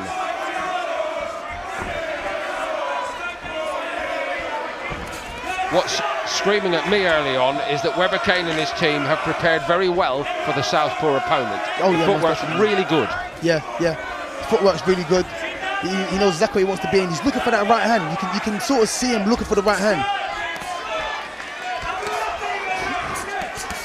There's a lot of spite in it. That was just a near miss there. Arnold looking the part in the first couple of minutes, but Weber Kane is beginning to get it rolling. And that suddenly looks a more tentative jab from Arnold, doesn't it? This is the problem I felt with Frankie Arnold once or twice. When something goes wrong, there's doubt creeping in. Now compare and contrast with Weber Kane here, who's got a nick over the left eye, and can't be certain, but I don't think it's in a very good place. And there's blood starting to come down into the eye, so the corner will be needed. But Weber Kane, not disturbed, not perturbed, comes forward nonetheless. Yeah, comes forward. He's not phased in. He's still marching forward. He's still staying focused on his work. He hasn't even dabbed at it to see if he's cut. Oh, good straight right hand there. Weber came through a right hand. The gumption of Arnold came out. He just sort of caught it and threw it and said, let's keep fighting. Obviously the refs, stopped it to put the gumption back in. I'm just keeping an eye on Weber Kane. And to your point, Denzel, even when there was that stoppage, he didn't even touch it with the glove, that cut. Mentally, he's in the zone here, isn't he? Yeah, he's in the zone. Some good right hands landing there. Yes. He had landed a good straight early and a good right to the body just a minute ago.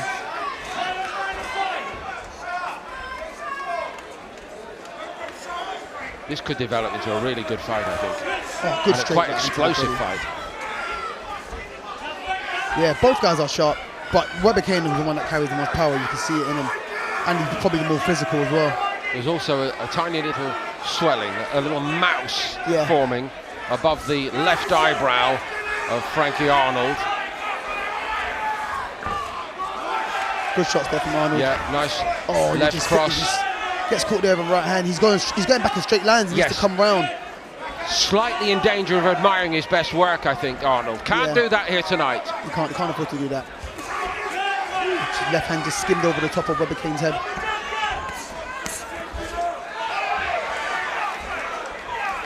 Bit of tangling in the feet there, I'm guessing.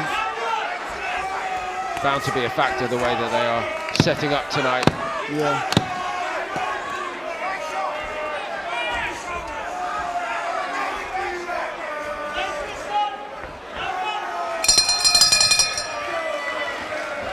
So Weber Kane goes to his corner, and there's no real concern over that little nick just at the moment, dabbing it away.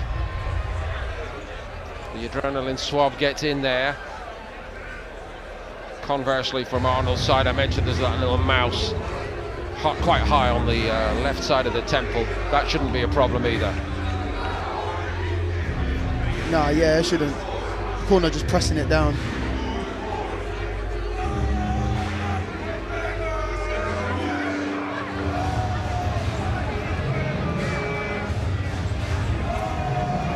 So Webber Kane with the advantage of a knockdown scored against Frankie Arnold at the end of the first round.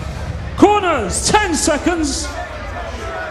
Hard really to make a case that Arnold went out and claimed the second. I don't think we could do that, could we? Seconds out. Round 3. It was close. I mean, nah, I think the second went to Webber Kane also.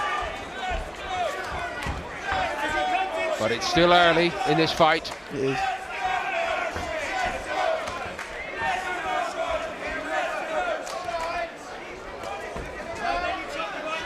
Webber Kane strong and resolute, and he looks mighty sharp. Short-armed he may be, but he's getting into range without really any problem. And he knows what to do when he's inside.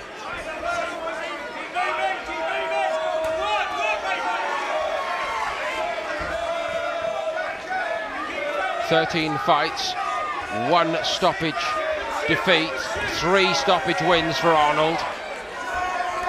Stopped Lee Glover early. Stopped Karan Holman in the 4th round. The right hand to the body from memory, it's a long time ago. Back in the early days of Frank Arnold's career. Would you believe that was 2017? I had to look twice at the record about that. He's only 25 now. Yeah, teenage prodigy at that stage, wasn't he? Yeah, most definitely. He turned pro quite young. Yeah.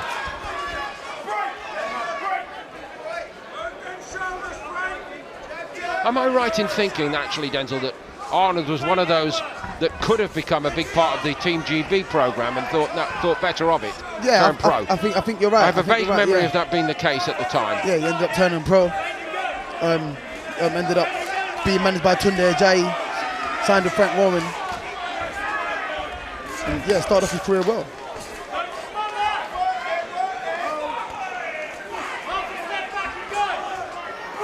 Webber Kane is from a slightly different school, the school of hard knocks in some ways, the way he's trying to do this tonight. Yeah.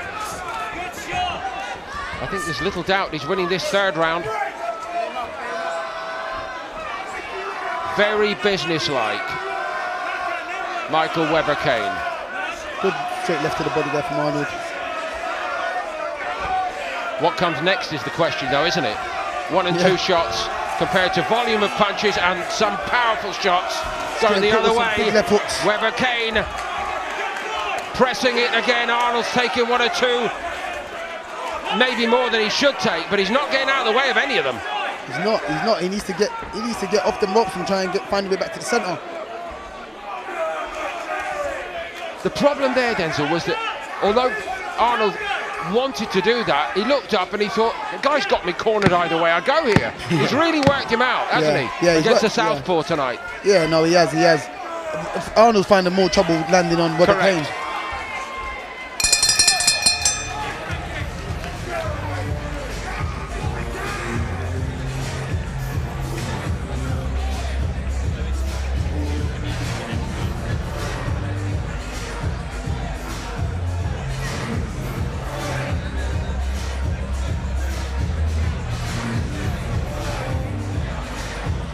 He's always able to set himself, isn't he, for these attacks, Webber Kane. Good left hand there. Yeah, he is. He just creeps in, he finds a way in and he lets his hands go. And Arnold doesn't move in his head enough.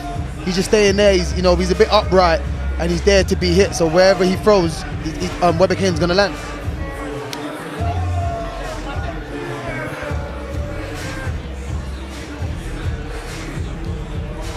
Corners, 10 seconds.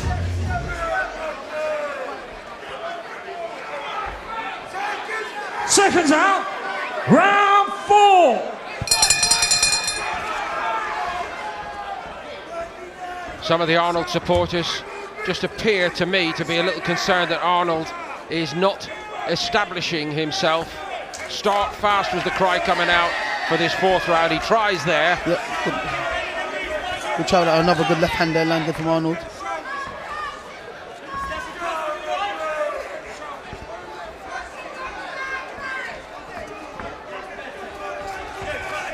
Oh, it's a strong right hand. Weber Kane pins him on the rope. Arnold doesn't get the feet moving. Arnold's in big trouble. Massive left hook was right on the money. And in fairness, Frank Arnold walked forward and showed some fair bottle there to do that, because that was a great shot. But he's taking 2 or 3 too many. He is. He's taking more than he needs to. He's taking more than he needs to. He's getting hit with these big shots, but as well as fighting these shots, he's fighting some demons. That I'm not letting myself get knocked out. I'm not letting myself get hurt. I've got to fight back, and that's probably why he's marching forward as he's getting hit with these shots. He's being braver than he needs to be. It's a bit early for that kind of thing. You're quite right, Denzel. And Weber Kane, big assault. What's impressive is that he hasn't got ragged. He's reset himself to try to go again. But a breakthrough nonetheless. The way this minute and a half has just played out, however, proves again what great matchmaking that this show is giving us. Oh yeah, most definitely. Had there been a mistake in the matchmaking, Arnold could well be out of the fight if he didn't have what he's just demonstrated. Yeah, most definitely. And now a good response by Arnold. But he needs more. He needs more. He needs a lot more. He's winning moments, but he's not winning the rounds, I don't think. He needs to throw a lot more shots. He needs to be more dominant with his jab again. Like when he came out in the first round, his jab was sharp, piston-like jab. He needs to get back to that. This is the exact position where Weber Kane had that big breakthrough in this 4th round. Arnold again takes one that maybe he shouldn't be taking. I mean, it is still a bit too early, but this is where the corner's got to look at looking after the fighter a little bit. He's taking way too many. He's not completely out on his feet, but he's taking more than he needs to take. They've got to let him know, look, we're giving you a couple more rounds. If you keep getting hit like that, I've got to look after you here. That's interesting insight. Thank you, Denzel.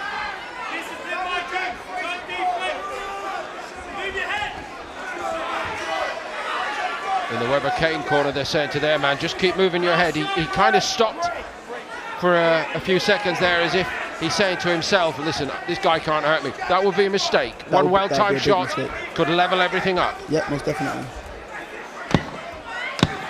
The thing with Arnold, it would be different if he was taking these big shots but winning some rounds. He's not winning no rounds, and he's taking big shots. He's making it hard. Ooh. Good work from Weber Kane, though.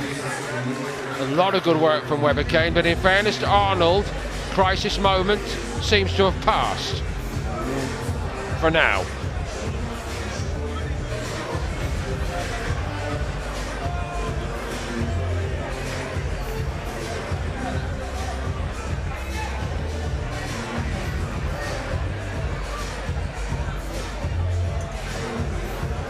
That right hand there led to all the trouble. That left hand, it was slightly obscured actually, unfortunately, from that camera angle, but pinned to the rope, the left hand, one of the last shots in that attack. That was a really damaging shot that he landed. That was a really damaging shot, that was a big shot. And if Frankie Arnold hadn't walked forward and kind of held on to Weber Kane, he might have gone over. Correct. Anyway, so there's a little kudos in that for Arnold, but there's no prizes for just being brave tonight. Yeah, there isn't.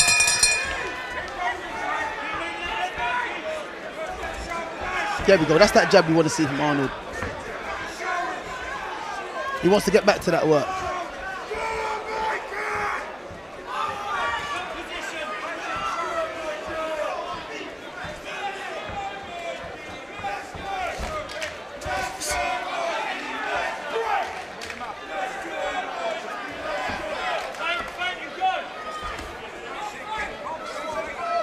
In flashes, Arnold is looking what we know he is, a very good boxer.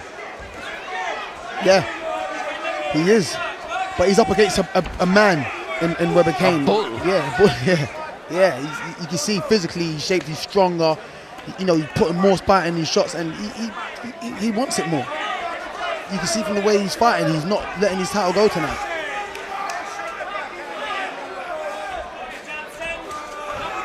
He moved as though to launch another of those big attacks there, but Arnold was wise to it and moved away.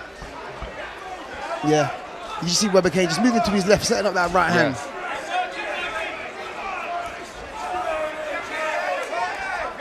Arnold needs to you know, show us that hand speed that we know he has, and you know, start landing some combinations and moving out of the way.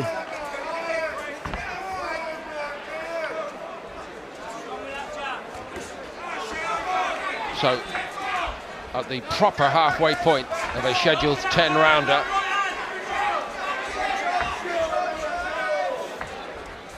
we think the first half overall in this fight has been shaded by Michael Webber-Kane.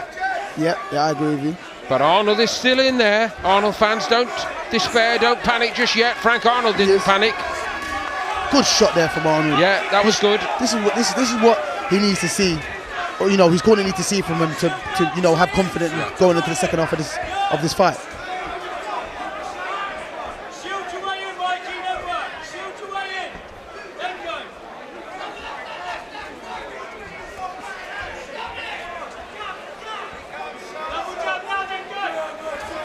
We've spoken a lot about the work that you do Monday to Friday in your gym, and thank you for your insight tonight on that, Denzel. I think Michael Webber-Kane is a Monday morning kind of performer. I wouldn't have thought that, you know, a nice weekend off means a slow start to Monday if you're in Michael Webber-Kane's camp. I think he's on it. He's on it. Monday morning, isn't he? Monday morning, he's on it. He has that kind of attitude. Right hand catches Arnold again. Arnold may think that's the best he's got, so I'm going to be okay taking these. I don't know that that's a good idea. I don't think it is neither. I mean, too many of those can't be good for you. There has been some good boxing from Frank Arnold in this round, and you know, number one, he's a good-looking operator when he starts to put it together as he did there, but he needs to put a few rounds in the bank. He does.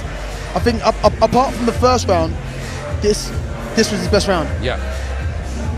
We're right at the business end of this evening now at the Indigo, and coming next it will be Lewis Roberts against Ben Lilly for the vacant English and Commonwealth silver bantamweight title. Here's Lewis Roberts getting ready. Lewis, almost time for you to step into the squared circle, fighting for the vacant English and defending your Commonwealth silver bantamweight title. How are you feeling? I'm so buzzed to be here. This is real buzzing for it. You're facing Ben Lilly. You won the last time you were out against Ben Lilly in a very close points decision. How are you expecting tonight to go? I'm expecting something completely different, so much so that I've not even bothered watching the last fight back with Ben, because I know he's going to bring something completely different. He's had 6 months.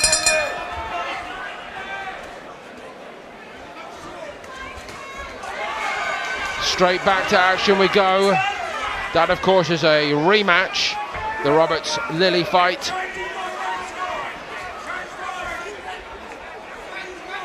I think a replay of the first 5 rounds here is not going to be enough for Frank Arnold in this 10-rounder against Michael Webber-Kane. But there were some hopeful signs, perhaps, Denzel, in that last round for Arnold. Yep, even now he's getting that left hand off. He's moving better, he's moving well. He's got himself together now. Like, I feel like maybe he could, you know, do better the second half of the fight. Good left hand there again.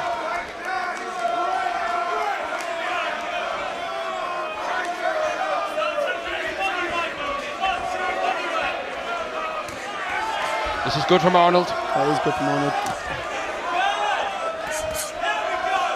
First time in the fight that Webber-Kane's really been asked to find a little bit more. Yeah. He came out looking like he was really well prepared for the job. They thought about how they wanted to fight, and it was working. But Arnold has turned this round a little bit. The debate is slightly different suddenly. Arnold's starting to move better, isn't he? Starting to move better. He's starting to play some nice shots. Head and body. Yeah. He's got himself together, and he's boxing well this round. The reason I mentioned that, and if somebody writes afterwards and says, you got that wrong, Dempsey, that's fair enough, and I apologise. Yeah. But I mentioned this a while ago, Denzel. He was very well thought of, wasn't he, in the amateurs, Arnold? And we still see little signs of that for me, once or twice.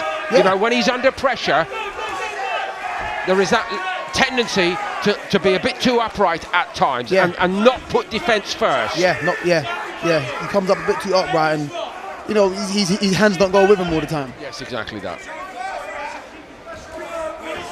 But once he steps on, steps in, and in the same, like that, in the same moment, lets the hands go, he is a good operator. Yeah, he's got very good hand speed. And you know that's what you know he needed to show tonight. His hand speed and his accuracy and you know just a little bit more confidence. But he's taken Webber Kane's best. Yeah. So I think that's going to give him confidence that you know that's like you said earlier. If that's what you got, then I can take it and I'm going to come back with my work. And what makes him also look a good operator is that mid-ring, his hands aren't in a high guard. They're at half mast around the shoulder area, ready to throw. Ready to throw, yeah, ready to throw. But Just then, there we see it. But then going back, he needs to pick them up Correct. and Yeah, you know exactly. be ready to defend. That may even go back to the days of the head guards, when you think, well, he's not going to hurt me if I leave my head up there, you know. Yeah. This is pro boxing. What a good round. That was a good round for Arnold. Terrific. Good round for Arnold. He's found his way back into this fight.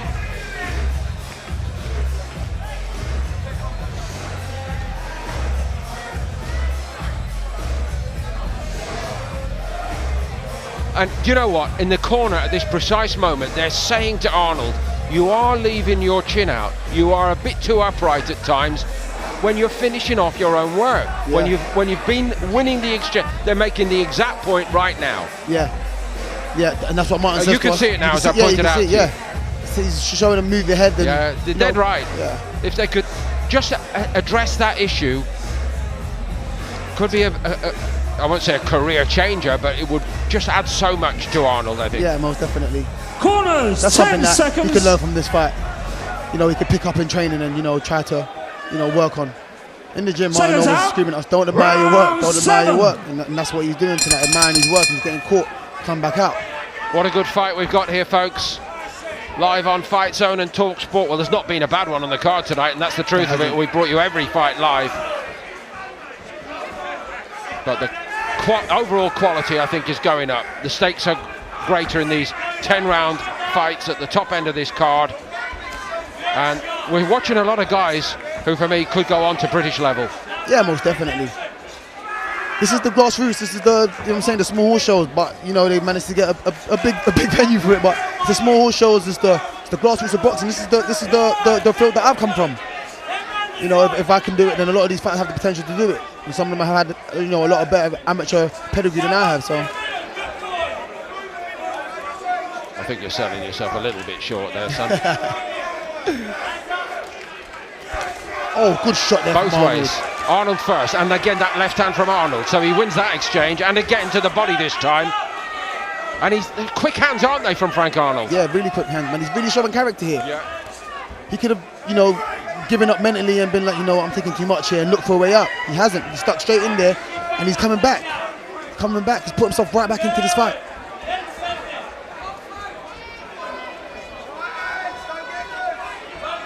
Webber Kane from the outside. That's not his territory, and he's been beaten to the punch now. Yeah.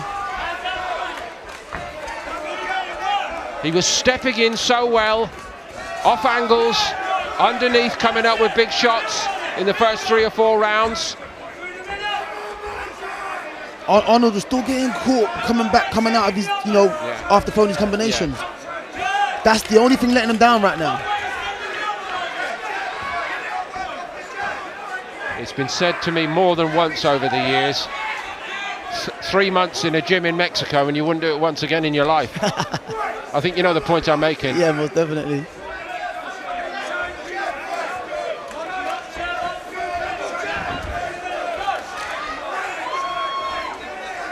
Can't get the jab going, can he, Webber Kane, just at the moment?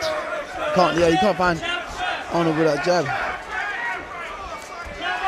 Arnold's comfortable now, he's coming forward, he's holding the centre of the ring now. And keep an eye on the feet to follow Denzel's point there, everybody, because in the early rounds, that left boot of Webber Kane was almost fastened onto Arnold's right boot. And Webber Kane always seemed to have the upper hand. There's a bit more space between them on the canvas now. That's where it's all starting from at the moment.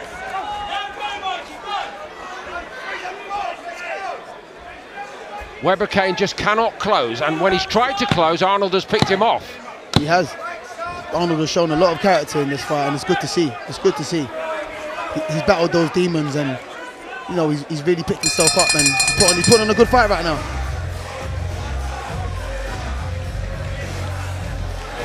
Just a different feel in that Arnold corner right now. The body language is a bit more positive. Here are some of the reasons why again.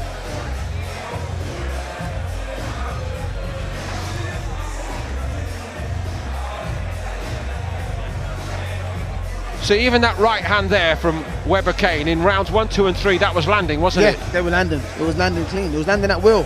Now it's falling short. And he doesn't quite know what to do to get back into range.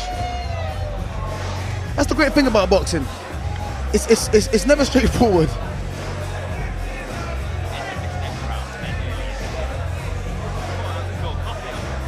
Corners, 10 seconds.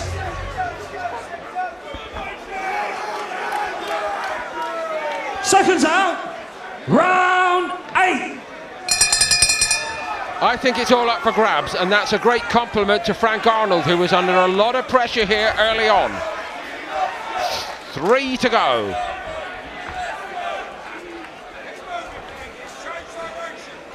And again, this round has started the way the last round ended, with Arnold more in his comfort zone.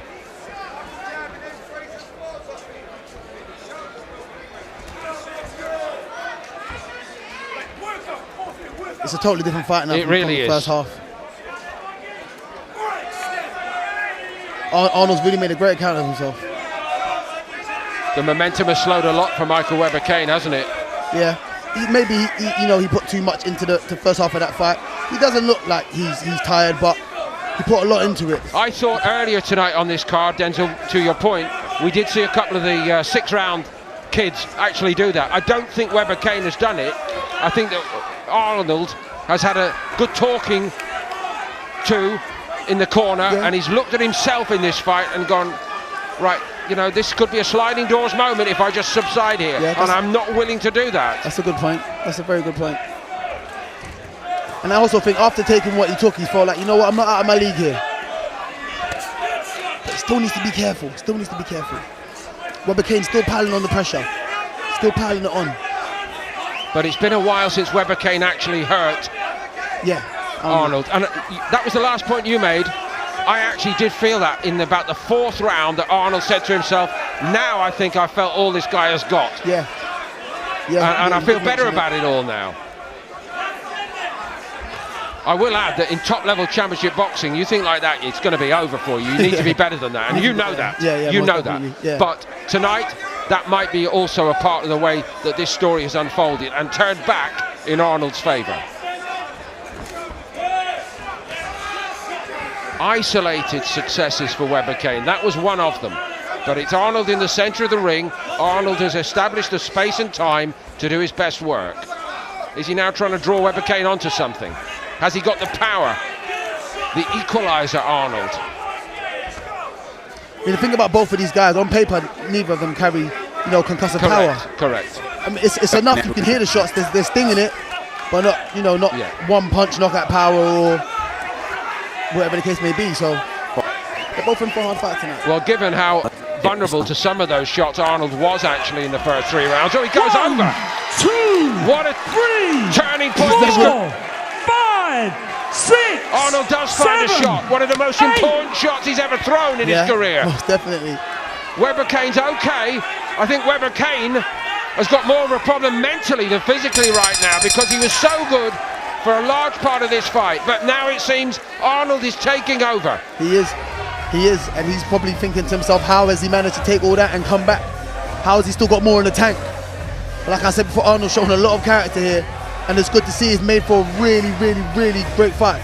He timed it to the body, that's what happened there. Yeah, he timed it to the body, he did. Timed it really well. But in a sense, that really proves to me that maybe Webber Kane is starting to come second in this fight. Back to it in a moment or two. We're going to head away, even though that this is a big moment for Arnold, certainly.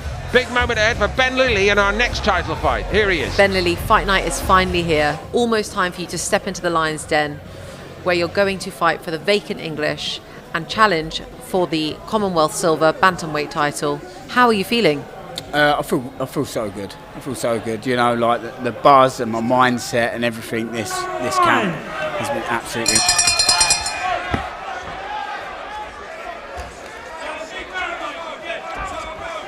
So Ben Lilly feels good. We're all really looking forward to that rematch. Who feels good here now? It may well be Frankie Arnold. Oh, good right hand there from Frankie Arnold. Webber Kane on the seat of his pants right at the end of the 8th round.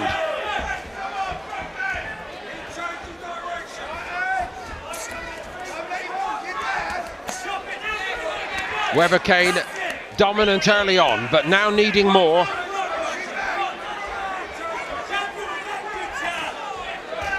Arnold has had 3 or 4 really good rounds, but it's championship time here, isn't it? Even over 10 rounds in this particular case, Denzel.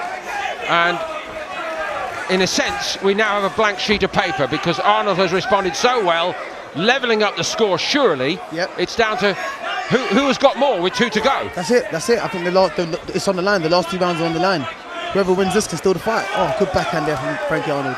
And the momentum right now is of Arnold. Oh, good right hand there. Yeah, but he did go back in a straight line. He invited that shot, Arnold. Yeah, he's making just little mistakes. He's making that's costing him, you know, the rounds.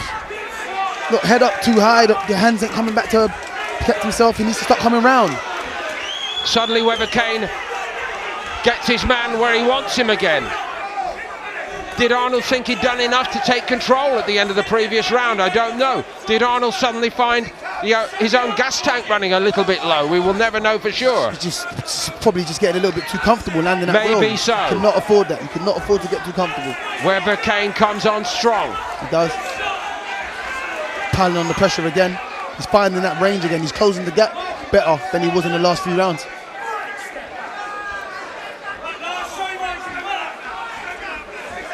Arnold really put a stop to all that, didn't he, from about round 4 with that really sharp left hand in particular. He was catching Webber Kane on the way in to the point that Webber Kane started to give ground. Yep. But now Webber Kane is walking through it.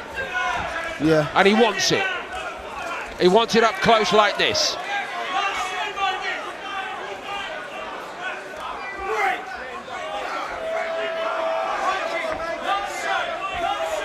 Last 30 seconds of the penultimate round. Been a good response from Webber Kane. The essence of a fighting man in that sense. Down, maybe a little bit embarrassed about it, wasn't really hurt. Mindset changes, must find more. Has done so. He has. He wants it in the centre of the ring. Arnold needs to just stay focused and just keep moving and keep doing what you're doing, keep boxing. That was a great response from Webber Kane. That was. He wasn't happy with that knockdown and he wanted to kind of level up that round.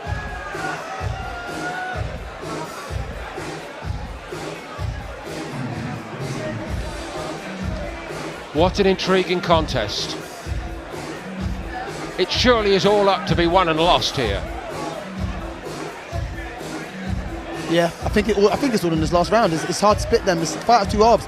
First half you could give to Webber Kane with the knockdown as well, and then the second half you can give to so far you can give to Arnold with his knockdown as well also. So it's really close. It's really close. I think the last 2 rounds, were what was gonna be the decider. Corners, 10 seconds. Seconds out, 10 and final round. Cracking contest, captivating stuff both ways. Who's going to go out and grab it? Oh, good left hand there from Arnold. Right hand coming back the other way was all right as well. Arnold seemed to stumble. Webber Kane's battling under pressure. Swinging through the arc, he's not bothering to move the feet, is he? He wants to stay here and exert the pressure. Arnold needs to get off the ropes. Another right hand which he swallows. Arnold needs to wake himself up quite urgently. He's looking in a bit of bother here, Denzel, early in this last round, isn't he? No, he is. I think he needs to tie him up and find a breather somewhere. He can't keep getting caught in these exchanges. Never seemed to get going at the start of the 9th round after all his good work prior to that, Arnold. And he's taking some big shots here early in the 10th round. He is. Webber Kane's finding that distance. He's finding the shots. Arnold's in trouble. He's got to move. He's got to move his feet. He's got to move his feet. He's too stationary. The bootlace has come undone. That was undone from the last round. They've ignored that to get a bit of breather. Now that is what I call insight, Mr. Bentley.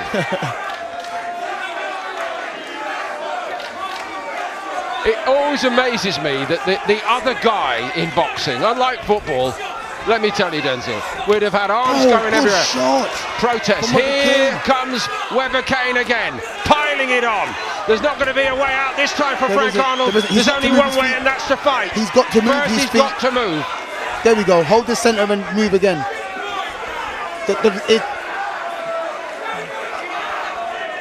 He just can't get the legs going at all, can he? He can't. Weber Kane is just, you know, booting the door down and forcing his way in. He's forcing his way for this win. Correct. Like you were saying in the last fight, that winner's mentality. Weber Kane is showing that right now. He lost a couple rounds back to back on the bounce, and the last round he's thinking, I'm not losing this. No matter what happens here, I'm not losing this last round. And I'm afraid it's something else we spoke about during this fight.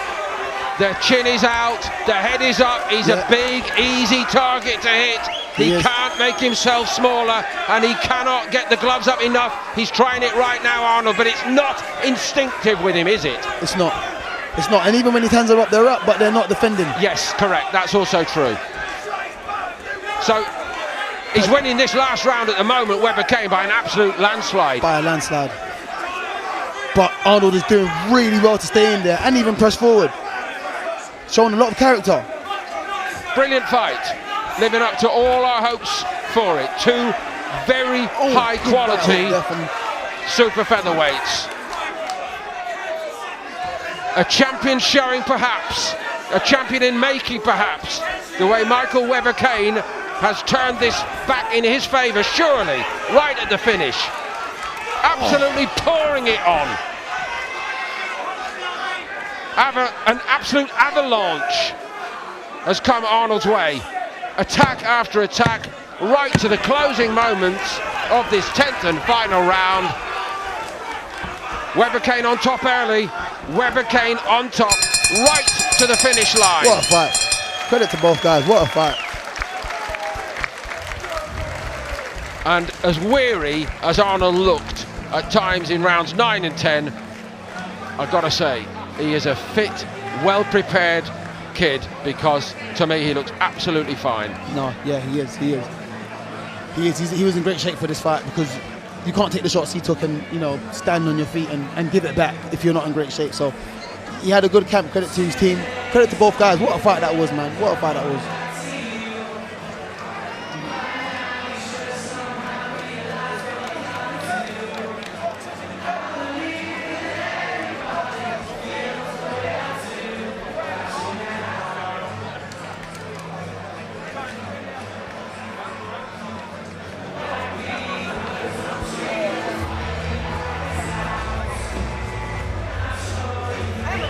Ladies and gentlemen, please Here we give go. a round Let's get of to the applause decision. to these two fighters. After 10 rounds of boxing, we go to the referee's scorecard. Referee Chris Jones scores this bout 94-94. This bout is a draw. 94 apiece. What's your view on that, Denzel? I mean, I'm not mad at it, but I think Weber Kane might have nicked it based on that last round. But I'm not mad at that. It was a fight of two halves. Listen, I'll tell you who's less than not mad about it, the two promoters, because that is the most ready-made rematch in modern times, yeah, isn't most it? definitely, most definitely. I don't know that round 11, if it is a 10-round and 8, I don't know if round 11 will be quite as dramatic as some of the rounds sprinkled through that fight, but they're so well matched. Salute to the matchmakers involved. Yeah. Brilliant fight.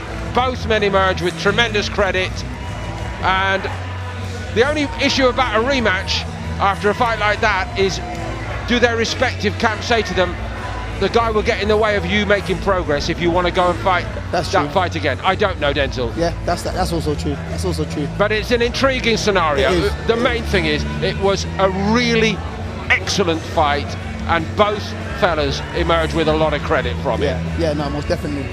Most definitely. Especially Frankie Arnold for digging deep and, you know, fighting those demons, coming back and doing what, you know, I'm hanging into that fight.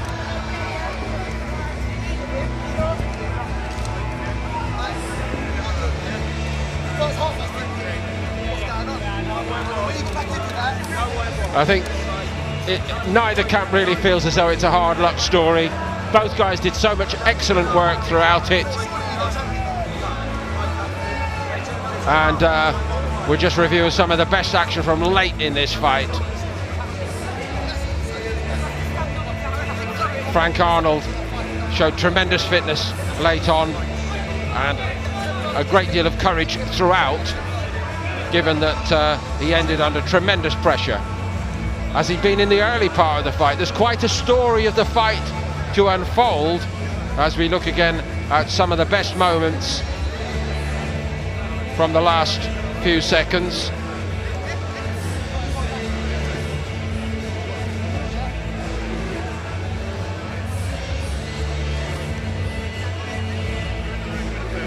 And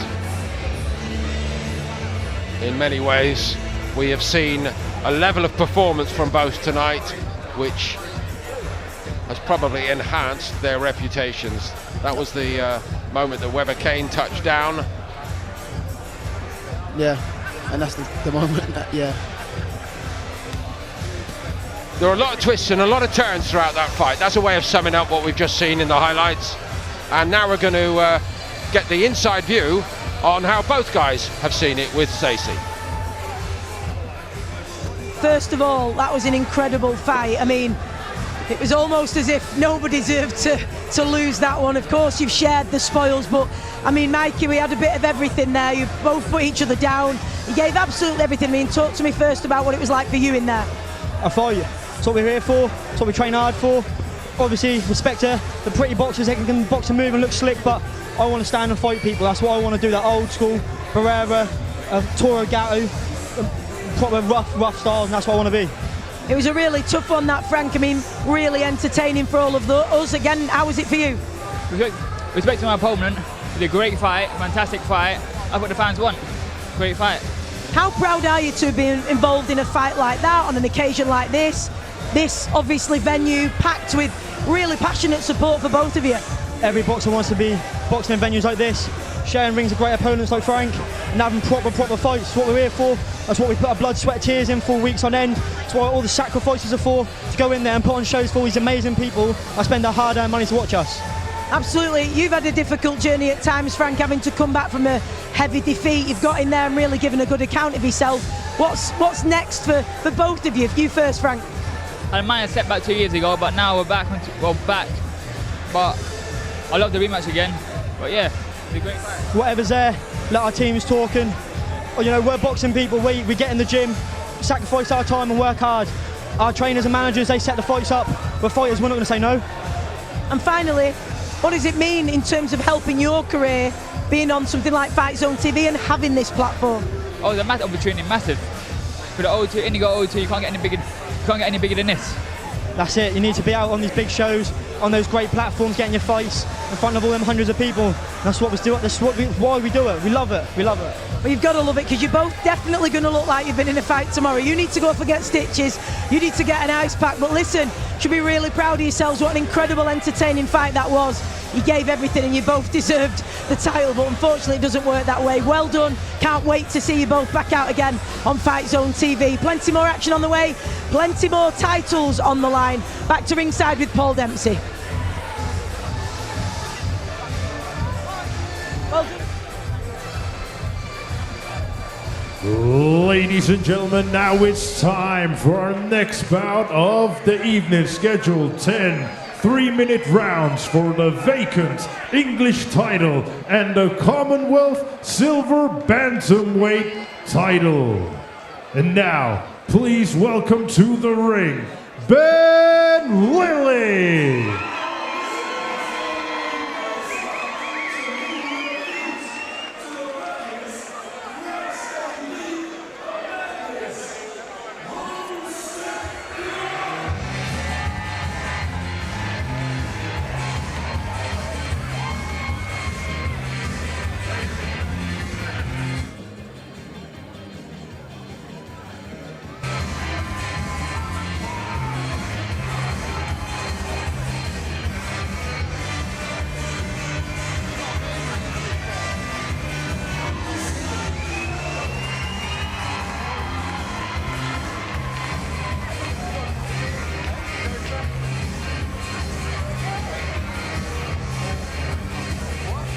And now, ladies and gentlemen, please welcome the champion to the ring, Luis El Gordito Roberts.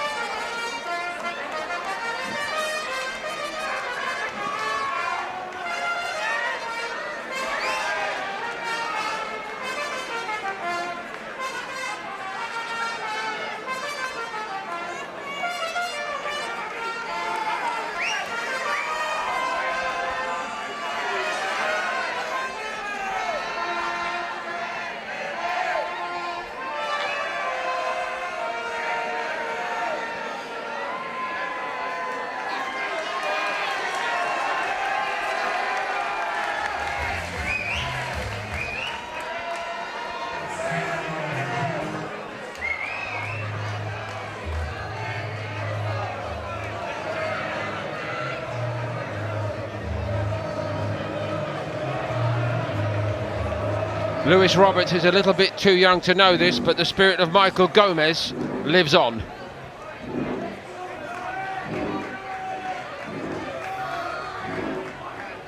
He also wins longest ring walk of the night.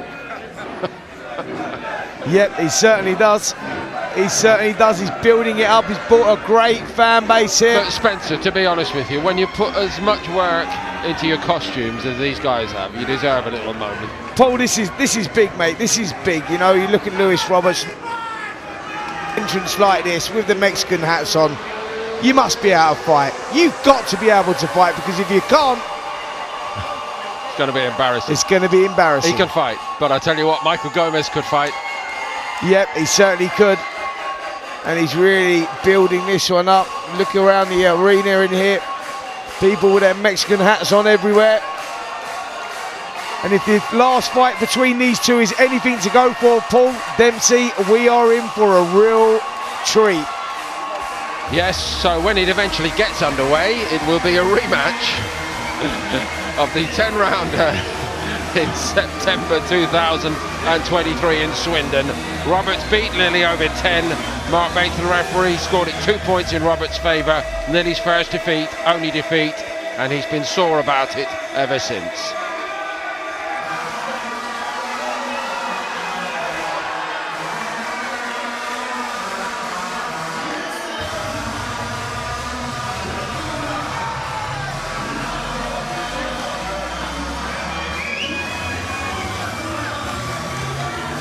Very brief one. Did you ever fight in the USA against a Hispanic fighter? We had a bit of a pantomime and a show on the way to the ring. No, unfortunately, I never. I trained over there, sparred over there with a few. Yeah, absolutely. There was a few showdowns in the gyms over there, Mr. Dempsey. Well, you wouldn't have stood for any nonsense, I know that. So for the TM14 Promotions and their proud sponsors, Allegra and Labrador. 10 rounds, the rematch between Luis Roberts and Ben Lilly, live on FightZone and TalkSport. Ben Harmsworth and your Commonwealth Supervisor, Debbie Down, and the inspectors ringside, Robert Myatt, Terry Fleming, and Harry McCauley, and your 3 judges scoring ringside, Marcus McDonald, Chris Jones, and Reese Carter, your timekeeper at the bell, Mark Shannon, and the third man in charge of the action in the ring,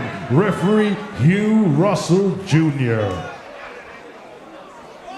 And now, ladies and gentlemen, introducing to you first, fighting out of the red corner, he's wearing the blue and white, his official weight of 117.3 pounds. He has a record of 6 fights, 1 loss, 1 draw, and 4 wins. Hailing from Cambridgeshire, England, United Kingdom, Ben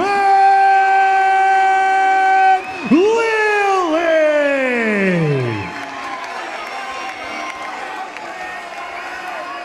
And now, introducing his opponent across the ring, fighting out of the blue corner. He's wearing the gray and silver. His official weight of 116.8 pounds. He is currently undefeated with 10 wins. Hailing from Swindon, England's United Kingdom, the reigning, the defending Commonwealth Silver Bantamweight Champion, Luis El Gortino Roberts!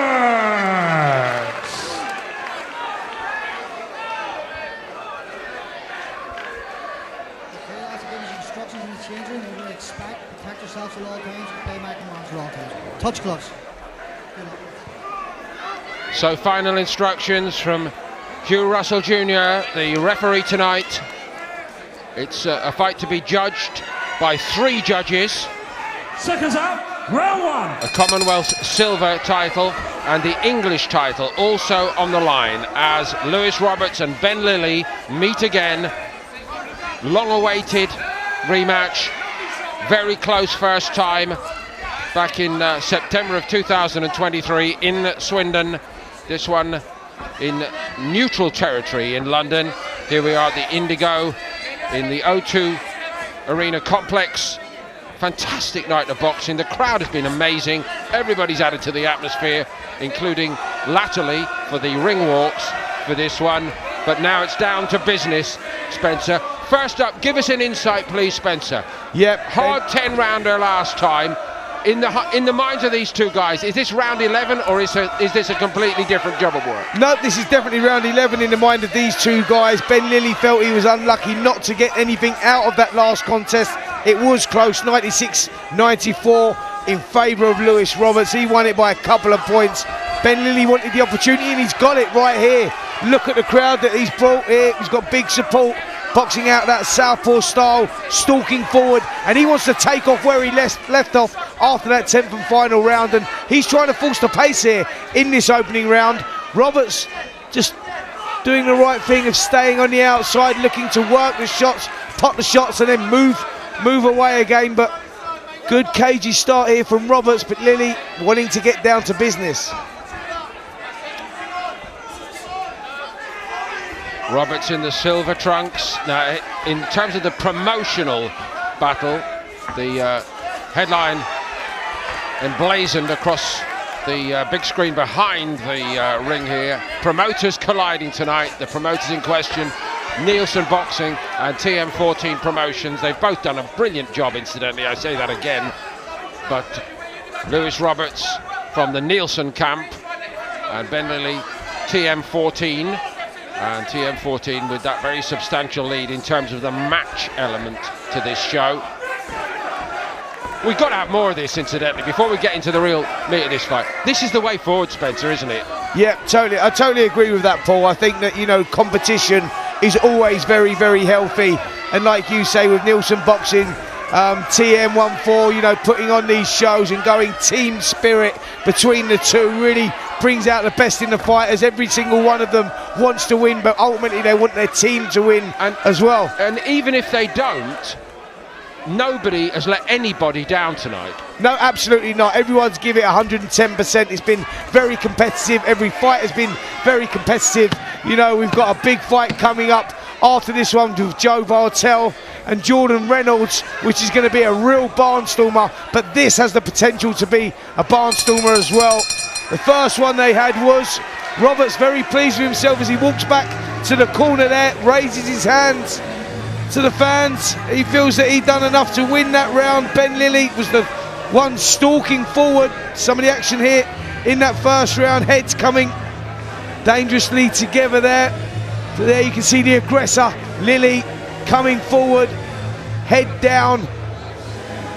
And Roberts doing the better work, probably on the outside, Paul, but stylistically, this one's going to be good. I think you taught me a long time ago, and some of your professionals from that era, the only problem with being that head-down guy is that you are restricting your own ability to work. Absolutely, absolutely. You know, I think that, you know, fighting like that, coming forward, head down, there's no thought process in what you're doing. You know, you need to You need shot selection. You need to use your imagination, create the traps, especially against someone, you know, with a boxing IQ of someone like Lewis Roberts, who, you know, he boxes well out of the orthodox stance. He can switch southpaw, utilises the ring very well. It's going to be a tough night for Lily, that's for sure. From the outside, Lewis Roberts with the jab. The southpaw Ben Lilly trying perhaps to negate the little height advantage that Lewis Roberts possesses. Yep, Lily just needs to move his feet into range and then he needs to let those shots go. But Paul, the single shots are not good enough. Lovely left uppercut there. Making yourself quite the target. He touched down there. He touched down Lewis Roberts. Well, and nowhere, Spencer. Yeah, I'm not sure what happened there. I think the foot just actually buckled, Paul. That wasn't actually a punch there. It was a weird that he actually got that count. I found that very, very strange. He was the one that actually landed the good uppercut. And Lilly appeared under pressure, didn't he, in the 20 seconds beforehand? But that's a little question mark now formed in the mind of Lewis Roberts. Well, it's certainly going to give Ben Lilly the lift that he needed, because I think he was stalking forward, and as I was saying, Paul, he needs to get his feet in range and then not throw the single shots, not look for the big punch, but put the combinations together, because Lewis is the one that's working on the outside, working off the jab, finding the range, and combination punching is winning him the rounds at the moment. You never know what's coming next in this game, though, Spencer. And what a lift that must be for Ben Lilly. That in the corner, actually, they jumped off their stools. Yeah, well, that was the boost that they needed. Like I say, Roberts maybe shaded the first round and the second round was going his way as well.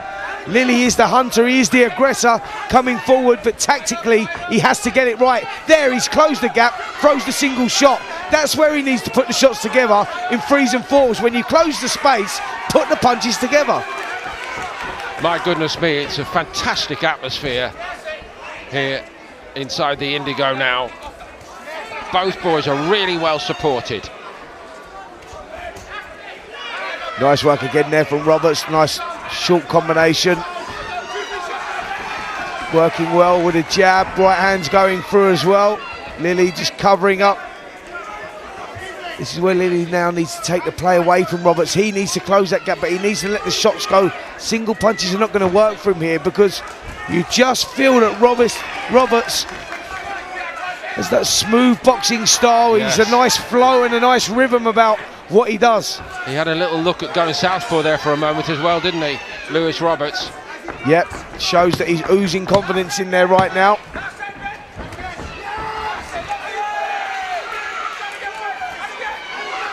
That was better from Lilly. Nice left hand over the top, looped that over like he was bowling a cricket ball there, didn't he?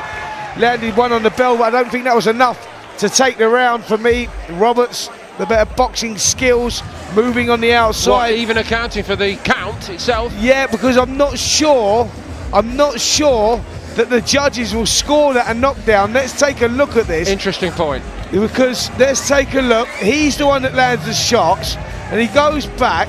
There was a jab that landed. Look, he landed the uppercut, and we don't get a chance to see it. But I think the legs just buckled. I'm not sure that there was a punch landed. If that's the case, Paul, then I think he still wins the rounds, because I think he won the round. And where it would be a 10-8 round and maybe a 10-8, there you go. Let's take another look there. Yes. Let's see if we can see that from another angle. Seconds. Here we see it again, and there he dips. Nothing landed, and I'm sure the judges may have seen that. He threw a shot, but it didn't seem to land, so it's a very difficult round. It's a really interesting question, and there's another element to it, and I'm going to pose a question. It's wrong of me because I don't know the answer. I should know the answer, and I apologise, but I thought that the referee had to go to the judges and say that wasn't a knockdown afterwards. Yeah, I thought. Yeah, the referee actually thinks it was a knockdown, so look. Yes. And let's say that it was a knockdown, but Lewis won the round. Let's score it. Let's go even just for the sake of it. Let's score it at 9-9 rounds.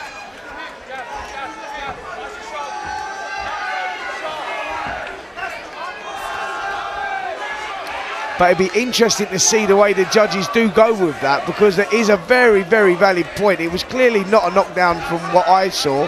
It was more a balance issue. The foot seemed to buckle underneath Roberts, who was having the better of the round. It seemed to give Lilly a little boost, but... and here's another nuance, and again, I apologise, I can't answer this question, but sometimes it is the case that and we have Commonwealth supervisor here, that it would be a Commonwealth Council rule rather than a British or English BBBFC rule. We can't answer that for you folks, I'm sorry, but these are the issues. Yep, interesting to see how that would have been scored, and perhaps we can get that answer before this contest is through. We'll see if we can work on that. But Lilly again, the aggressor, looking for those big left hands over the top. There, single shot, head down, and better work there from Roberts, who counters nicely. Oh, that was a good shot there that landed again, a balance issue.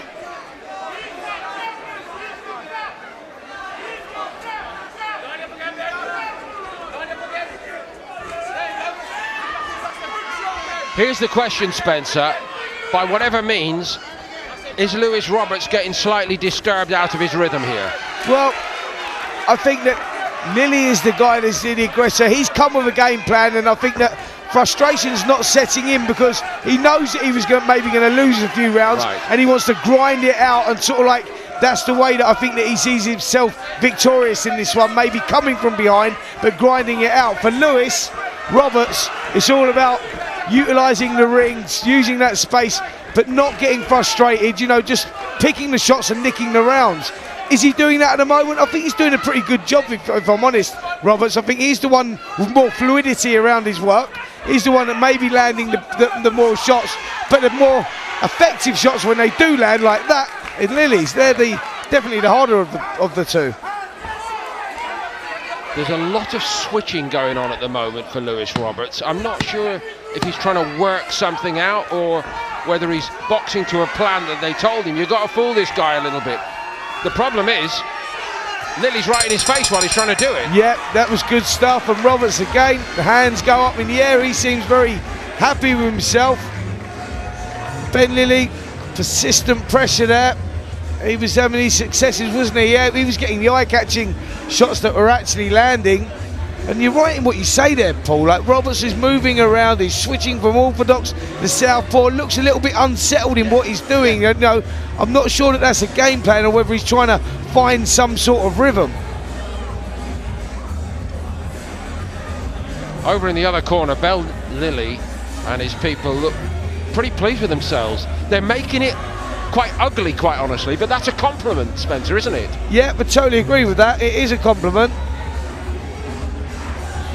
That's what they've planned to do. They've come here and they've not planned to make this look sexy at all. I think that, you know, stylistically, Lewis Roberts is the guy that has the boxing IQ and likes to have the better flashy skills. But for me, Ben look Lilly, at the way he started this round. I'm a southpaw, I'm an orthodox, I'm a southpaw again. Yeah. Now I'm an orthodox again. Very, very unpredictable. Let's hope that he's not trying to work it out himself, eh? For me, the short's enough with that silver band are sexy enough, you know. Yep, totally. Snazzy enough. Let's get down to business. Totally get to that, but when we get into the second half of this contest, he's going to have to get down to business. At some point, he will have to bite down on that gum shield because Lilly ain't going anywhere. Better work from Ben Lilly there, by the way, putting the shots together for the first time in 2s and 3s, and he got the results.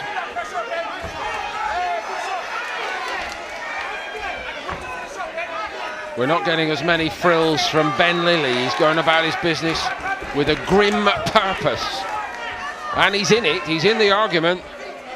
Yeah, he certainly is. I think he done well in that last round and maybe shaded the last round. He closed the gap, and when he did close the gap, he landed the shots like that one there. Yes. Good left hand over the top again there, Paul. Lilly took it okay, backs off, regroups, gives himself just a little beat to put himself back together again.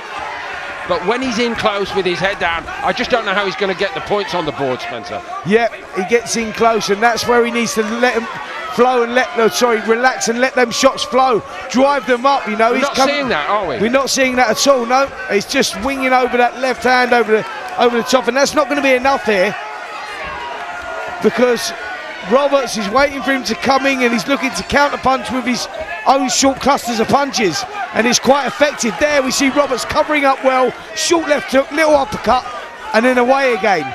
Foot movement is key here for Roberts. You mentioned some of these big swinging overarm shots like a cricket bowler. That was a very slow left arm spinner there. It was sailing out into the River Thames, quite honestly. It was so slow I could have caught it. Well, that really is saying something, Mr. Dempsey. It really is.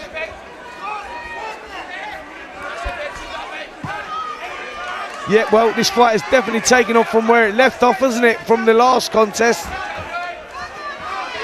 There we see again, Robert, this is going to be, some of this is going to be subjective scoring. What you like, do you like the flashy boxing skills, or do you like the brawling type like that where he's just looking to grind out victory really in Lily?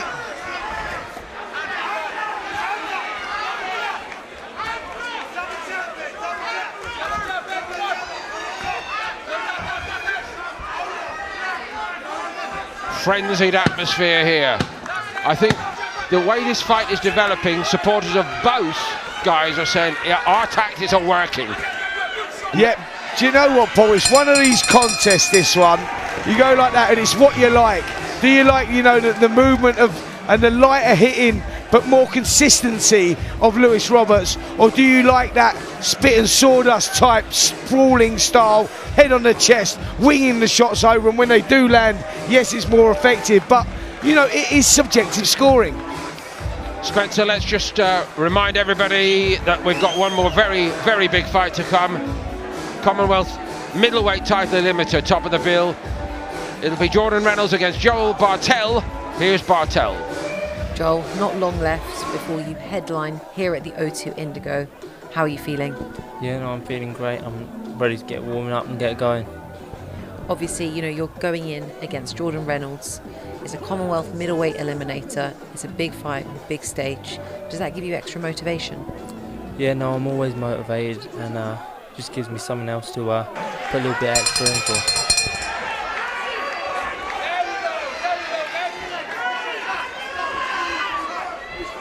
So that's still to come. Bartell against Reynolds. We've got two very motivated fighters trying everything. A few tricks of the trade along the way. We've had some good boxing somewhere in the middle of it all. Yeah, this is always going to be a difficult, tough contest. Stylistically, these two do go well together. You got the brawler versus the boxer.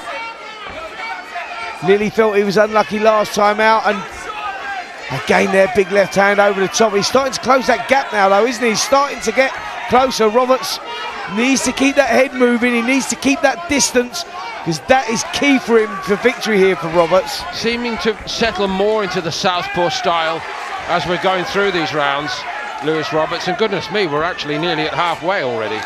Yep. Nice movement there from Roberts, just switching angles as well. Now he goes back to the orthodox.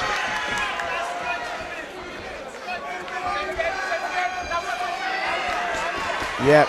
And again, the switch. Constant switching there. Lily hasn't changed out of that southpaw style. How would you respond to a man who was doing that? So, the good uppercut there from Roberts. So basically, what Lily needs to do is, stylistically, he's got the style to break Roberts down, but what he needs to do is he needs to close the gap and throw volumes of punches. He's got to be more persistent in what he's doing. He's, you know, steadily pushing forward, but Roberts is in his comfort zone right now. He's got to take him out of his comfort zone. He has to break the rhythm of Roberts.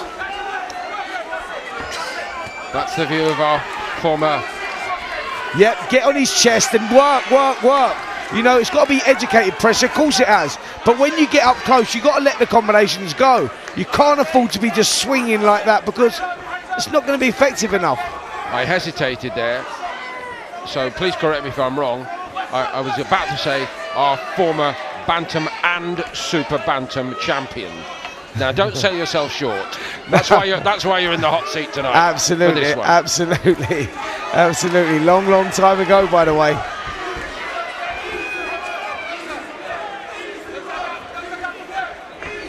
There again, you saw Lily. He got himself into the position, but one shot for me is not enough. I think that he has to look to systematically try and break Roberts' heart, and by throwing the single shots. He's not going to do that. For me, Roberts just doing the better of the work at the moment and maybe just nicking these rounds, Paul. 3 scoring judges, remember, and they'll be forming an overall opinion by this point in the fight as we hit the midpoint of it. And again, the celebration from Roberts. He's done that basically after every round, hasn't he? Yeah, he has. It's a little bit of kidology, that, just to try and maybe kid the judges. We've got 3 judges at ringside here for this contest because of the Commonwealth, obviously. The vacant English and the Commonwealth silver bantamweight title on the line. So, maybe a little bit of kidology. Some of the action here in the 5th round. And the better of the work for me was Lewis Roberts. He was the one that was just nicking the points on the outside. Ben Lilly stalking forward, the aggressor, coming in low, head low, too low sometimes. Corners, and 10 just seconds. winging those left hands over the top, and then want to see him shorten it up, put those shots together. Seconds out. Round 6. Into the second half.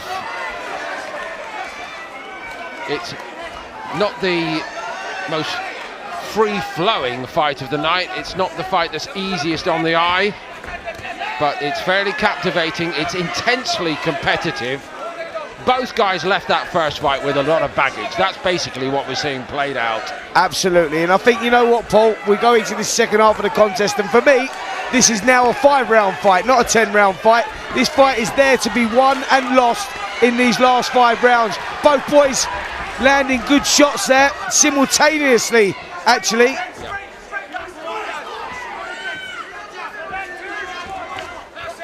Roberts shaded the first one, remember. It went 10 rounds. And the other thing about it, Spencer, it's not so long ago that there's other memories that have been stored up since. They've been thinking about the rematch ever since September the 30th, haven't they? Yeah, these two. Absolutely, and it was always going to happen, wasn't it? And we're fortunate now that we have got it. Lovely little uppercut on the inside there from Roberts. Just forced Lilly back onto the back foot. Lilly coming in head low and just looking to grind it out. No thought process in what Lilly's doing right now, though. They're imploring with him, Lilly's corner. You must throw the left, but it's all off that right hand, isn't it? Yep, everything's off the right hand. He heard the call there because he's thrown one, but one alone, and it was a tentative one, is not going to cut it. Literally cut it. There you saw Roberts, the one just landing the, you know, the scoring punches. He's the one that's putting the shots together. Surely in the main, that's happening in this fight. Lewis Roberts is doing more consistently convincing work. Absolutely, he's the one that's sort of like, you know, in these rounds that are going close, he's the one that seems to be stealing them. He's just got his nose in front on my scorecard, winning this round as well. So after 6, I'll have him a couple up, Roberts, and that's just the constant movement and the fluidity of his punches have just been a little better than Lilly's.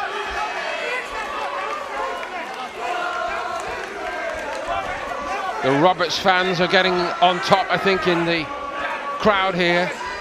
Perhaps in line with Spencer's assessment, and indeed my own for whatever that's worth, that Roberts is shading it.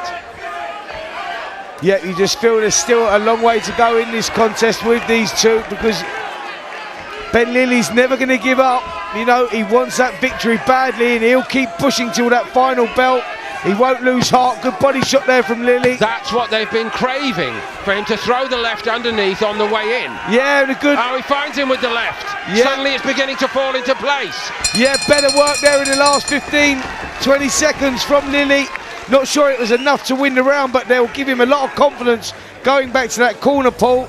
As always, Lewis Roberts raising his hands and maybe just doing the better work of the two. Some of the action here in that round 6, we saw there, look, head down, winging away, and there was the lovely short uppercut from Roberts' counter punch. And that's been the story of this contest, really. The better work really coming on the counter punch from Lewis Roberts. He's been waiting for Lilly to come in, who sometimes has been doing it and been very reckless in his approach, and that may have let him down, but he did get success there when switching to the body. Is that now something that he's going to work on? Have the corner spotted that in the Lily corner, because that may slow Roberts up somewhat if he starts focusing on that body. Seconds out, round 7. Roberts jumps out. Lily grabs the centre of the ring. Roberts, of course, can box from the outside a bit more capably. And it's all, surely, on Lily. How much can you improve your output now? Yep, that's exactly what it is, Paul. I think that, you know, he knows how to close the space. That's for sure. He's moving his feet before punching, which is always a good sign. He's not trying to close that gap with his hands. There's a little shuffle of the feet. He gets himself into the range, but it's then how the execution of the punches are delivered. He needs to get off with the shots. He needs to put them together.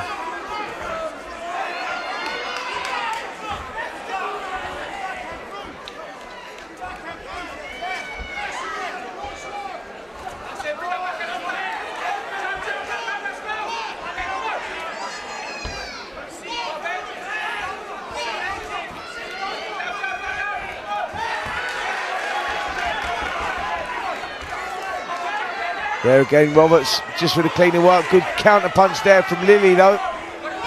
Short right jab.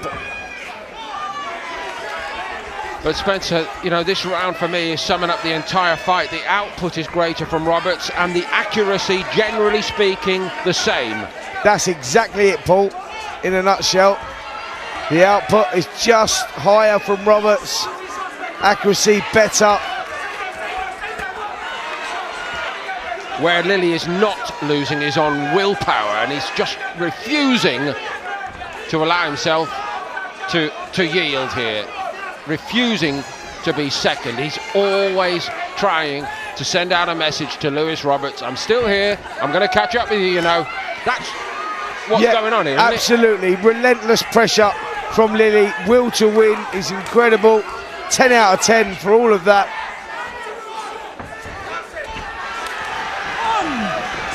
No knockdown there. No, that's crazy. That was absolutely crazy. I mean, how have they scored that a knockdown? Well, let's give Roberts a complete boost and that'll go down a 10-8 round, but that is absolutely insane. How can you score that a knockdown? There's two tonight with a question mark against them.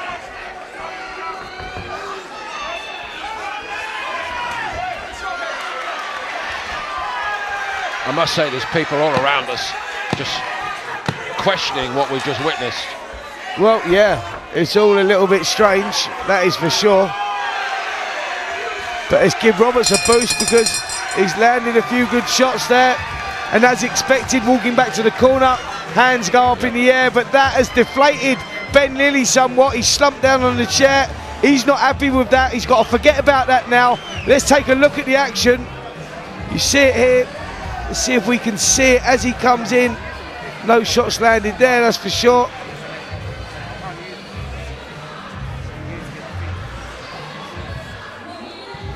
There you see the shot went in and it sort of landed, but he was off balance, wasn't he? It was no, you know, it was no shot output that put him over there.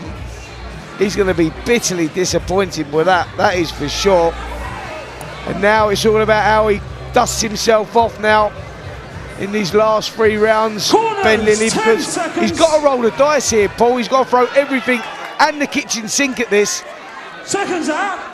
Round Can't relax and admire his own work just yet, Lewis Roberts. Let's be clear about that also. And in strict fairness, we would never question Spencer Oliver's expert opinion after a lifetime in boxing, amateur and pro, but sometimes from the referee's angle, it looks like a slightly different proposition, the actual shot concerned. So we have to say that. Yep, absolutely.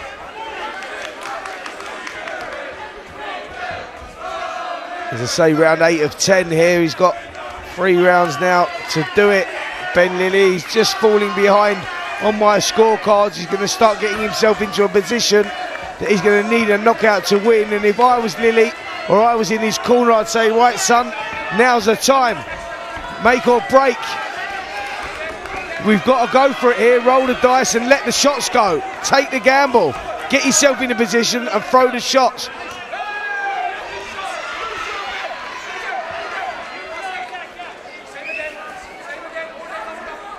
All night long he's been looking for one really big shot, and the mystery of it, maybe we'll get the chance to explore it later with Stacey Copeland. The mystery of it is Lilly is looking to fight like this when he's never stopped anybody. Yeah, he's got one of those styles where he looks to like grind people down, grind people out.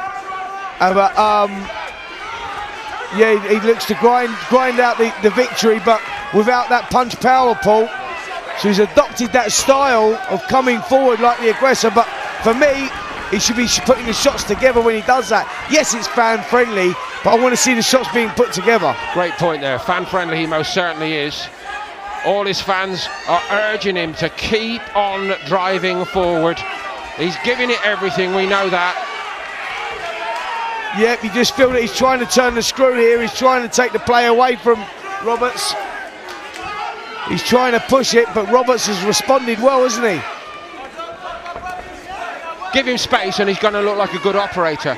Yeah, Roberts. Absolutely. That's exactly what it is. I said you've got to take him out his comfort zone. You've got to take that play away from him. You know, stylistically, you've got that style to do that, but you're not using your main assets to your full advantage. That's the truth of it. Roberts is boxing really well here. You know, he's keeping that space. He knows where his best assets are, and that's it, at distance, and he's doing that to his advantage.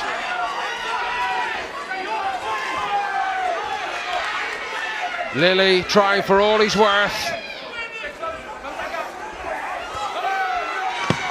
Lovely shot there from Lilly, landed that one flush. Roberts took that well, to be fair. Still moving around, keeping his shape well, Roberts, working off that jab, the little shots on the inside, and another round in the bank for me. For Lewis Roberts, raises his hands as he walks back to the corner, and a slight swelling under that right eye now as well. But he should be pleased with himself. It's been a tough fought contest, pretty much like the first one.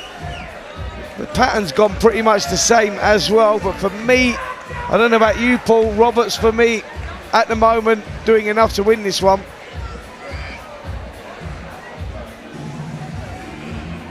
Don't know if I'm really qualified to throw my threepence halfpenny on the table, but since you press me, I have absolutely got Lewis Roberts fairly well clear. Corners, for all the nuances style-wise tonight. Well, I'll tell you what, you've got to give these two 10 out of 10 for effort, because they've both given it everything here, haven't they? Lilly never lost that will to win, pushing forward, even though you feel that sometimes it's not going his way. He's made a great contest of this one, and Roberts has kept his shape really well with a consistent pressure from Ben Lilly. Great little contest this. But 10 rounds last time, 10 rounds this time. Lewis Roberts, with the confidence that comes from winning, from getting the decision first time round, has fought this fight like he is the boss. And Lilly has adopted that underdog mentality from the very get-go. Yep, I would have just liked to see Lilly maybe stand up a little bit taller at times. He's leaning over that front foot, coming in low and smothering his own work. He's getting off of that single shot, and I don't think he's in a position to see where he goes from there. He saw it, the 1-2, and he finishes on that left hand, the backhand, but that's where he needs to go again. Phase 1, phase 2, come again, and he's not doing that. See again, head down low, and he's not in the position to be able to let those combinations go. Most of the left hands that do arrive have got very little power in them, Spencer, because he's off balance throwing it. Paul, that's exactly what it is. By the time it reaches its destination, it's lost its power because of the position of his body. He's leaning over there, he's bowling it, like I say, like he's bowling a cricket ball, and by the time he gets connection, all the power's gone out of the shot. The more correct boxer, Lewis Roberts. Good uppercuts on the inside there from Roberts, double uppercut actually, then switches to the southpaw style. Maybe he's just trying to prove a little bit more of a point by saying, look how correct I actually am. I'm so correct, I can box both stars equally. Yep. You're going to get away with that tonight. Memo for the future, you won't be getting away with it every night. Absolutely, you know, and I think that if you've got that adaptability, then that is definitely an advantage for you moving forward. But like you say, Paul, some things you'll get away with and some things you won't. With Lily, he's definitely getting away with it because of the style that Lily's coming in, bent over, leaning over that front foot, is maybe not as effective as he was hoping for. Lewis Roberts appears set to coast over the line here. There's been no real change in the pattern, I'm afraid. Ben Lilly trying to the very end for all he's worth. These big swinging shots. The jab has never really been effective enough. It's all been, I'm afraid, a little bit too one-dimensional, and please do not think I disrespect Ben Lilly in any way. That is not the case. Yeah. But for him to be a bigger proposition in this bantamweight division, I put it to the former champion, Spencer Oliver, you're going to need more than this. Absolutely. Listen, Paul, this is all about, you know, this could be the moulding of some fighters. When they go away, they come back, they watch the fight back and go, right, this is what I've done wrong. You know, this is what the guys are saying I've done wrong. Yeah, actually, I'll take a little bit of that. Yeah, I was bending over my front foot a little bit too much, putting myself off balance, and when I let the left hand go, I weren't in a position to come back with anything else. If he can change that, stand up a little bit taller, come in still, you can still be aggressive, move your feet first, get into range, don't throw the single shots, put the combinations together. Those slight little tweaks will develop him into a better fighter. Sometimes you go through these early stages of your career, your loss can be more of a benefit than a victory. Quickly to Jordan Reynolds ahead of his big showdown to top the bill Jordan, tonight. the Wanderer Reynolds. Fight night here at the O2 Indigo, where you'll be boxing as the main event. Nielsen team captain, how are you feeling? Feel great. No excuses my side. Best condition I've ever been in my life, and mentally and physically ready to go. Ready to go.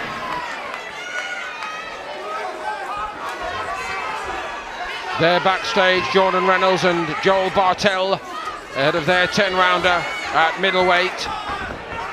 So this is not round 10, this is round 20, Spencer, isn't it? Yeah. In the two-fight affair between Lewis Roberts and Ben Lilly. And it's the 20th competitive, it's another competitive round in those 20 rounds between these two. Good little uppercut there, counter from Roberts. And again, just starting to put the shots together here, Roberts. And for the first time in this contest, we see Ben Lilly on the back foot. But yeah, every single round between these two has been very, very competitive. Crowd-pleasing stuff from both guys. And again there, Roberts, Roberts just starting to make some ground here or get some distance between these two. Total commitment from both all the way, but the longer this second fight has played out, Spencer, it begins to seem to me a little bit like the plan tonight Lewis Roberts has had is to break Ben Lilly's heart. Yeah, totally agree with that. And you know, Ben Lilly, that will to win has never left him, pushing forward, but now becoming a little bit one-dimensional and a little bit predictable. And Lewis Roberts seems to have worked that out here. He's just taken a strange route to do it. Well, he's taken 19 rounds to do it. This is quite a long time in any fighter's career. Indeed.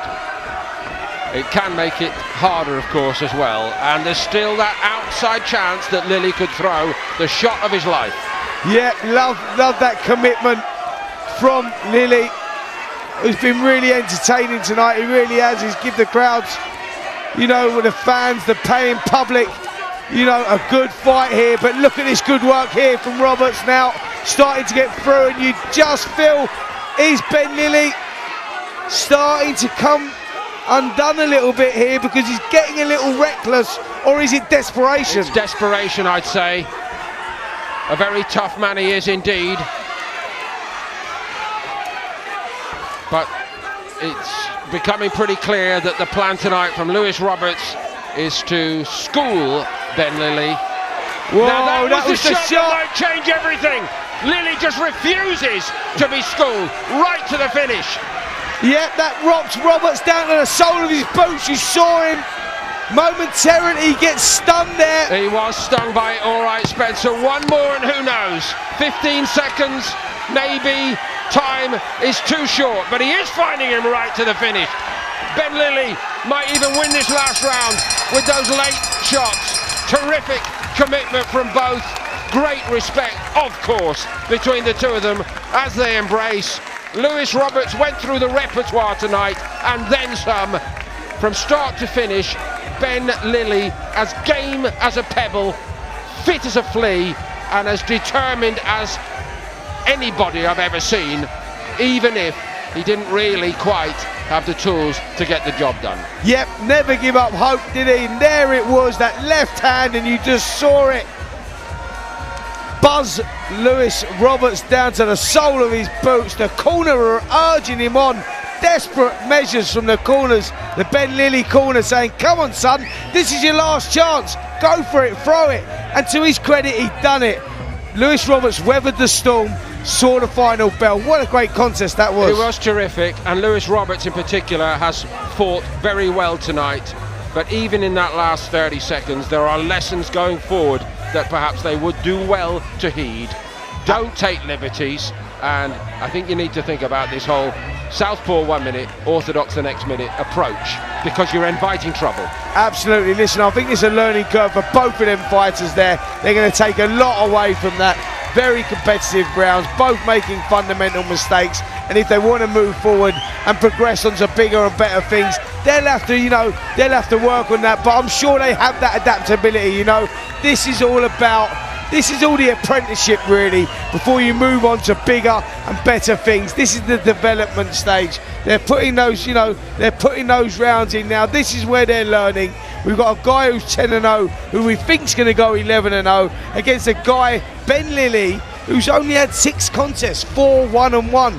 You think about it and you go, wow, they're at their baby stages of their careers, the pair of these two. They both potentially have the potential to go on and win bigger and better things. You know what? I've loved this business. What a privilege in my life to be a tiny, minuscule part of it. But one of the reasons why is what we're seeing right there. Two mates having a little natter outside the pub. Yes. Amazing, isn't it? It's lovely. It's amazing business. It's absolutely bizarre. When you think about it, you break it down, you get in there, and been knocking the life out of each other for 10 rounds, then they're the best of mates. Only in boxing. Go to the judges' scorecards. Judge Marcus McDonald scores the bout 96-93. Judge Chris Jones scores the bout 95-93. Judge Reese Carter scores the bout 95-93. And your winner by unanimous decision, and still the Commonwealth Silver Bantamweight and English Bantamweight champion, Luis El Gortino Roberts. So Roberts celebrates victory.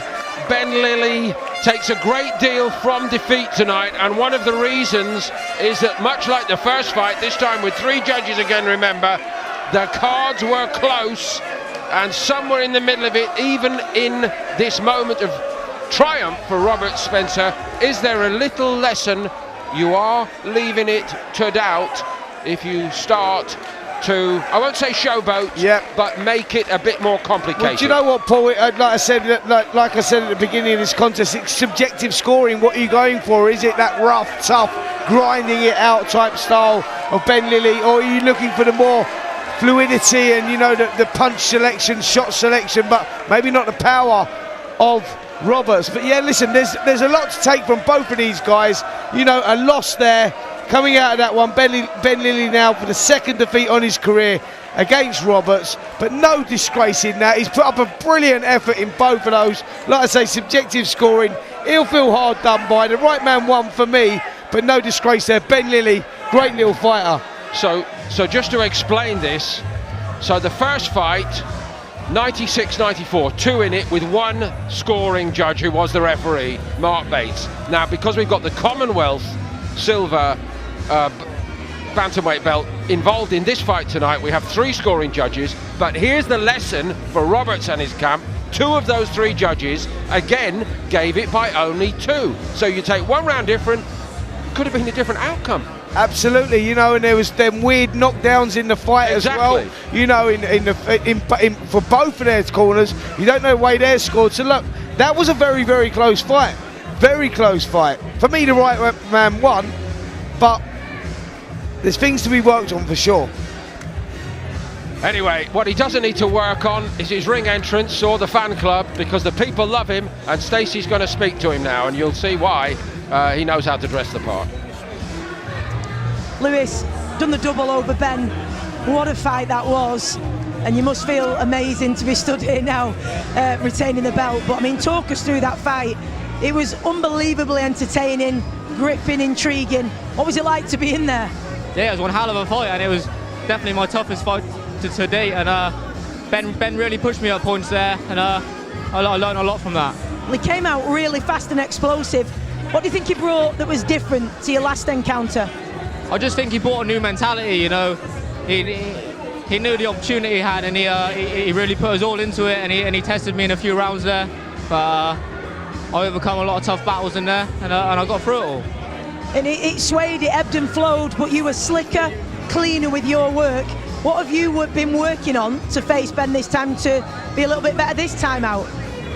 Definitely the exact same as I'm sure Ben has, a complete new mentality, and being able to do the consistency. You know, I probably had that in my favour. I was more consistent throughout every single round. When Ben was fading, I was put my foot on the gas a little bit more. What's next then? Of course, going to bring in your manager, Mark Nielsen now. I mean, that was a great performance. What a fight the two of them put on. He's now obviously got the leverage of this title. What are your plans for him? Yeah, well, he's retained the Commonwealth, and he's now the new English champion. So I'm proud of this kid. You know, he's been with Paddy since 6 years old. We've had him since his debut. I've seen him grow as a boxer. I've seen him grow as a man. And I always thought tonight is a more mature Lewis Roberts as well. They've obviously fought before, and it was close. But I could see after a couple of rounds, there was more menace in his punches. He was hurting him with them body shots. It was touch and go in the first couple of rounds, but I think he then started to take over and start to dominate. But you know, with the bantamweight division at the moment, there's some really big fights ahead. You know, Ashley Lane now, British Commonwealth, is one of his sparring partners. You know, and there's some really, really big, interesting fights out there. So he's the English. He's well ranked up in the top 10 now. The next fights are going to be big fights this year. Last couple of questions, and I'll let you go and celebrate. That ring walk was epic. Wearing a Mexican hat, they've got hundreds and hundreds of them behind us here, everybody wearing Mexican hats. It was a pretty incredible ring walk. I mean, talk us through where that theme comes from. It will come from way back in the gym one day when I was probably no older than 10. I threw on this sombrero because it was just hanging up on one of the ropes, and it just stuck ever since. The name Mal Gordito, the fat mouse. I'm only a little man. I'm not fat, but yeah, it's fun. It's all a bit of fun for the crowd, and they all enjoy it, as you can see. Well, the Fat Mouse has certainly done well. El Gordito has more than delivered. How are you going to be celebrating this win? I'm going to celebrate on the coach home back to Sunny Swindon with all my fans. Well, listen, it was a great performance, a fantastic fight. Big, exciting nights ahead. Can't wait to see you out again, and well done. And enjoy your trip home and your celebrations. Well done. We've got one more to go, another title on the line, so let's go ringside with Paul Dempsey.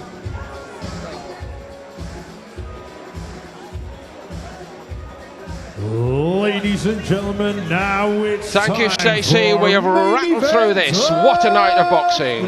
Live on FightZone and TalkSport. And we're keeping up the pace right to the very end. Our 12th and final contest at the top of the bill in this collision of the promoters. And it's a final eliminator for the Commonwealth title. Joel Bartell against Jordan Reynolds. And here we go.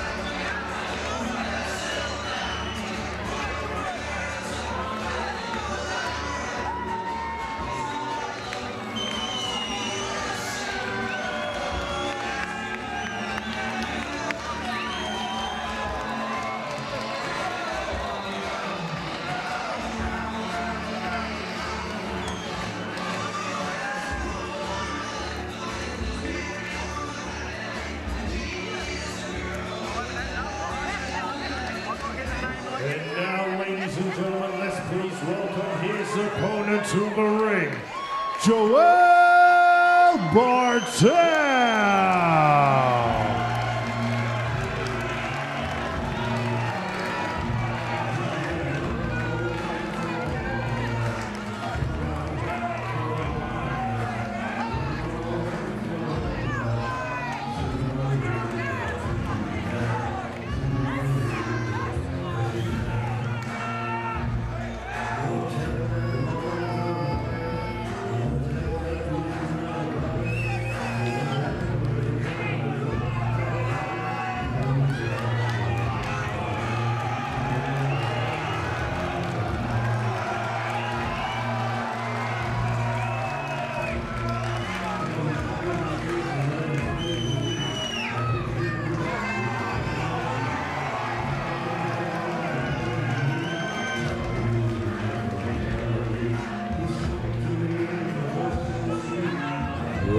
Ladies and gentlemen, this bout is scheduled for 10 3-minute rounds and for the Commonwealth Middleweight Title Eliminator.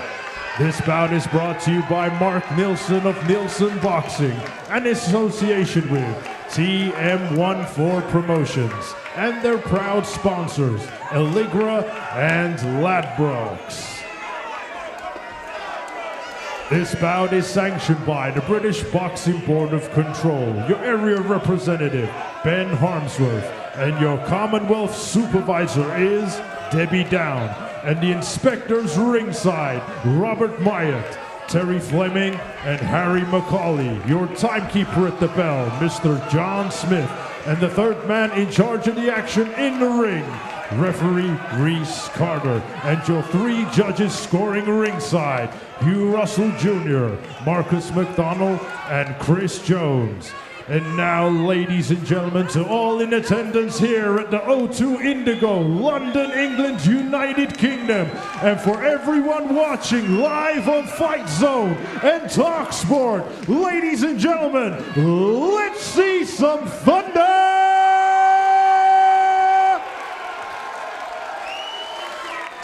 Introducing to you first, fighting out of the red corner, he's wearing the navy and orange trim.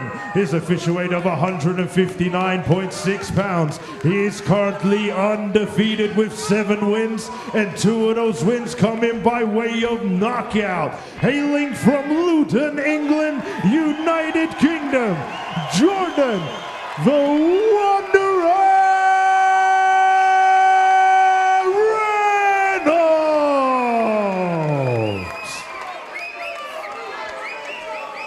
And his opponent across the ring, fighting out of the blue corner. He is wearing the light brown. His official weight of 160 pounds, bang on. He is also undefeated with 6 wins, and 3 of those wins come in by way of knockout. Hailing from Guildford, Surrey, England's United Kingdom, introducing Joel Bartell!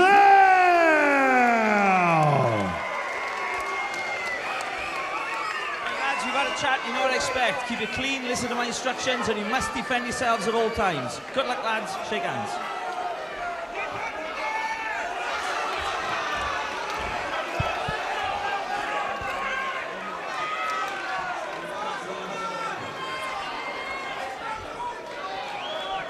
Almost a quiet hush in the Indigo here as we prepare to get underway for this, the top of the bill. There's a lot of expectation. And it's Joel Bartell against Jordan Reynolds. Sparks may fly here, everybody. Live on FightZone and TalkSport. There are lots of reasons to believe that this could be spectacular, Spencer. Yeah. And one of the reasons is because Reynolds fancies himself so strongly. I understand. Yep, Bartell does as well, Paul. They both sparred together in the past and they both fancy this job. Somebody's has to go tonight. Both undefeated, but both coming in supremely confident here. Reynolds taking centre of the ring straight away. He's looking to get off with the shots, carrying that left hand dangerously low though. Bartell is dangerous with that right hand, so as I say, don't blink, because these two are going to go from it right from this opening bell. Again, a triumph of matchmaking. That is the big picture here tonight. The mix of the Nielsen Boxing and TM14 promotional camps produced a really outstanding card. And this is a Commonwealth middleweight eliminator between two men who have got, what, only 13 fights between them, but they're good professionals, and they've been around, and they've certainly put in all the work, and this is the future. Yeah, let kids off the leash. Both guys landing good right hands there. Reynolds landing a good right hand, and again the right hand comes over from Bartell there. Reynolds has to be careful, needs to move that head off the line at the moment, just coming in, no real thought process about what he's doing. Reynolds holding that left hand out, and he's susceptible to that right hand over the top. It certainly reddened the right side of his face. Thankfully for him, he wasn't right on the end of it, was he? He got inside the point of the extension of the shot, but Bartell found him good enough. I thought Bartell looked a little bit apprehensive in the build-up tonight, but then again, he is 22. Reynolds has been around a little bit longer at 29, and I just get the impression, your information and others, that Reynolds has had his eye on this job for some time. Oh, absolutely. Listen, this is a big opportunity for him. Commonwealth middleweight eliminator here, title eliminator, so it's a must-win fight, as you say, for Reynolds, who, yep, he's only 7-0, but he is 29 years of age, so time is ticking on. Joe Bartell's a lot younger than him, so still plenty of time for Bartell, so it's a must-win fight here for Reynolds, really. Bartell clearly has the ability, but it's been a very rapid progression indeed up to 10-round class. Didn't see it, Spencer, but I like the sound of his win over Jordan Granham, who can be a real hard case opponent. He did that over 6 rounds. Yep, both guys here just going for it early, aren't they? They're both rolling the dice as early as this first round. Great exchange here towards the end of the round. Reynolds goes back to the corner. Tony Pill, the trainer, and there's a big lump appearing on the left side of the head there of Reynolds. Now let's take a look at some of the action in this first round. There we see it. Bartell draws first blood. He lands a good right hand over the top. Reynolds shakes that off, comes back with some good shots of his own, and again a big right hand there from Bartell.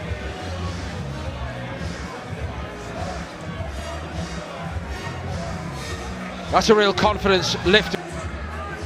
Very, very well. There have been one or two, and these obviously paint a picture of Reynolds having no problem finding the target, but quite clearly Bartell has got a bit of power and brought it to bear in this opening round. Absolutely. Listen, there's Reynolds, a little mouse, forgive me, on both sides, right up high, those wide swinging hook come haymakers, found the target on both sides. Absolutely. Listen, that's a mark of what's to come, I think, with these two. You know, I think that this is not going to be for the faint-hearted, this contest, that's for sure. You know, forget the boxing technique in this one, Paul. This is more of a bar brawl, this one, with these two. It's they're both, victory means so much to both of these guys, but they're both similar sort of fighters, as they like to take control of the centre of the ring. They like to be the dominant force in there. And a tiny little nick on the left corner of the eye for Bartell. He's got Frank Greaves on cuts. That shouldn't be any kind of a problem for a man of his quality to deal with. And there's just a little trickle of blood now coming down the side of the face. And I think Reynolds has seen it and does try to work on it just a little bit. Yep, good right hand there from Reynolds, but Bartell answered with one of his own as well. All action here in the second round. Reynolds now just needs to establish that jab, get off for that big right hand there.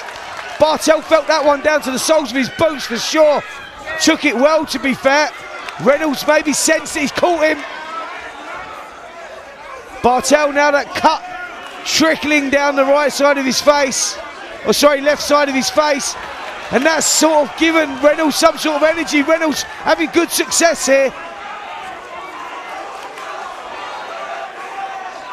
Goodness me, what an electrifying start to this fight tonight. No feeling in whatsoever. I'll tell you what, Paul, I'm not sure we're going to hear the 10th and final round. That's for sure, not the way these two are fighting.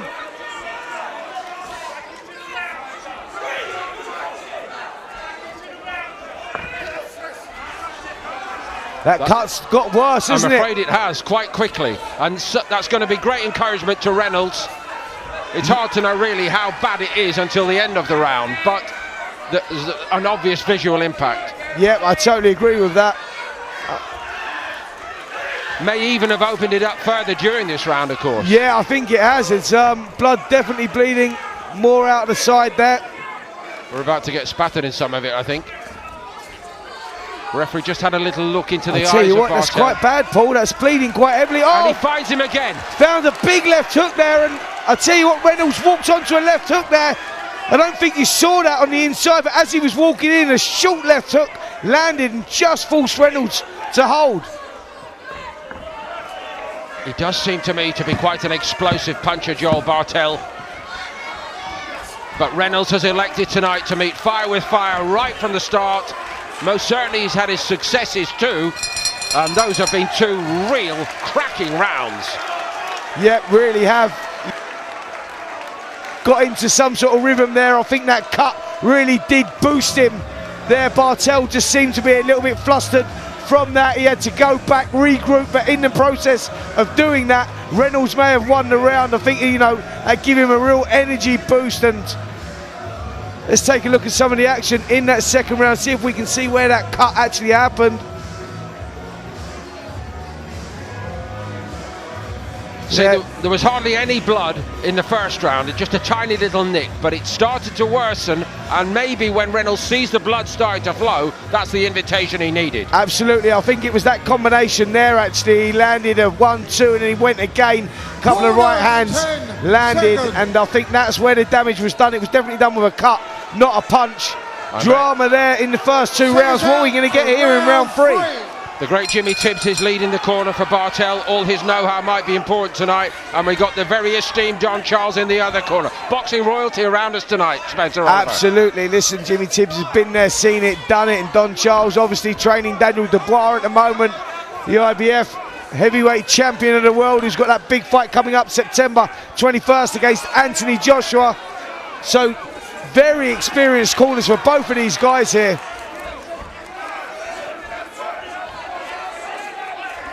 Another element to this early on, Reynolds, the head, it's always in the line of fire. That's to say, he's letting Bartell know he's not going to give him a minute.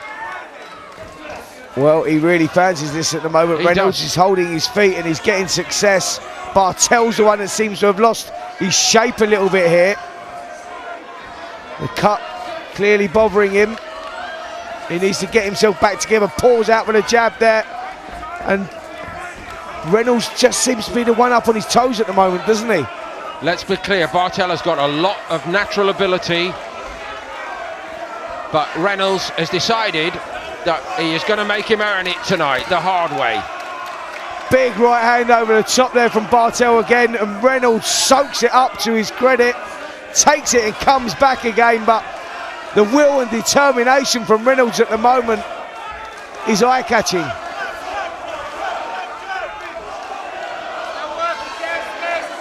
I just wonder, Spencer, to what degree in the build-up to this fight, preparing for this opponent, they've said to Reynolds, look, he's had it mostly. Whoa, big right hand there, Paul. He's stunned Reynolds down the sole of his boots. Reynolds just rocked there. Reynolds responds, but Bartell shows his ability again. Bartell's just cocking that right hand. He's waiting to let that go again. That's where he's getting success. Reynolds got to be careful after that jab. We need to see him moving off that line, moving the head, because again there, right hand lands flush on the side of the head of Reynolds. He needs to defensively tighten that left side up.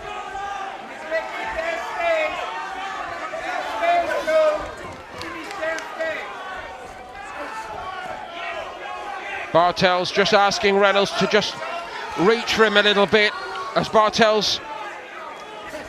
Yes, he has. I was about to ask if he's just pacing him for another big right hand, and he duly delivered it. Absolutely, he's just cocking that shot there, isn't he? He's worked out, just hold my ground, let Reynolds come on. Reynolds will throw the jab on the right hand and I'll counter punch. Reynolds looking a little bit ragged now. It's his turn to start looking like he's coming apart a little bit. A little bit of frustration maybe coming in. Hands down low, not sure that's the right tactics there from Jordan Reynolds. He in turn is trying to draw him on. A little look to the corner, Bartell. Both men under pressure. What a terrific fight this is. It's living up to all the expectations for it. Yep, really is, isn't it? I mean, some of the action there in the third round there. We see the right hand flush on the chin of Jordan Reynolds. Dropped him down to the soles of the boots. Look at the legs there. Are doing a little Elvis dance. He definitely felt that one. And again, just waiting for it. Look at him cocking the hand there.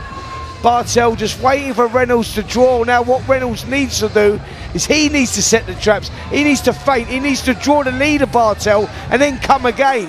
You know, he can't just roll the dice and no thought process in what he's doing, because he's going to get caught with that and he's going to pay the price for it.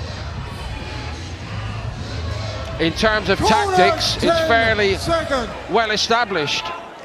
Bartell is looking to land the big right hand.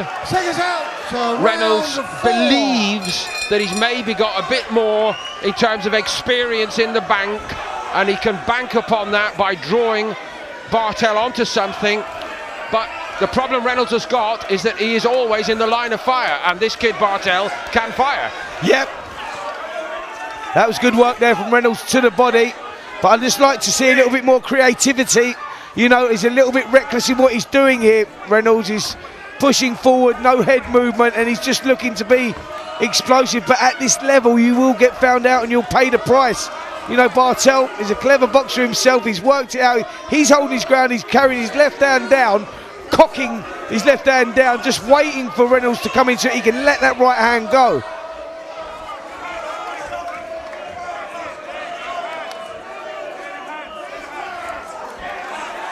Lovely couple of jabs there from Bartell, who's beginning to show, Spencer's mentioned it, the boxing skills. Here we are in the fourth round. It's been a real turf war, hasn't it, for the first three? Absolutely. Listen, we expected that. I think that second round, Bartell picked up that cut and he lost his way a little bit there. It seemed to have affected him, but he's regrouped, isn't he? Yeah. He's got himself back together, he's got his shape back together, and more importantly, he's got his confidence back together. Lovely uppercut landed there after the right hand missed from Bartell, and there's a spring in his step now, isn't there? Getting into his rhythm, he's outboxing Reynolds suddenly. Reynolds certainly has had his successes, but maybe he was a little bit premature in saying to himself, I'm going to put manners on the kid. The kid's got ability. Yep, he certainly has. Oh, uppercut there, and Reynolds comes back with a big right hand of his own. Blow for blow here.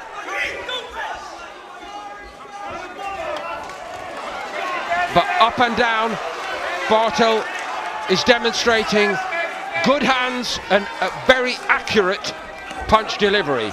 Yeah, he is. Reynolds is struggling just a little bit to cope with that. Occasional successes, yes, still for Reynolds. Yeah, Reynolds getting good success to the body there. Pushing forward, trying to grind it out here, Reynolds, isn't he? And it's becoming a mental battle as much as a physical battle in there right now. And Spencer, we're only approaching the end of the fourth. How hard could this get? Well, trust me, it will become very, very tough when the physicalities leave both these guys, and it becomes a psychological battle. It's going to be about who wants it most, and both guys have got a will to win. This means so much to both guys, Jordan Reynolds especially. You know, at this stage of his career, he needs a win here.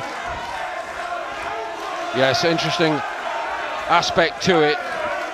At 29, this would count as a big breakthrough moment for Reynolds, wouldn't it? It's a different story for Bartell. Any prospect can lose a good fight, but he's not losing it.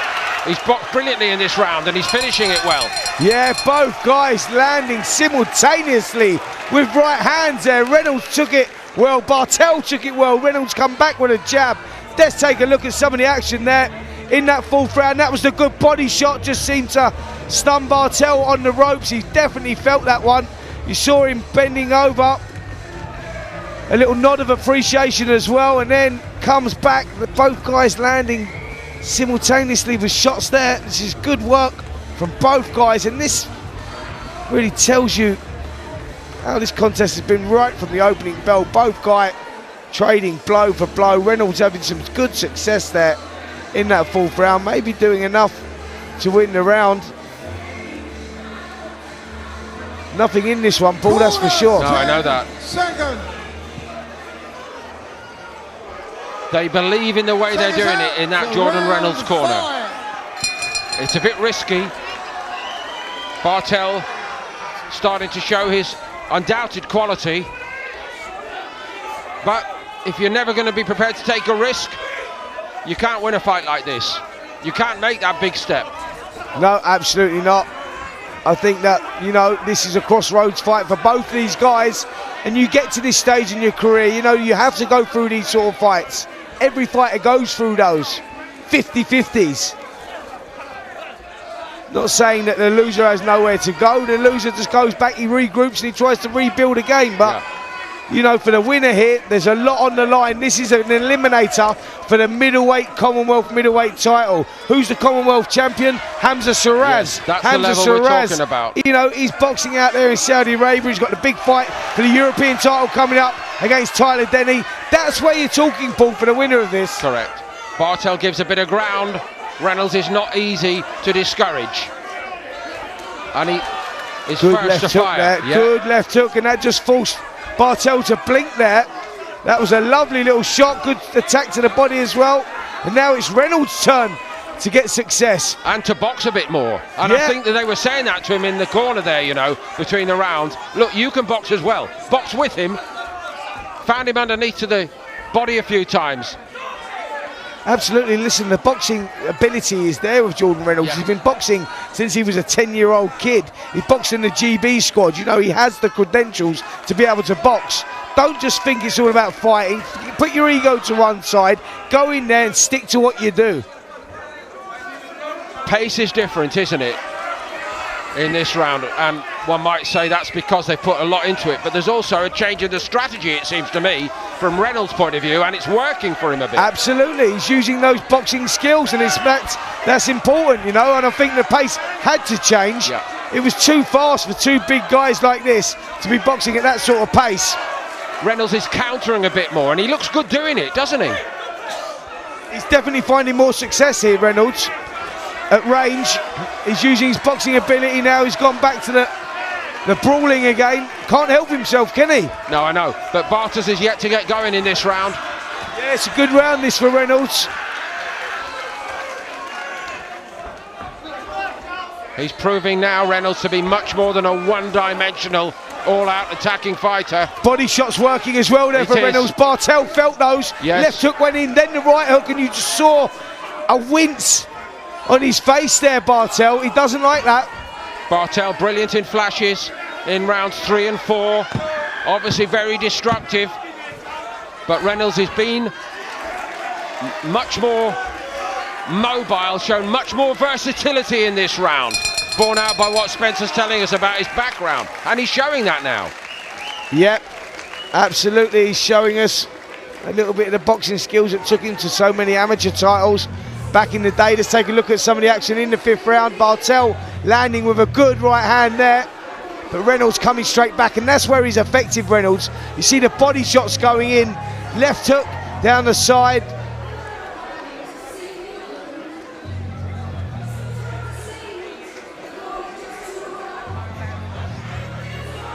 Bartell's lost his rhythm a little bit there, Spencer, didn't he? Yeah, he certainly did. You know, it was a good round for Jordan Reynolds, and you're right in what you say, Paul. I think it was all about getting back to your boxing, you know, forgetting the egos, forgetting that just fighting with your heart on your sleeve, reckless, going in there, throwing everything, and the kitchen sink. Guess what?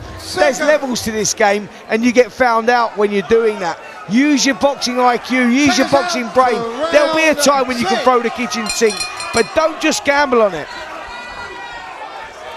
I think he lives in a house with 2 kitchens, because he started by throwing one kitchen sink, didn't he, tonight, Reynolds? However, he can box, and he's shown that, Spencer. You know that because you've seen him in the gym so often. And now the question is, Joel Bartell, over to you. Bartell comes on strong. Yep, lovely. At the start of this round. What a terrific fight this is. Really is, and a chopping right hand there from Bartell. Reynolds took that shot very, very well. Weren't seeing this though, were we, in the first 3 rounds from Reynolds tonight? Well, he needed to do it, to be fair. He needed to get back to his boxing. I think that was always going to be important. Right hand over the top again for Bartell. That's where he's getting success, isn't he? But Reynolds, yeah, for me, I think he needs to establish everything behind that jab. Once you find the range of the jab, then let your combinations go. You know, don't worry about just throwing the right hand and getting hit with a right hand as you come in. Absolutely.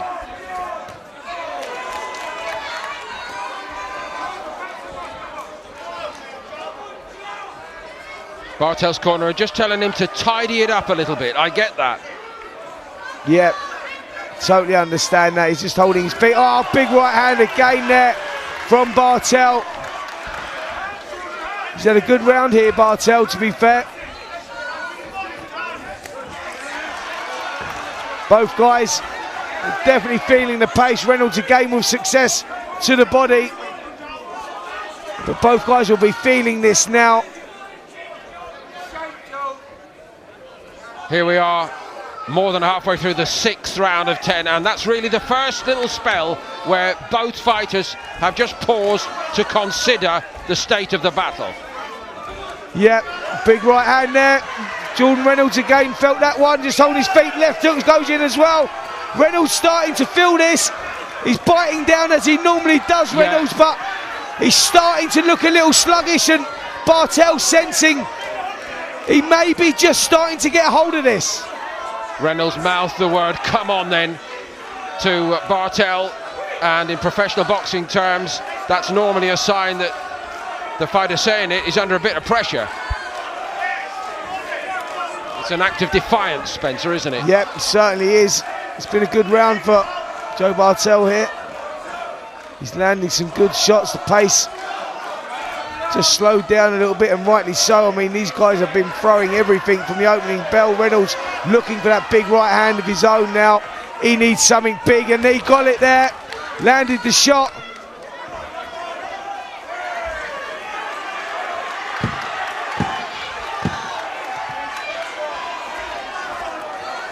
Good work there from Reynolds. Good left hook landed. Bartell wave him in.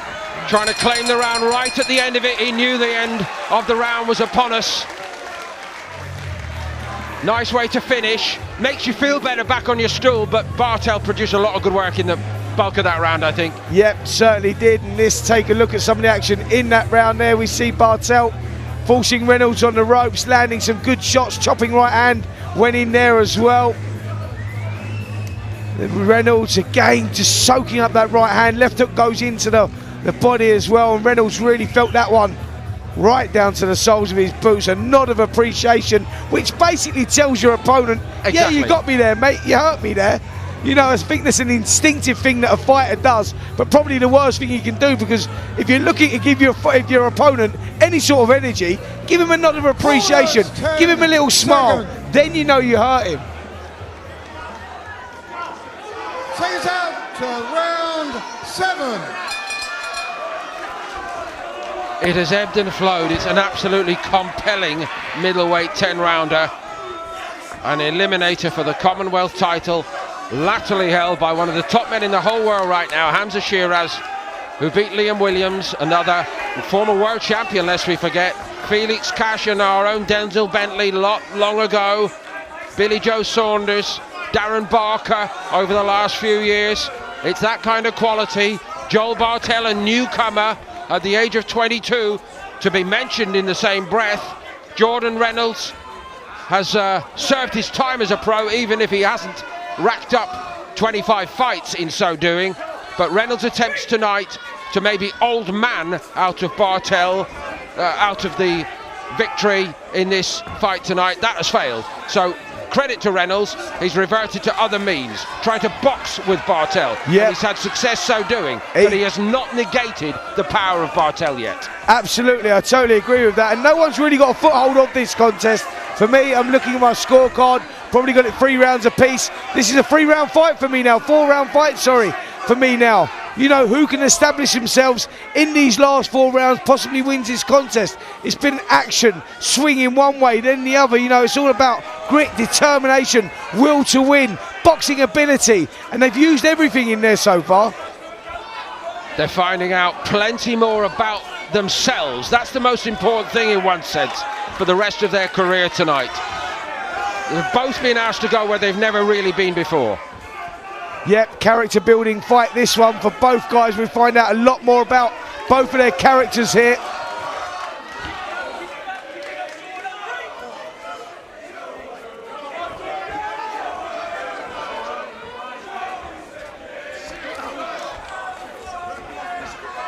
The pace most certainly is a little bit more staccato than in the early rounds, where led by Reynolds, who came out all guns blazing, they both put the foot down early on.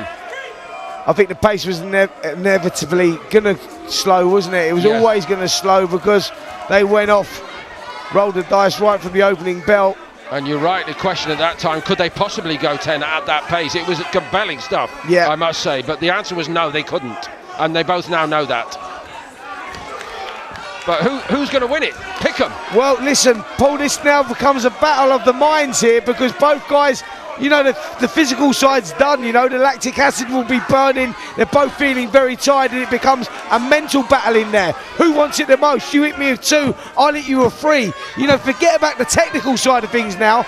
This is a mental battle. Reynolds gives ground. Bartell looking to finish this round strongly. Well, difficult round to score that one. That's putting it mildly, Spencer. Absolutely, both guys having their successes. No one really stamping their authority in the round. Let's take a look at some of the action. This has been the story of the contest. That if anyone's just starting to tune in here for this fight, anyone just switching on, it's been an absolute barnstormer. Good work there from Reynolds, and maybe doing enough of that cleaner work in that round to nick it, and he's maybe just having his nose in front here, Reynolds.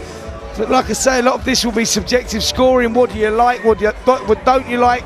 But this could go either way here. 3-round contest going into this 8th. Little wink there from Jordan Reynolds, just give me a little wink to say, yeah, I'm all right, mate.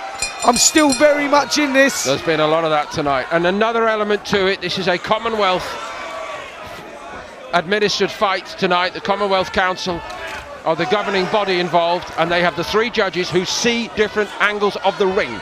So they see different angles of some of these shots landing, and it's going to be a fine act of judgment to determine which of these boxers is delivering more accurate and more powerful shots. Yep, tough fight to call this one, but really, I tell you what, it is gripping, compelling, sitting here, edge of your seat stuff. Everyone in this arena is fixed on this fight, you know. You just do not know which way this is going to go, and it can turn around in one punch. I'd say so. It could yet be that kind of a fight. Both have shown the level of their ability. Both have shown they've got a huge future in this middleweight division. Occasional vulnerability defensively for both, something to think about up the road, but the only thought in their minds right now is prevailing against the man in front of them. Yep, I think the element of excitement in this contest is that vulnerability of both of these two. You know, I think that makes it edge of the seat stuff. I think that's what's so exciting.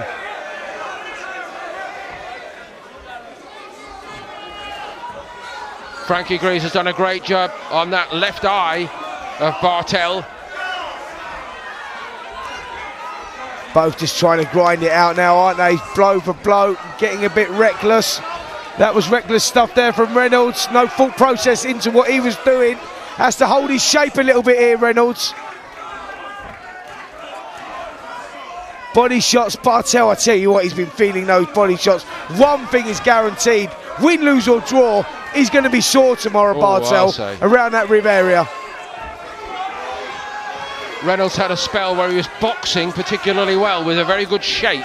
He looks a bit too tired to me to actually get himself into that shape, and more, as Spencer Oliver says, it comes next to, right, what have you got in terms of hunger, desire, basic levels of fitness come into play, but most of all, one's mental fitness and desire. Listen, now I told you this is a psychological battle, and Reynolds at the moment, the physicality is there. He's getting tired and he's coming apart a little bit. There's an air of desperation around his work at the moment.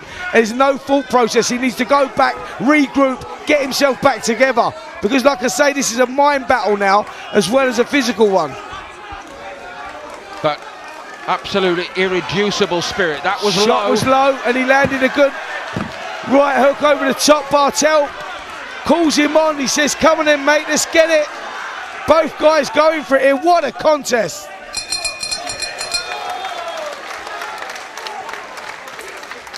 Wow. All our viewers on FightZone and TalkSport watching this, you'll be trying to judge it along with our own Spencer Oliver. I'd love to have a viewers poll as to who the viewers think is actually in front in terms of what they've given to the audience tonight.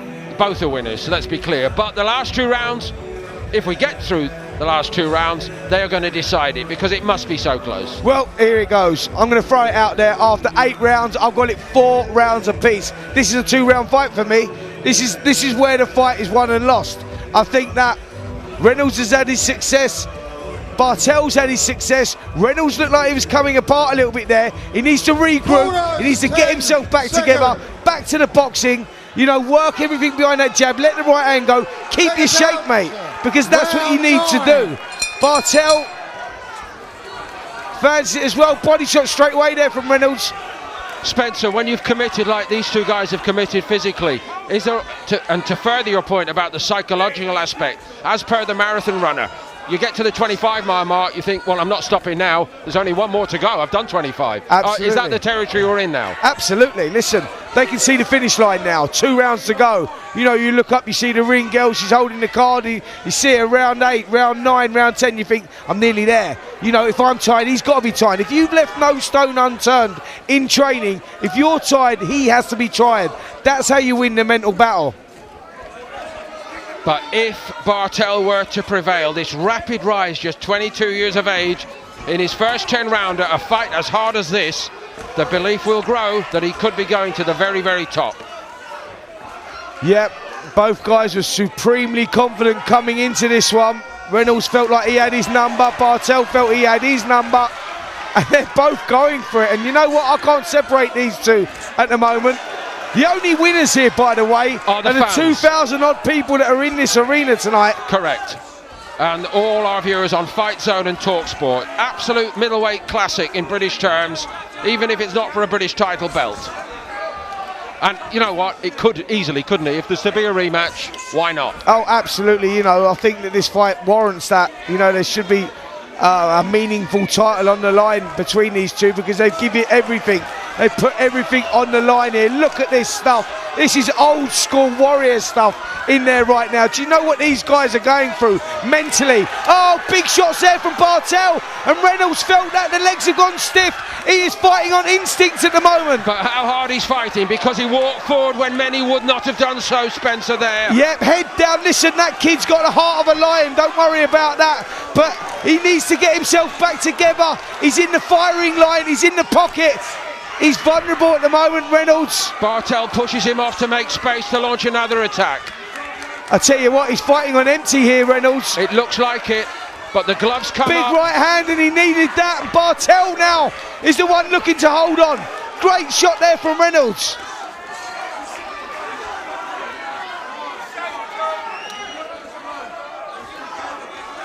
Here we are with, what, 30-odd seconds left of the penultimate round of the night. The biggest fight of the night produces the hardest fight of the night.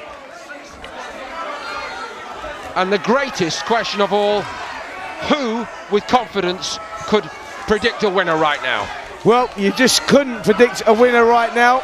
If I'm totally honest, Bartell maybe have nicked this round and maybe just got his nose in front, but I've got to say, Paul, it could easily be the other way. What a fight we have here. Amazing commitment from both men. And understandably, Reynolds just turned to the referee there and said, I'm sorry, I just actually didn't hear the bell. Nobody heard the bell. The crowd's going crazy. They absolutely love it here tonight.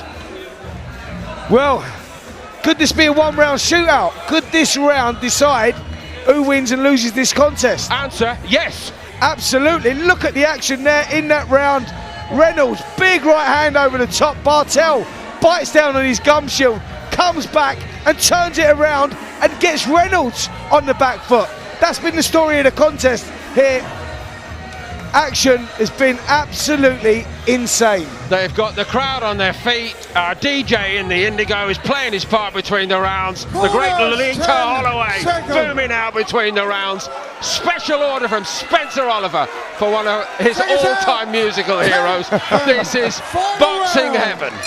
Well, we have had some fight here. 10th and final round. The bell goes, and this fight for me, Paul Dempsey, can still be won and lost.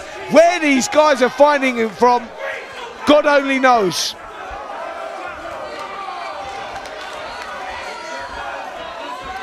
They're both on empty right now, I can tell you that. Yeah. It's like they're walking through treacle in there. It's like they're punching through treacle as well. One punch could win it, you know. One punch. And it's amazing that neither guy has touched down, given the quality of a lot of the work. This has been an absolute barnstormer, it really has.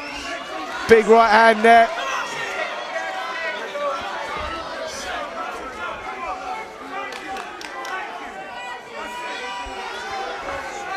Reynolds trying to show the watching world that he can still throw a jab when it counts. For what it's worth, Spencer, I feel there's an even better boxer to come from Joel Bartell up the road. That was a beautiful right hand from Reynolds there. It was, and every time Reynolds has found a shot to make Bartell think and stop Bartell from actually going on the offensive. It's been moments of real quality attacking work by Bartell, but he has never, ever outboxed Reynolds for very long tonight. No, he hasn't. As soon as Reynolds lands a shot, Bartell comes back and vice versa. These guys have left it all in the ring here. That's good work from Reynolds behind that jab. Does he need to create a bit of space here, or is it now just roll the dice, go for it, gamble it? 1 minute 20 left on the clock here. No one really taking a hold of this round either. Reynolds pushing forward, maybe just doing enough in the round. I've got to tell you, Paul, this is razor tight, this contest. It really is, but I'm with you. I think Bartell needs a big finish. And Reynolds is not going to allow him that, Spencer. No, Reynolds is pushing on. We're inside the final minute, and Reynolds' will to win here is absolutely insane. He's fighting on empty, Paul, nothing left, just mental strength. Yeah. Keeps going, keeps pushing on now. He's going for it here, Reynolds. He carries his burden to the top of the mountain, does Reynolds, but he doesn't pause to admire the view. He's just been irrepressible. Bartell cannot launch the big shots we know he's capable of. He's been trying and trying round after round. Yeah, both guys now absolutely gassed out. Punched themselves to a standstill, but Reynolds, for me, doing the better in this last round. I've got to tell you, Paul, I can't separate in the crowd here on their feet. They are absolutely loving it. Both guys know we're inside the final 10. Bell goes. What a contest, what a round. A sensational end to a memorable night of boxing. Talk about promoters colliding. We have had it all here tonight. The cornermen come out and shake in the middle of the ring. The two guys have given their all and more. Both emerge with tremendous credit. Nobody's going to be surprised if they cannot be separated. But as we've said about one or two of the other fighters and contest tonight, and again, I tip my hat to our promoters. Rematch, please. It was that good. Listen, I think we have to see it again. I mean, I couldn't separate them on my scorecard. I had it all levels. Jordan Reynolds thinks he's won. Bartell thinks he's won. I scored it all level on the scorecard. It was absolutely insane. What a fight. What a contest there.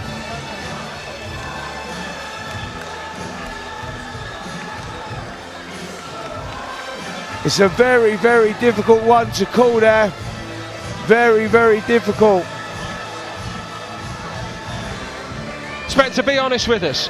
I know you thought it could be really good.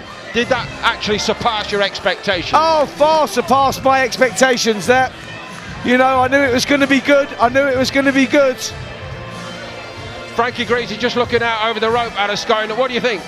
My answer, not for the first time in my life, is I don't know.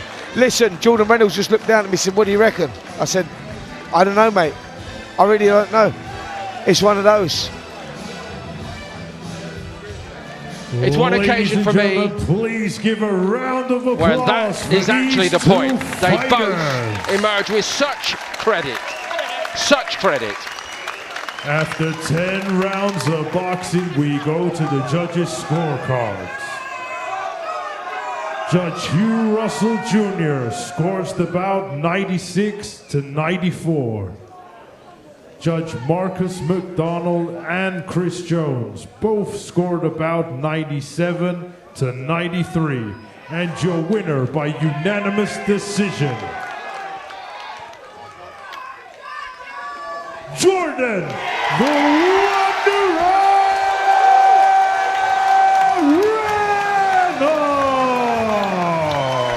Reynolds! Reynolds gets it. Reynolds gets the biggest win of his career.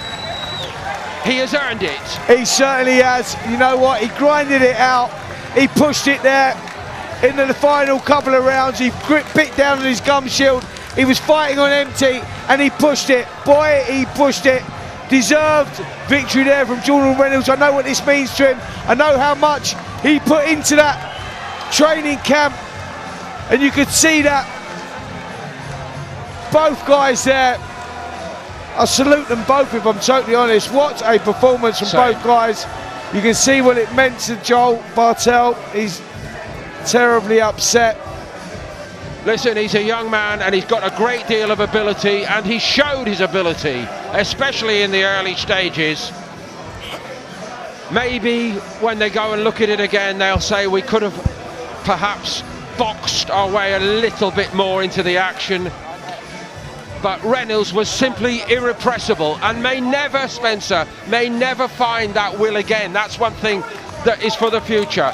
Other than that, it could be the launch pad for Jordan Reynolds. Yeah, absolutely. Listen, it's all about, you know, I think for Reynolds now, that's definitely a launch pad for him, for Joel Bartell. It's about going back to the drawing board, regrouping, working on the stuff that didn't go your way. I think that's what he definitely needs to do. But listen, they're both winners tonight. That's for sure. Correct. They're both winners tonight. Yes, Jordan Reynolds gets the opportunity now. He kicks on, he puts himself up there. But it's not the end of the road for Bartell. It's how he comes back there. He entertained the fans that that were watching on TalkSport, the fans that were watching on FightZone, and more importantly, the fans that were turned out here tonight. What an incredible fight! What an incredible performance from both men. Reynolds is enjoying every moment, as he is well entitled to do. Great fight, mate. I couldn't separate them. I had it level. Look at the action, man. Look, I was going one way. But he grinded it out. He grinded it out. Stacey Copeland has come down to join us here at ringside. Tough fight.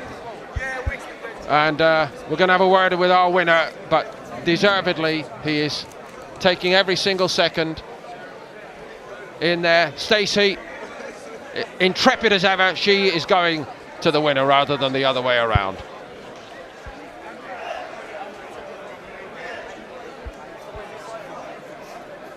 The perfect boxing ending to a brilliant evening. FightZone and TalkSport one more time over to Stacey Copeland.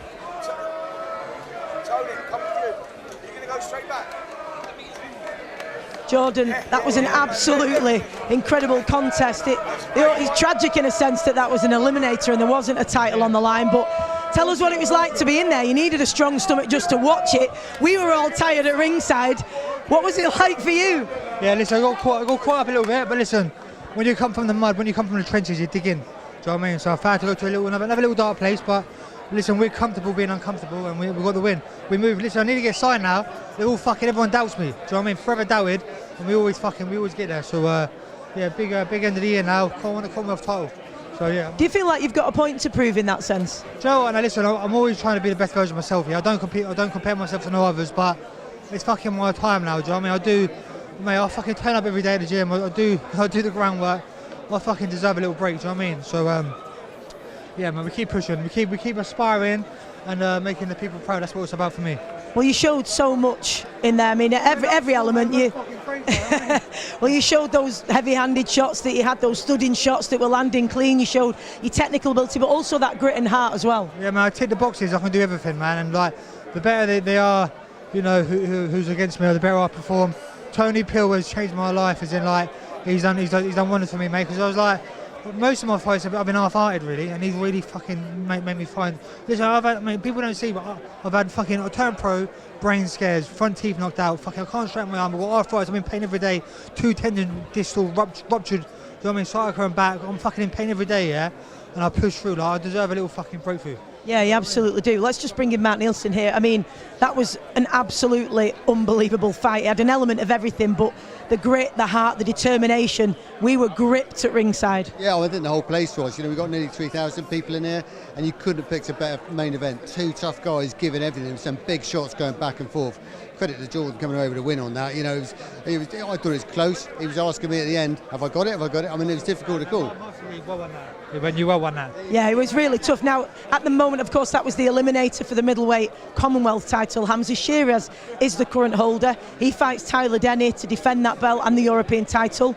Should he win that, he may well progress to world title opportunities, then vacate. What would the plan be here? Well, you know, that's up to his manager, Tony Pill, was just over there, but obviously he's got big plans for him. But me as a promoter to have him on this show as a main event, very proud of that. The calibre is there, isn't it? He's in some big fights next. He should be going up with Everton, British and Commonwealth, and stepping up on the big platforms, fighting for some really big fights. He's got the pedigree we all know about, and he's proved it tonight. Can you enjoy this? Because I know you said you feel you got a point to prove it. You're doing it the hard way. It's been a tough journey. You've explained that, you know, the physical and mental side of it. Can you enjoy a moment like this, though? This is just a stepping stone. You understand? Listen, you can't be satisfied. I've got a long way to go. Do you know what I mean? Like, this is like, I'm comfortable being uncomfortable. Honestly, this is just we keep pushing. I'm look, I'm headlining the O2. Unbelievable. The missus was going, you're headlining the O2. I said, yeah, sweet, but do you know what? Like, I ain't where I should be yet. Do you know what I mean? Like, I'm aiming high. Last then, what? Absolutely, yeah. Good fucking people. It's what boxing's full of them. It certainly is. It didn't have that reputation, but it absolutely is. We can all testify to that. Last question then: how are you going to be relaxing, celebrating, whatever word is right for you after this, to take that break that you need? I'm going back to the hotel and chill out. I'm back on the graph tomorrow, mate. You understand, bro? Oh, I'm coming. I want to be free, mate. Financial free. You know what I mean? I'm back on the graph, mate. Ain't no rest. I'm back to work, mate. Fair enough, I was making 50 grand, 100 grand on that, mate. Listen, I'm back on the graph, mate. Well, listen, that was an unbelievable performance from both of you. Well done to Joel as well, of course. It takes two, but what an amazing, entertaining fight. A testament to both of you. That was incredible. What a way to wrap things up. Let's finish off by going to Paul Dempsey at ringside. Stacey, thank you very much indeed. Anybody offended by the industrial language, we will just say sorry on behalf of anybody offended by that. But I think one who would understand the intensity of the occasion tonight. Spencer Oliver, a brief last word from you about what we've seen. Yep, absolutely sensational. Love the whole team aspect, you know, the team spirit there. TM14, Nelson Boxing going head to head, and we saw the 50-50 fights, which was always brilliant, and I think that last fight more than lived up to expectations. And you never let us down, my old buddy Spencer Oliver. Thanks also to Denzel Bentley. Johnny Nelson has been on the platform as well tonight, I understand. Stacey Copeland doing an amazing job. The biggest salute of the night goes to the two promoters. This is the future of boxing. The 5v5 in Saudi Arabia. This here tonight in the O2 complex. TM14 against Nielsen.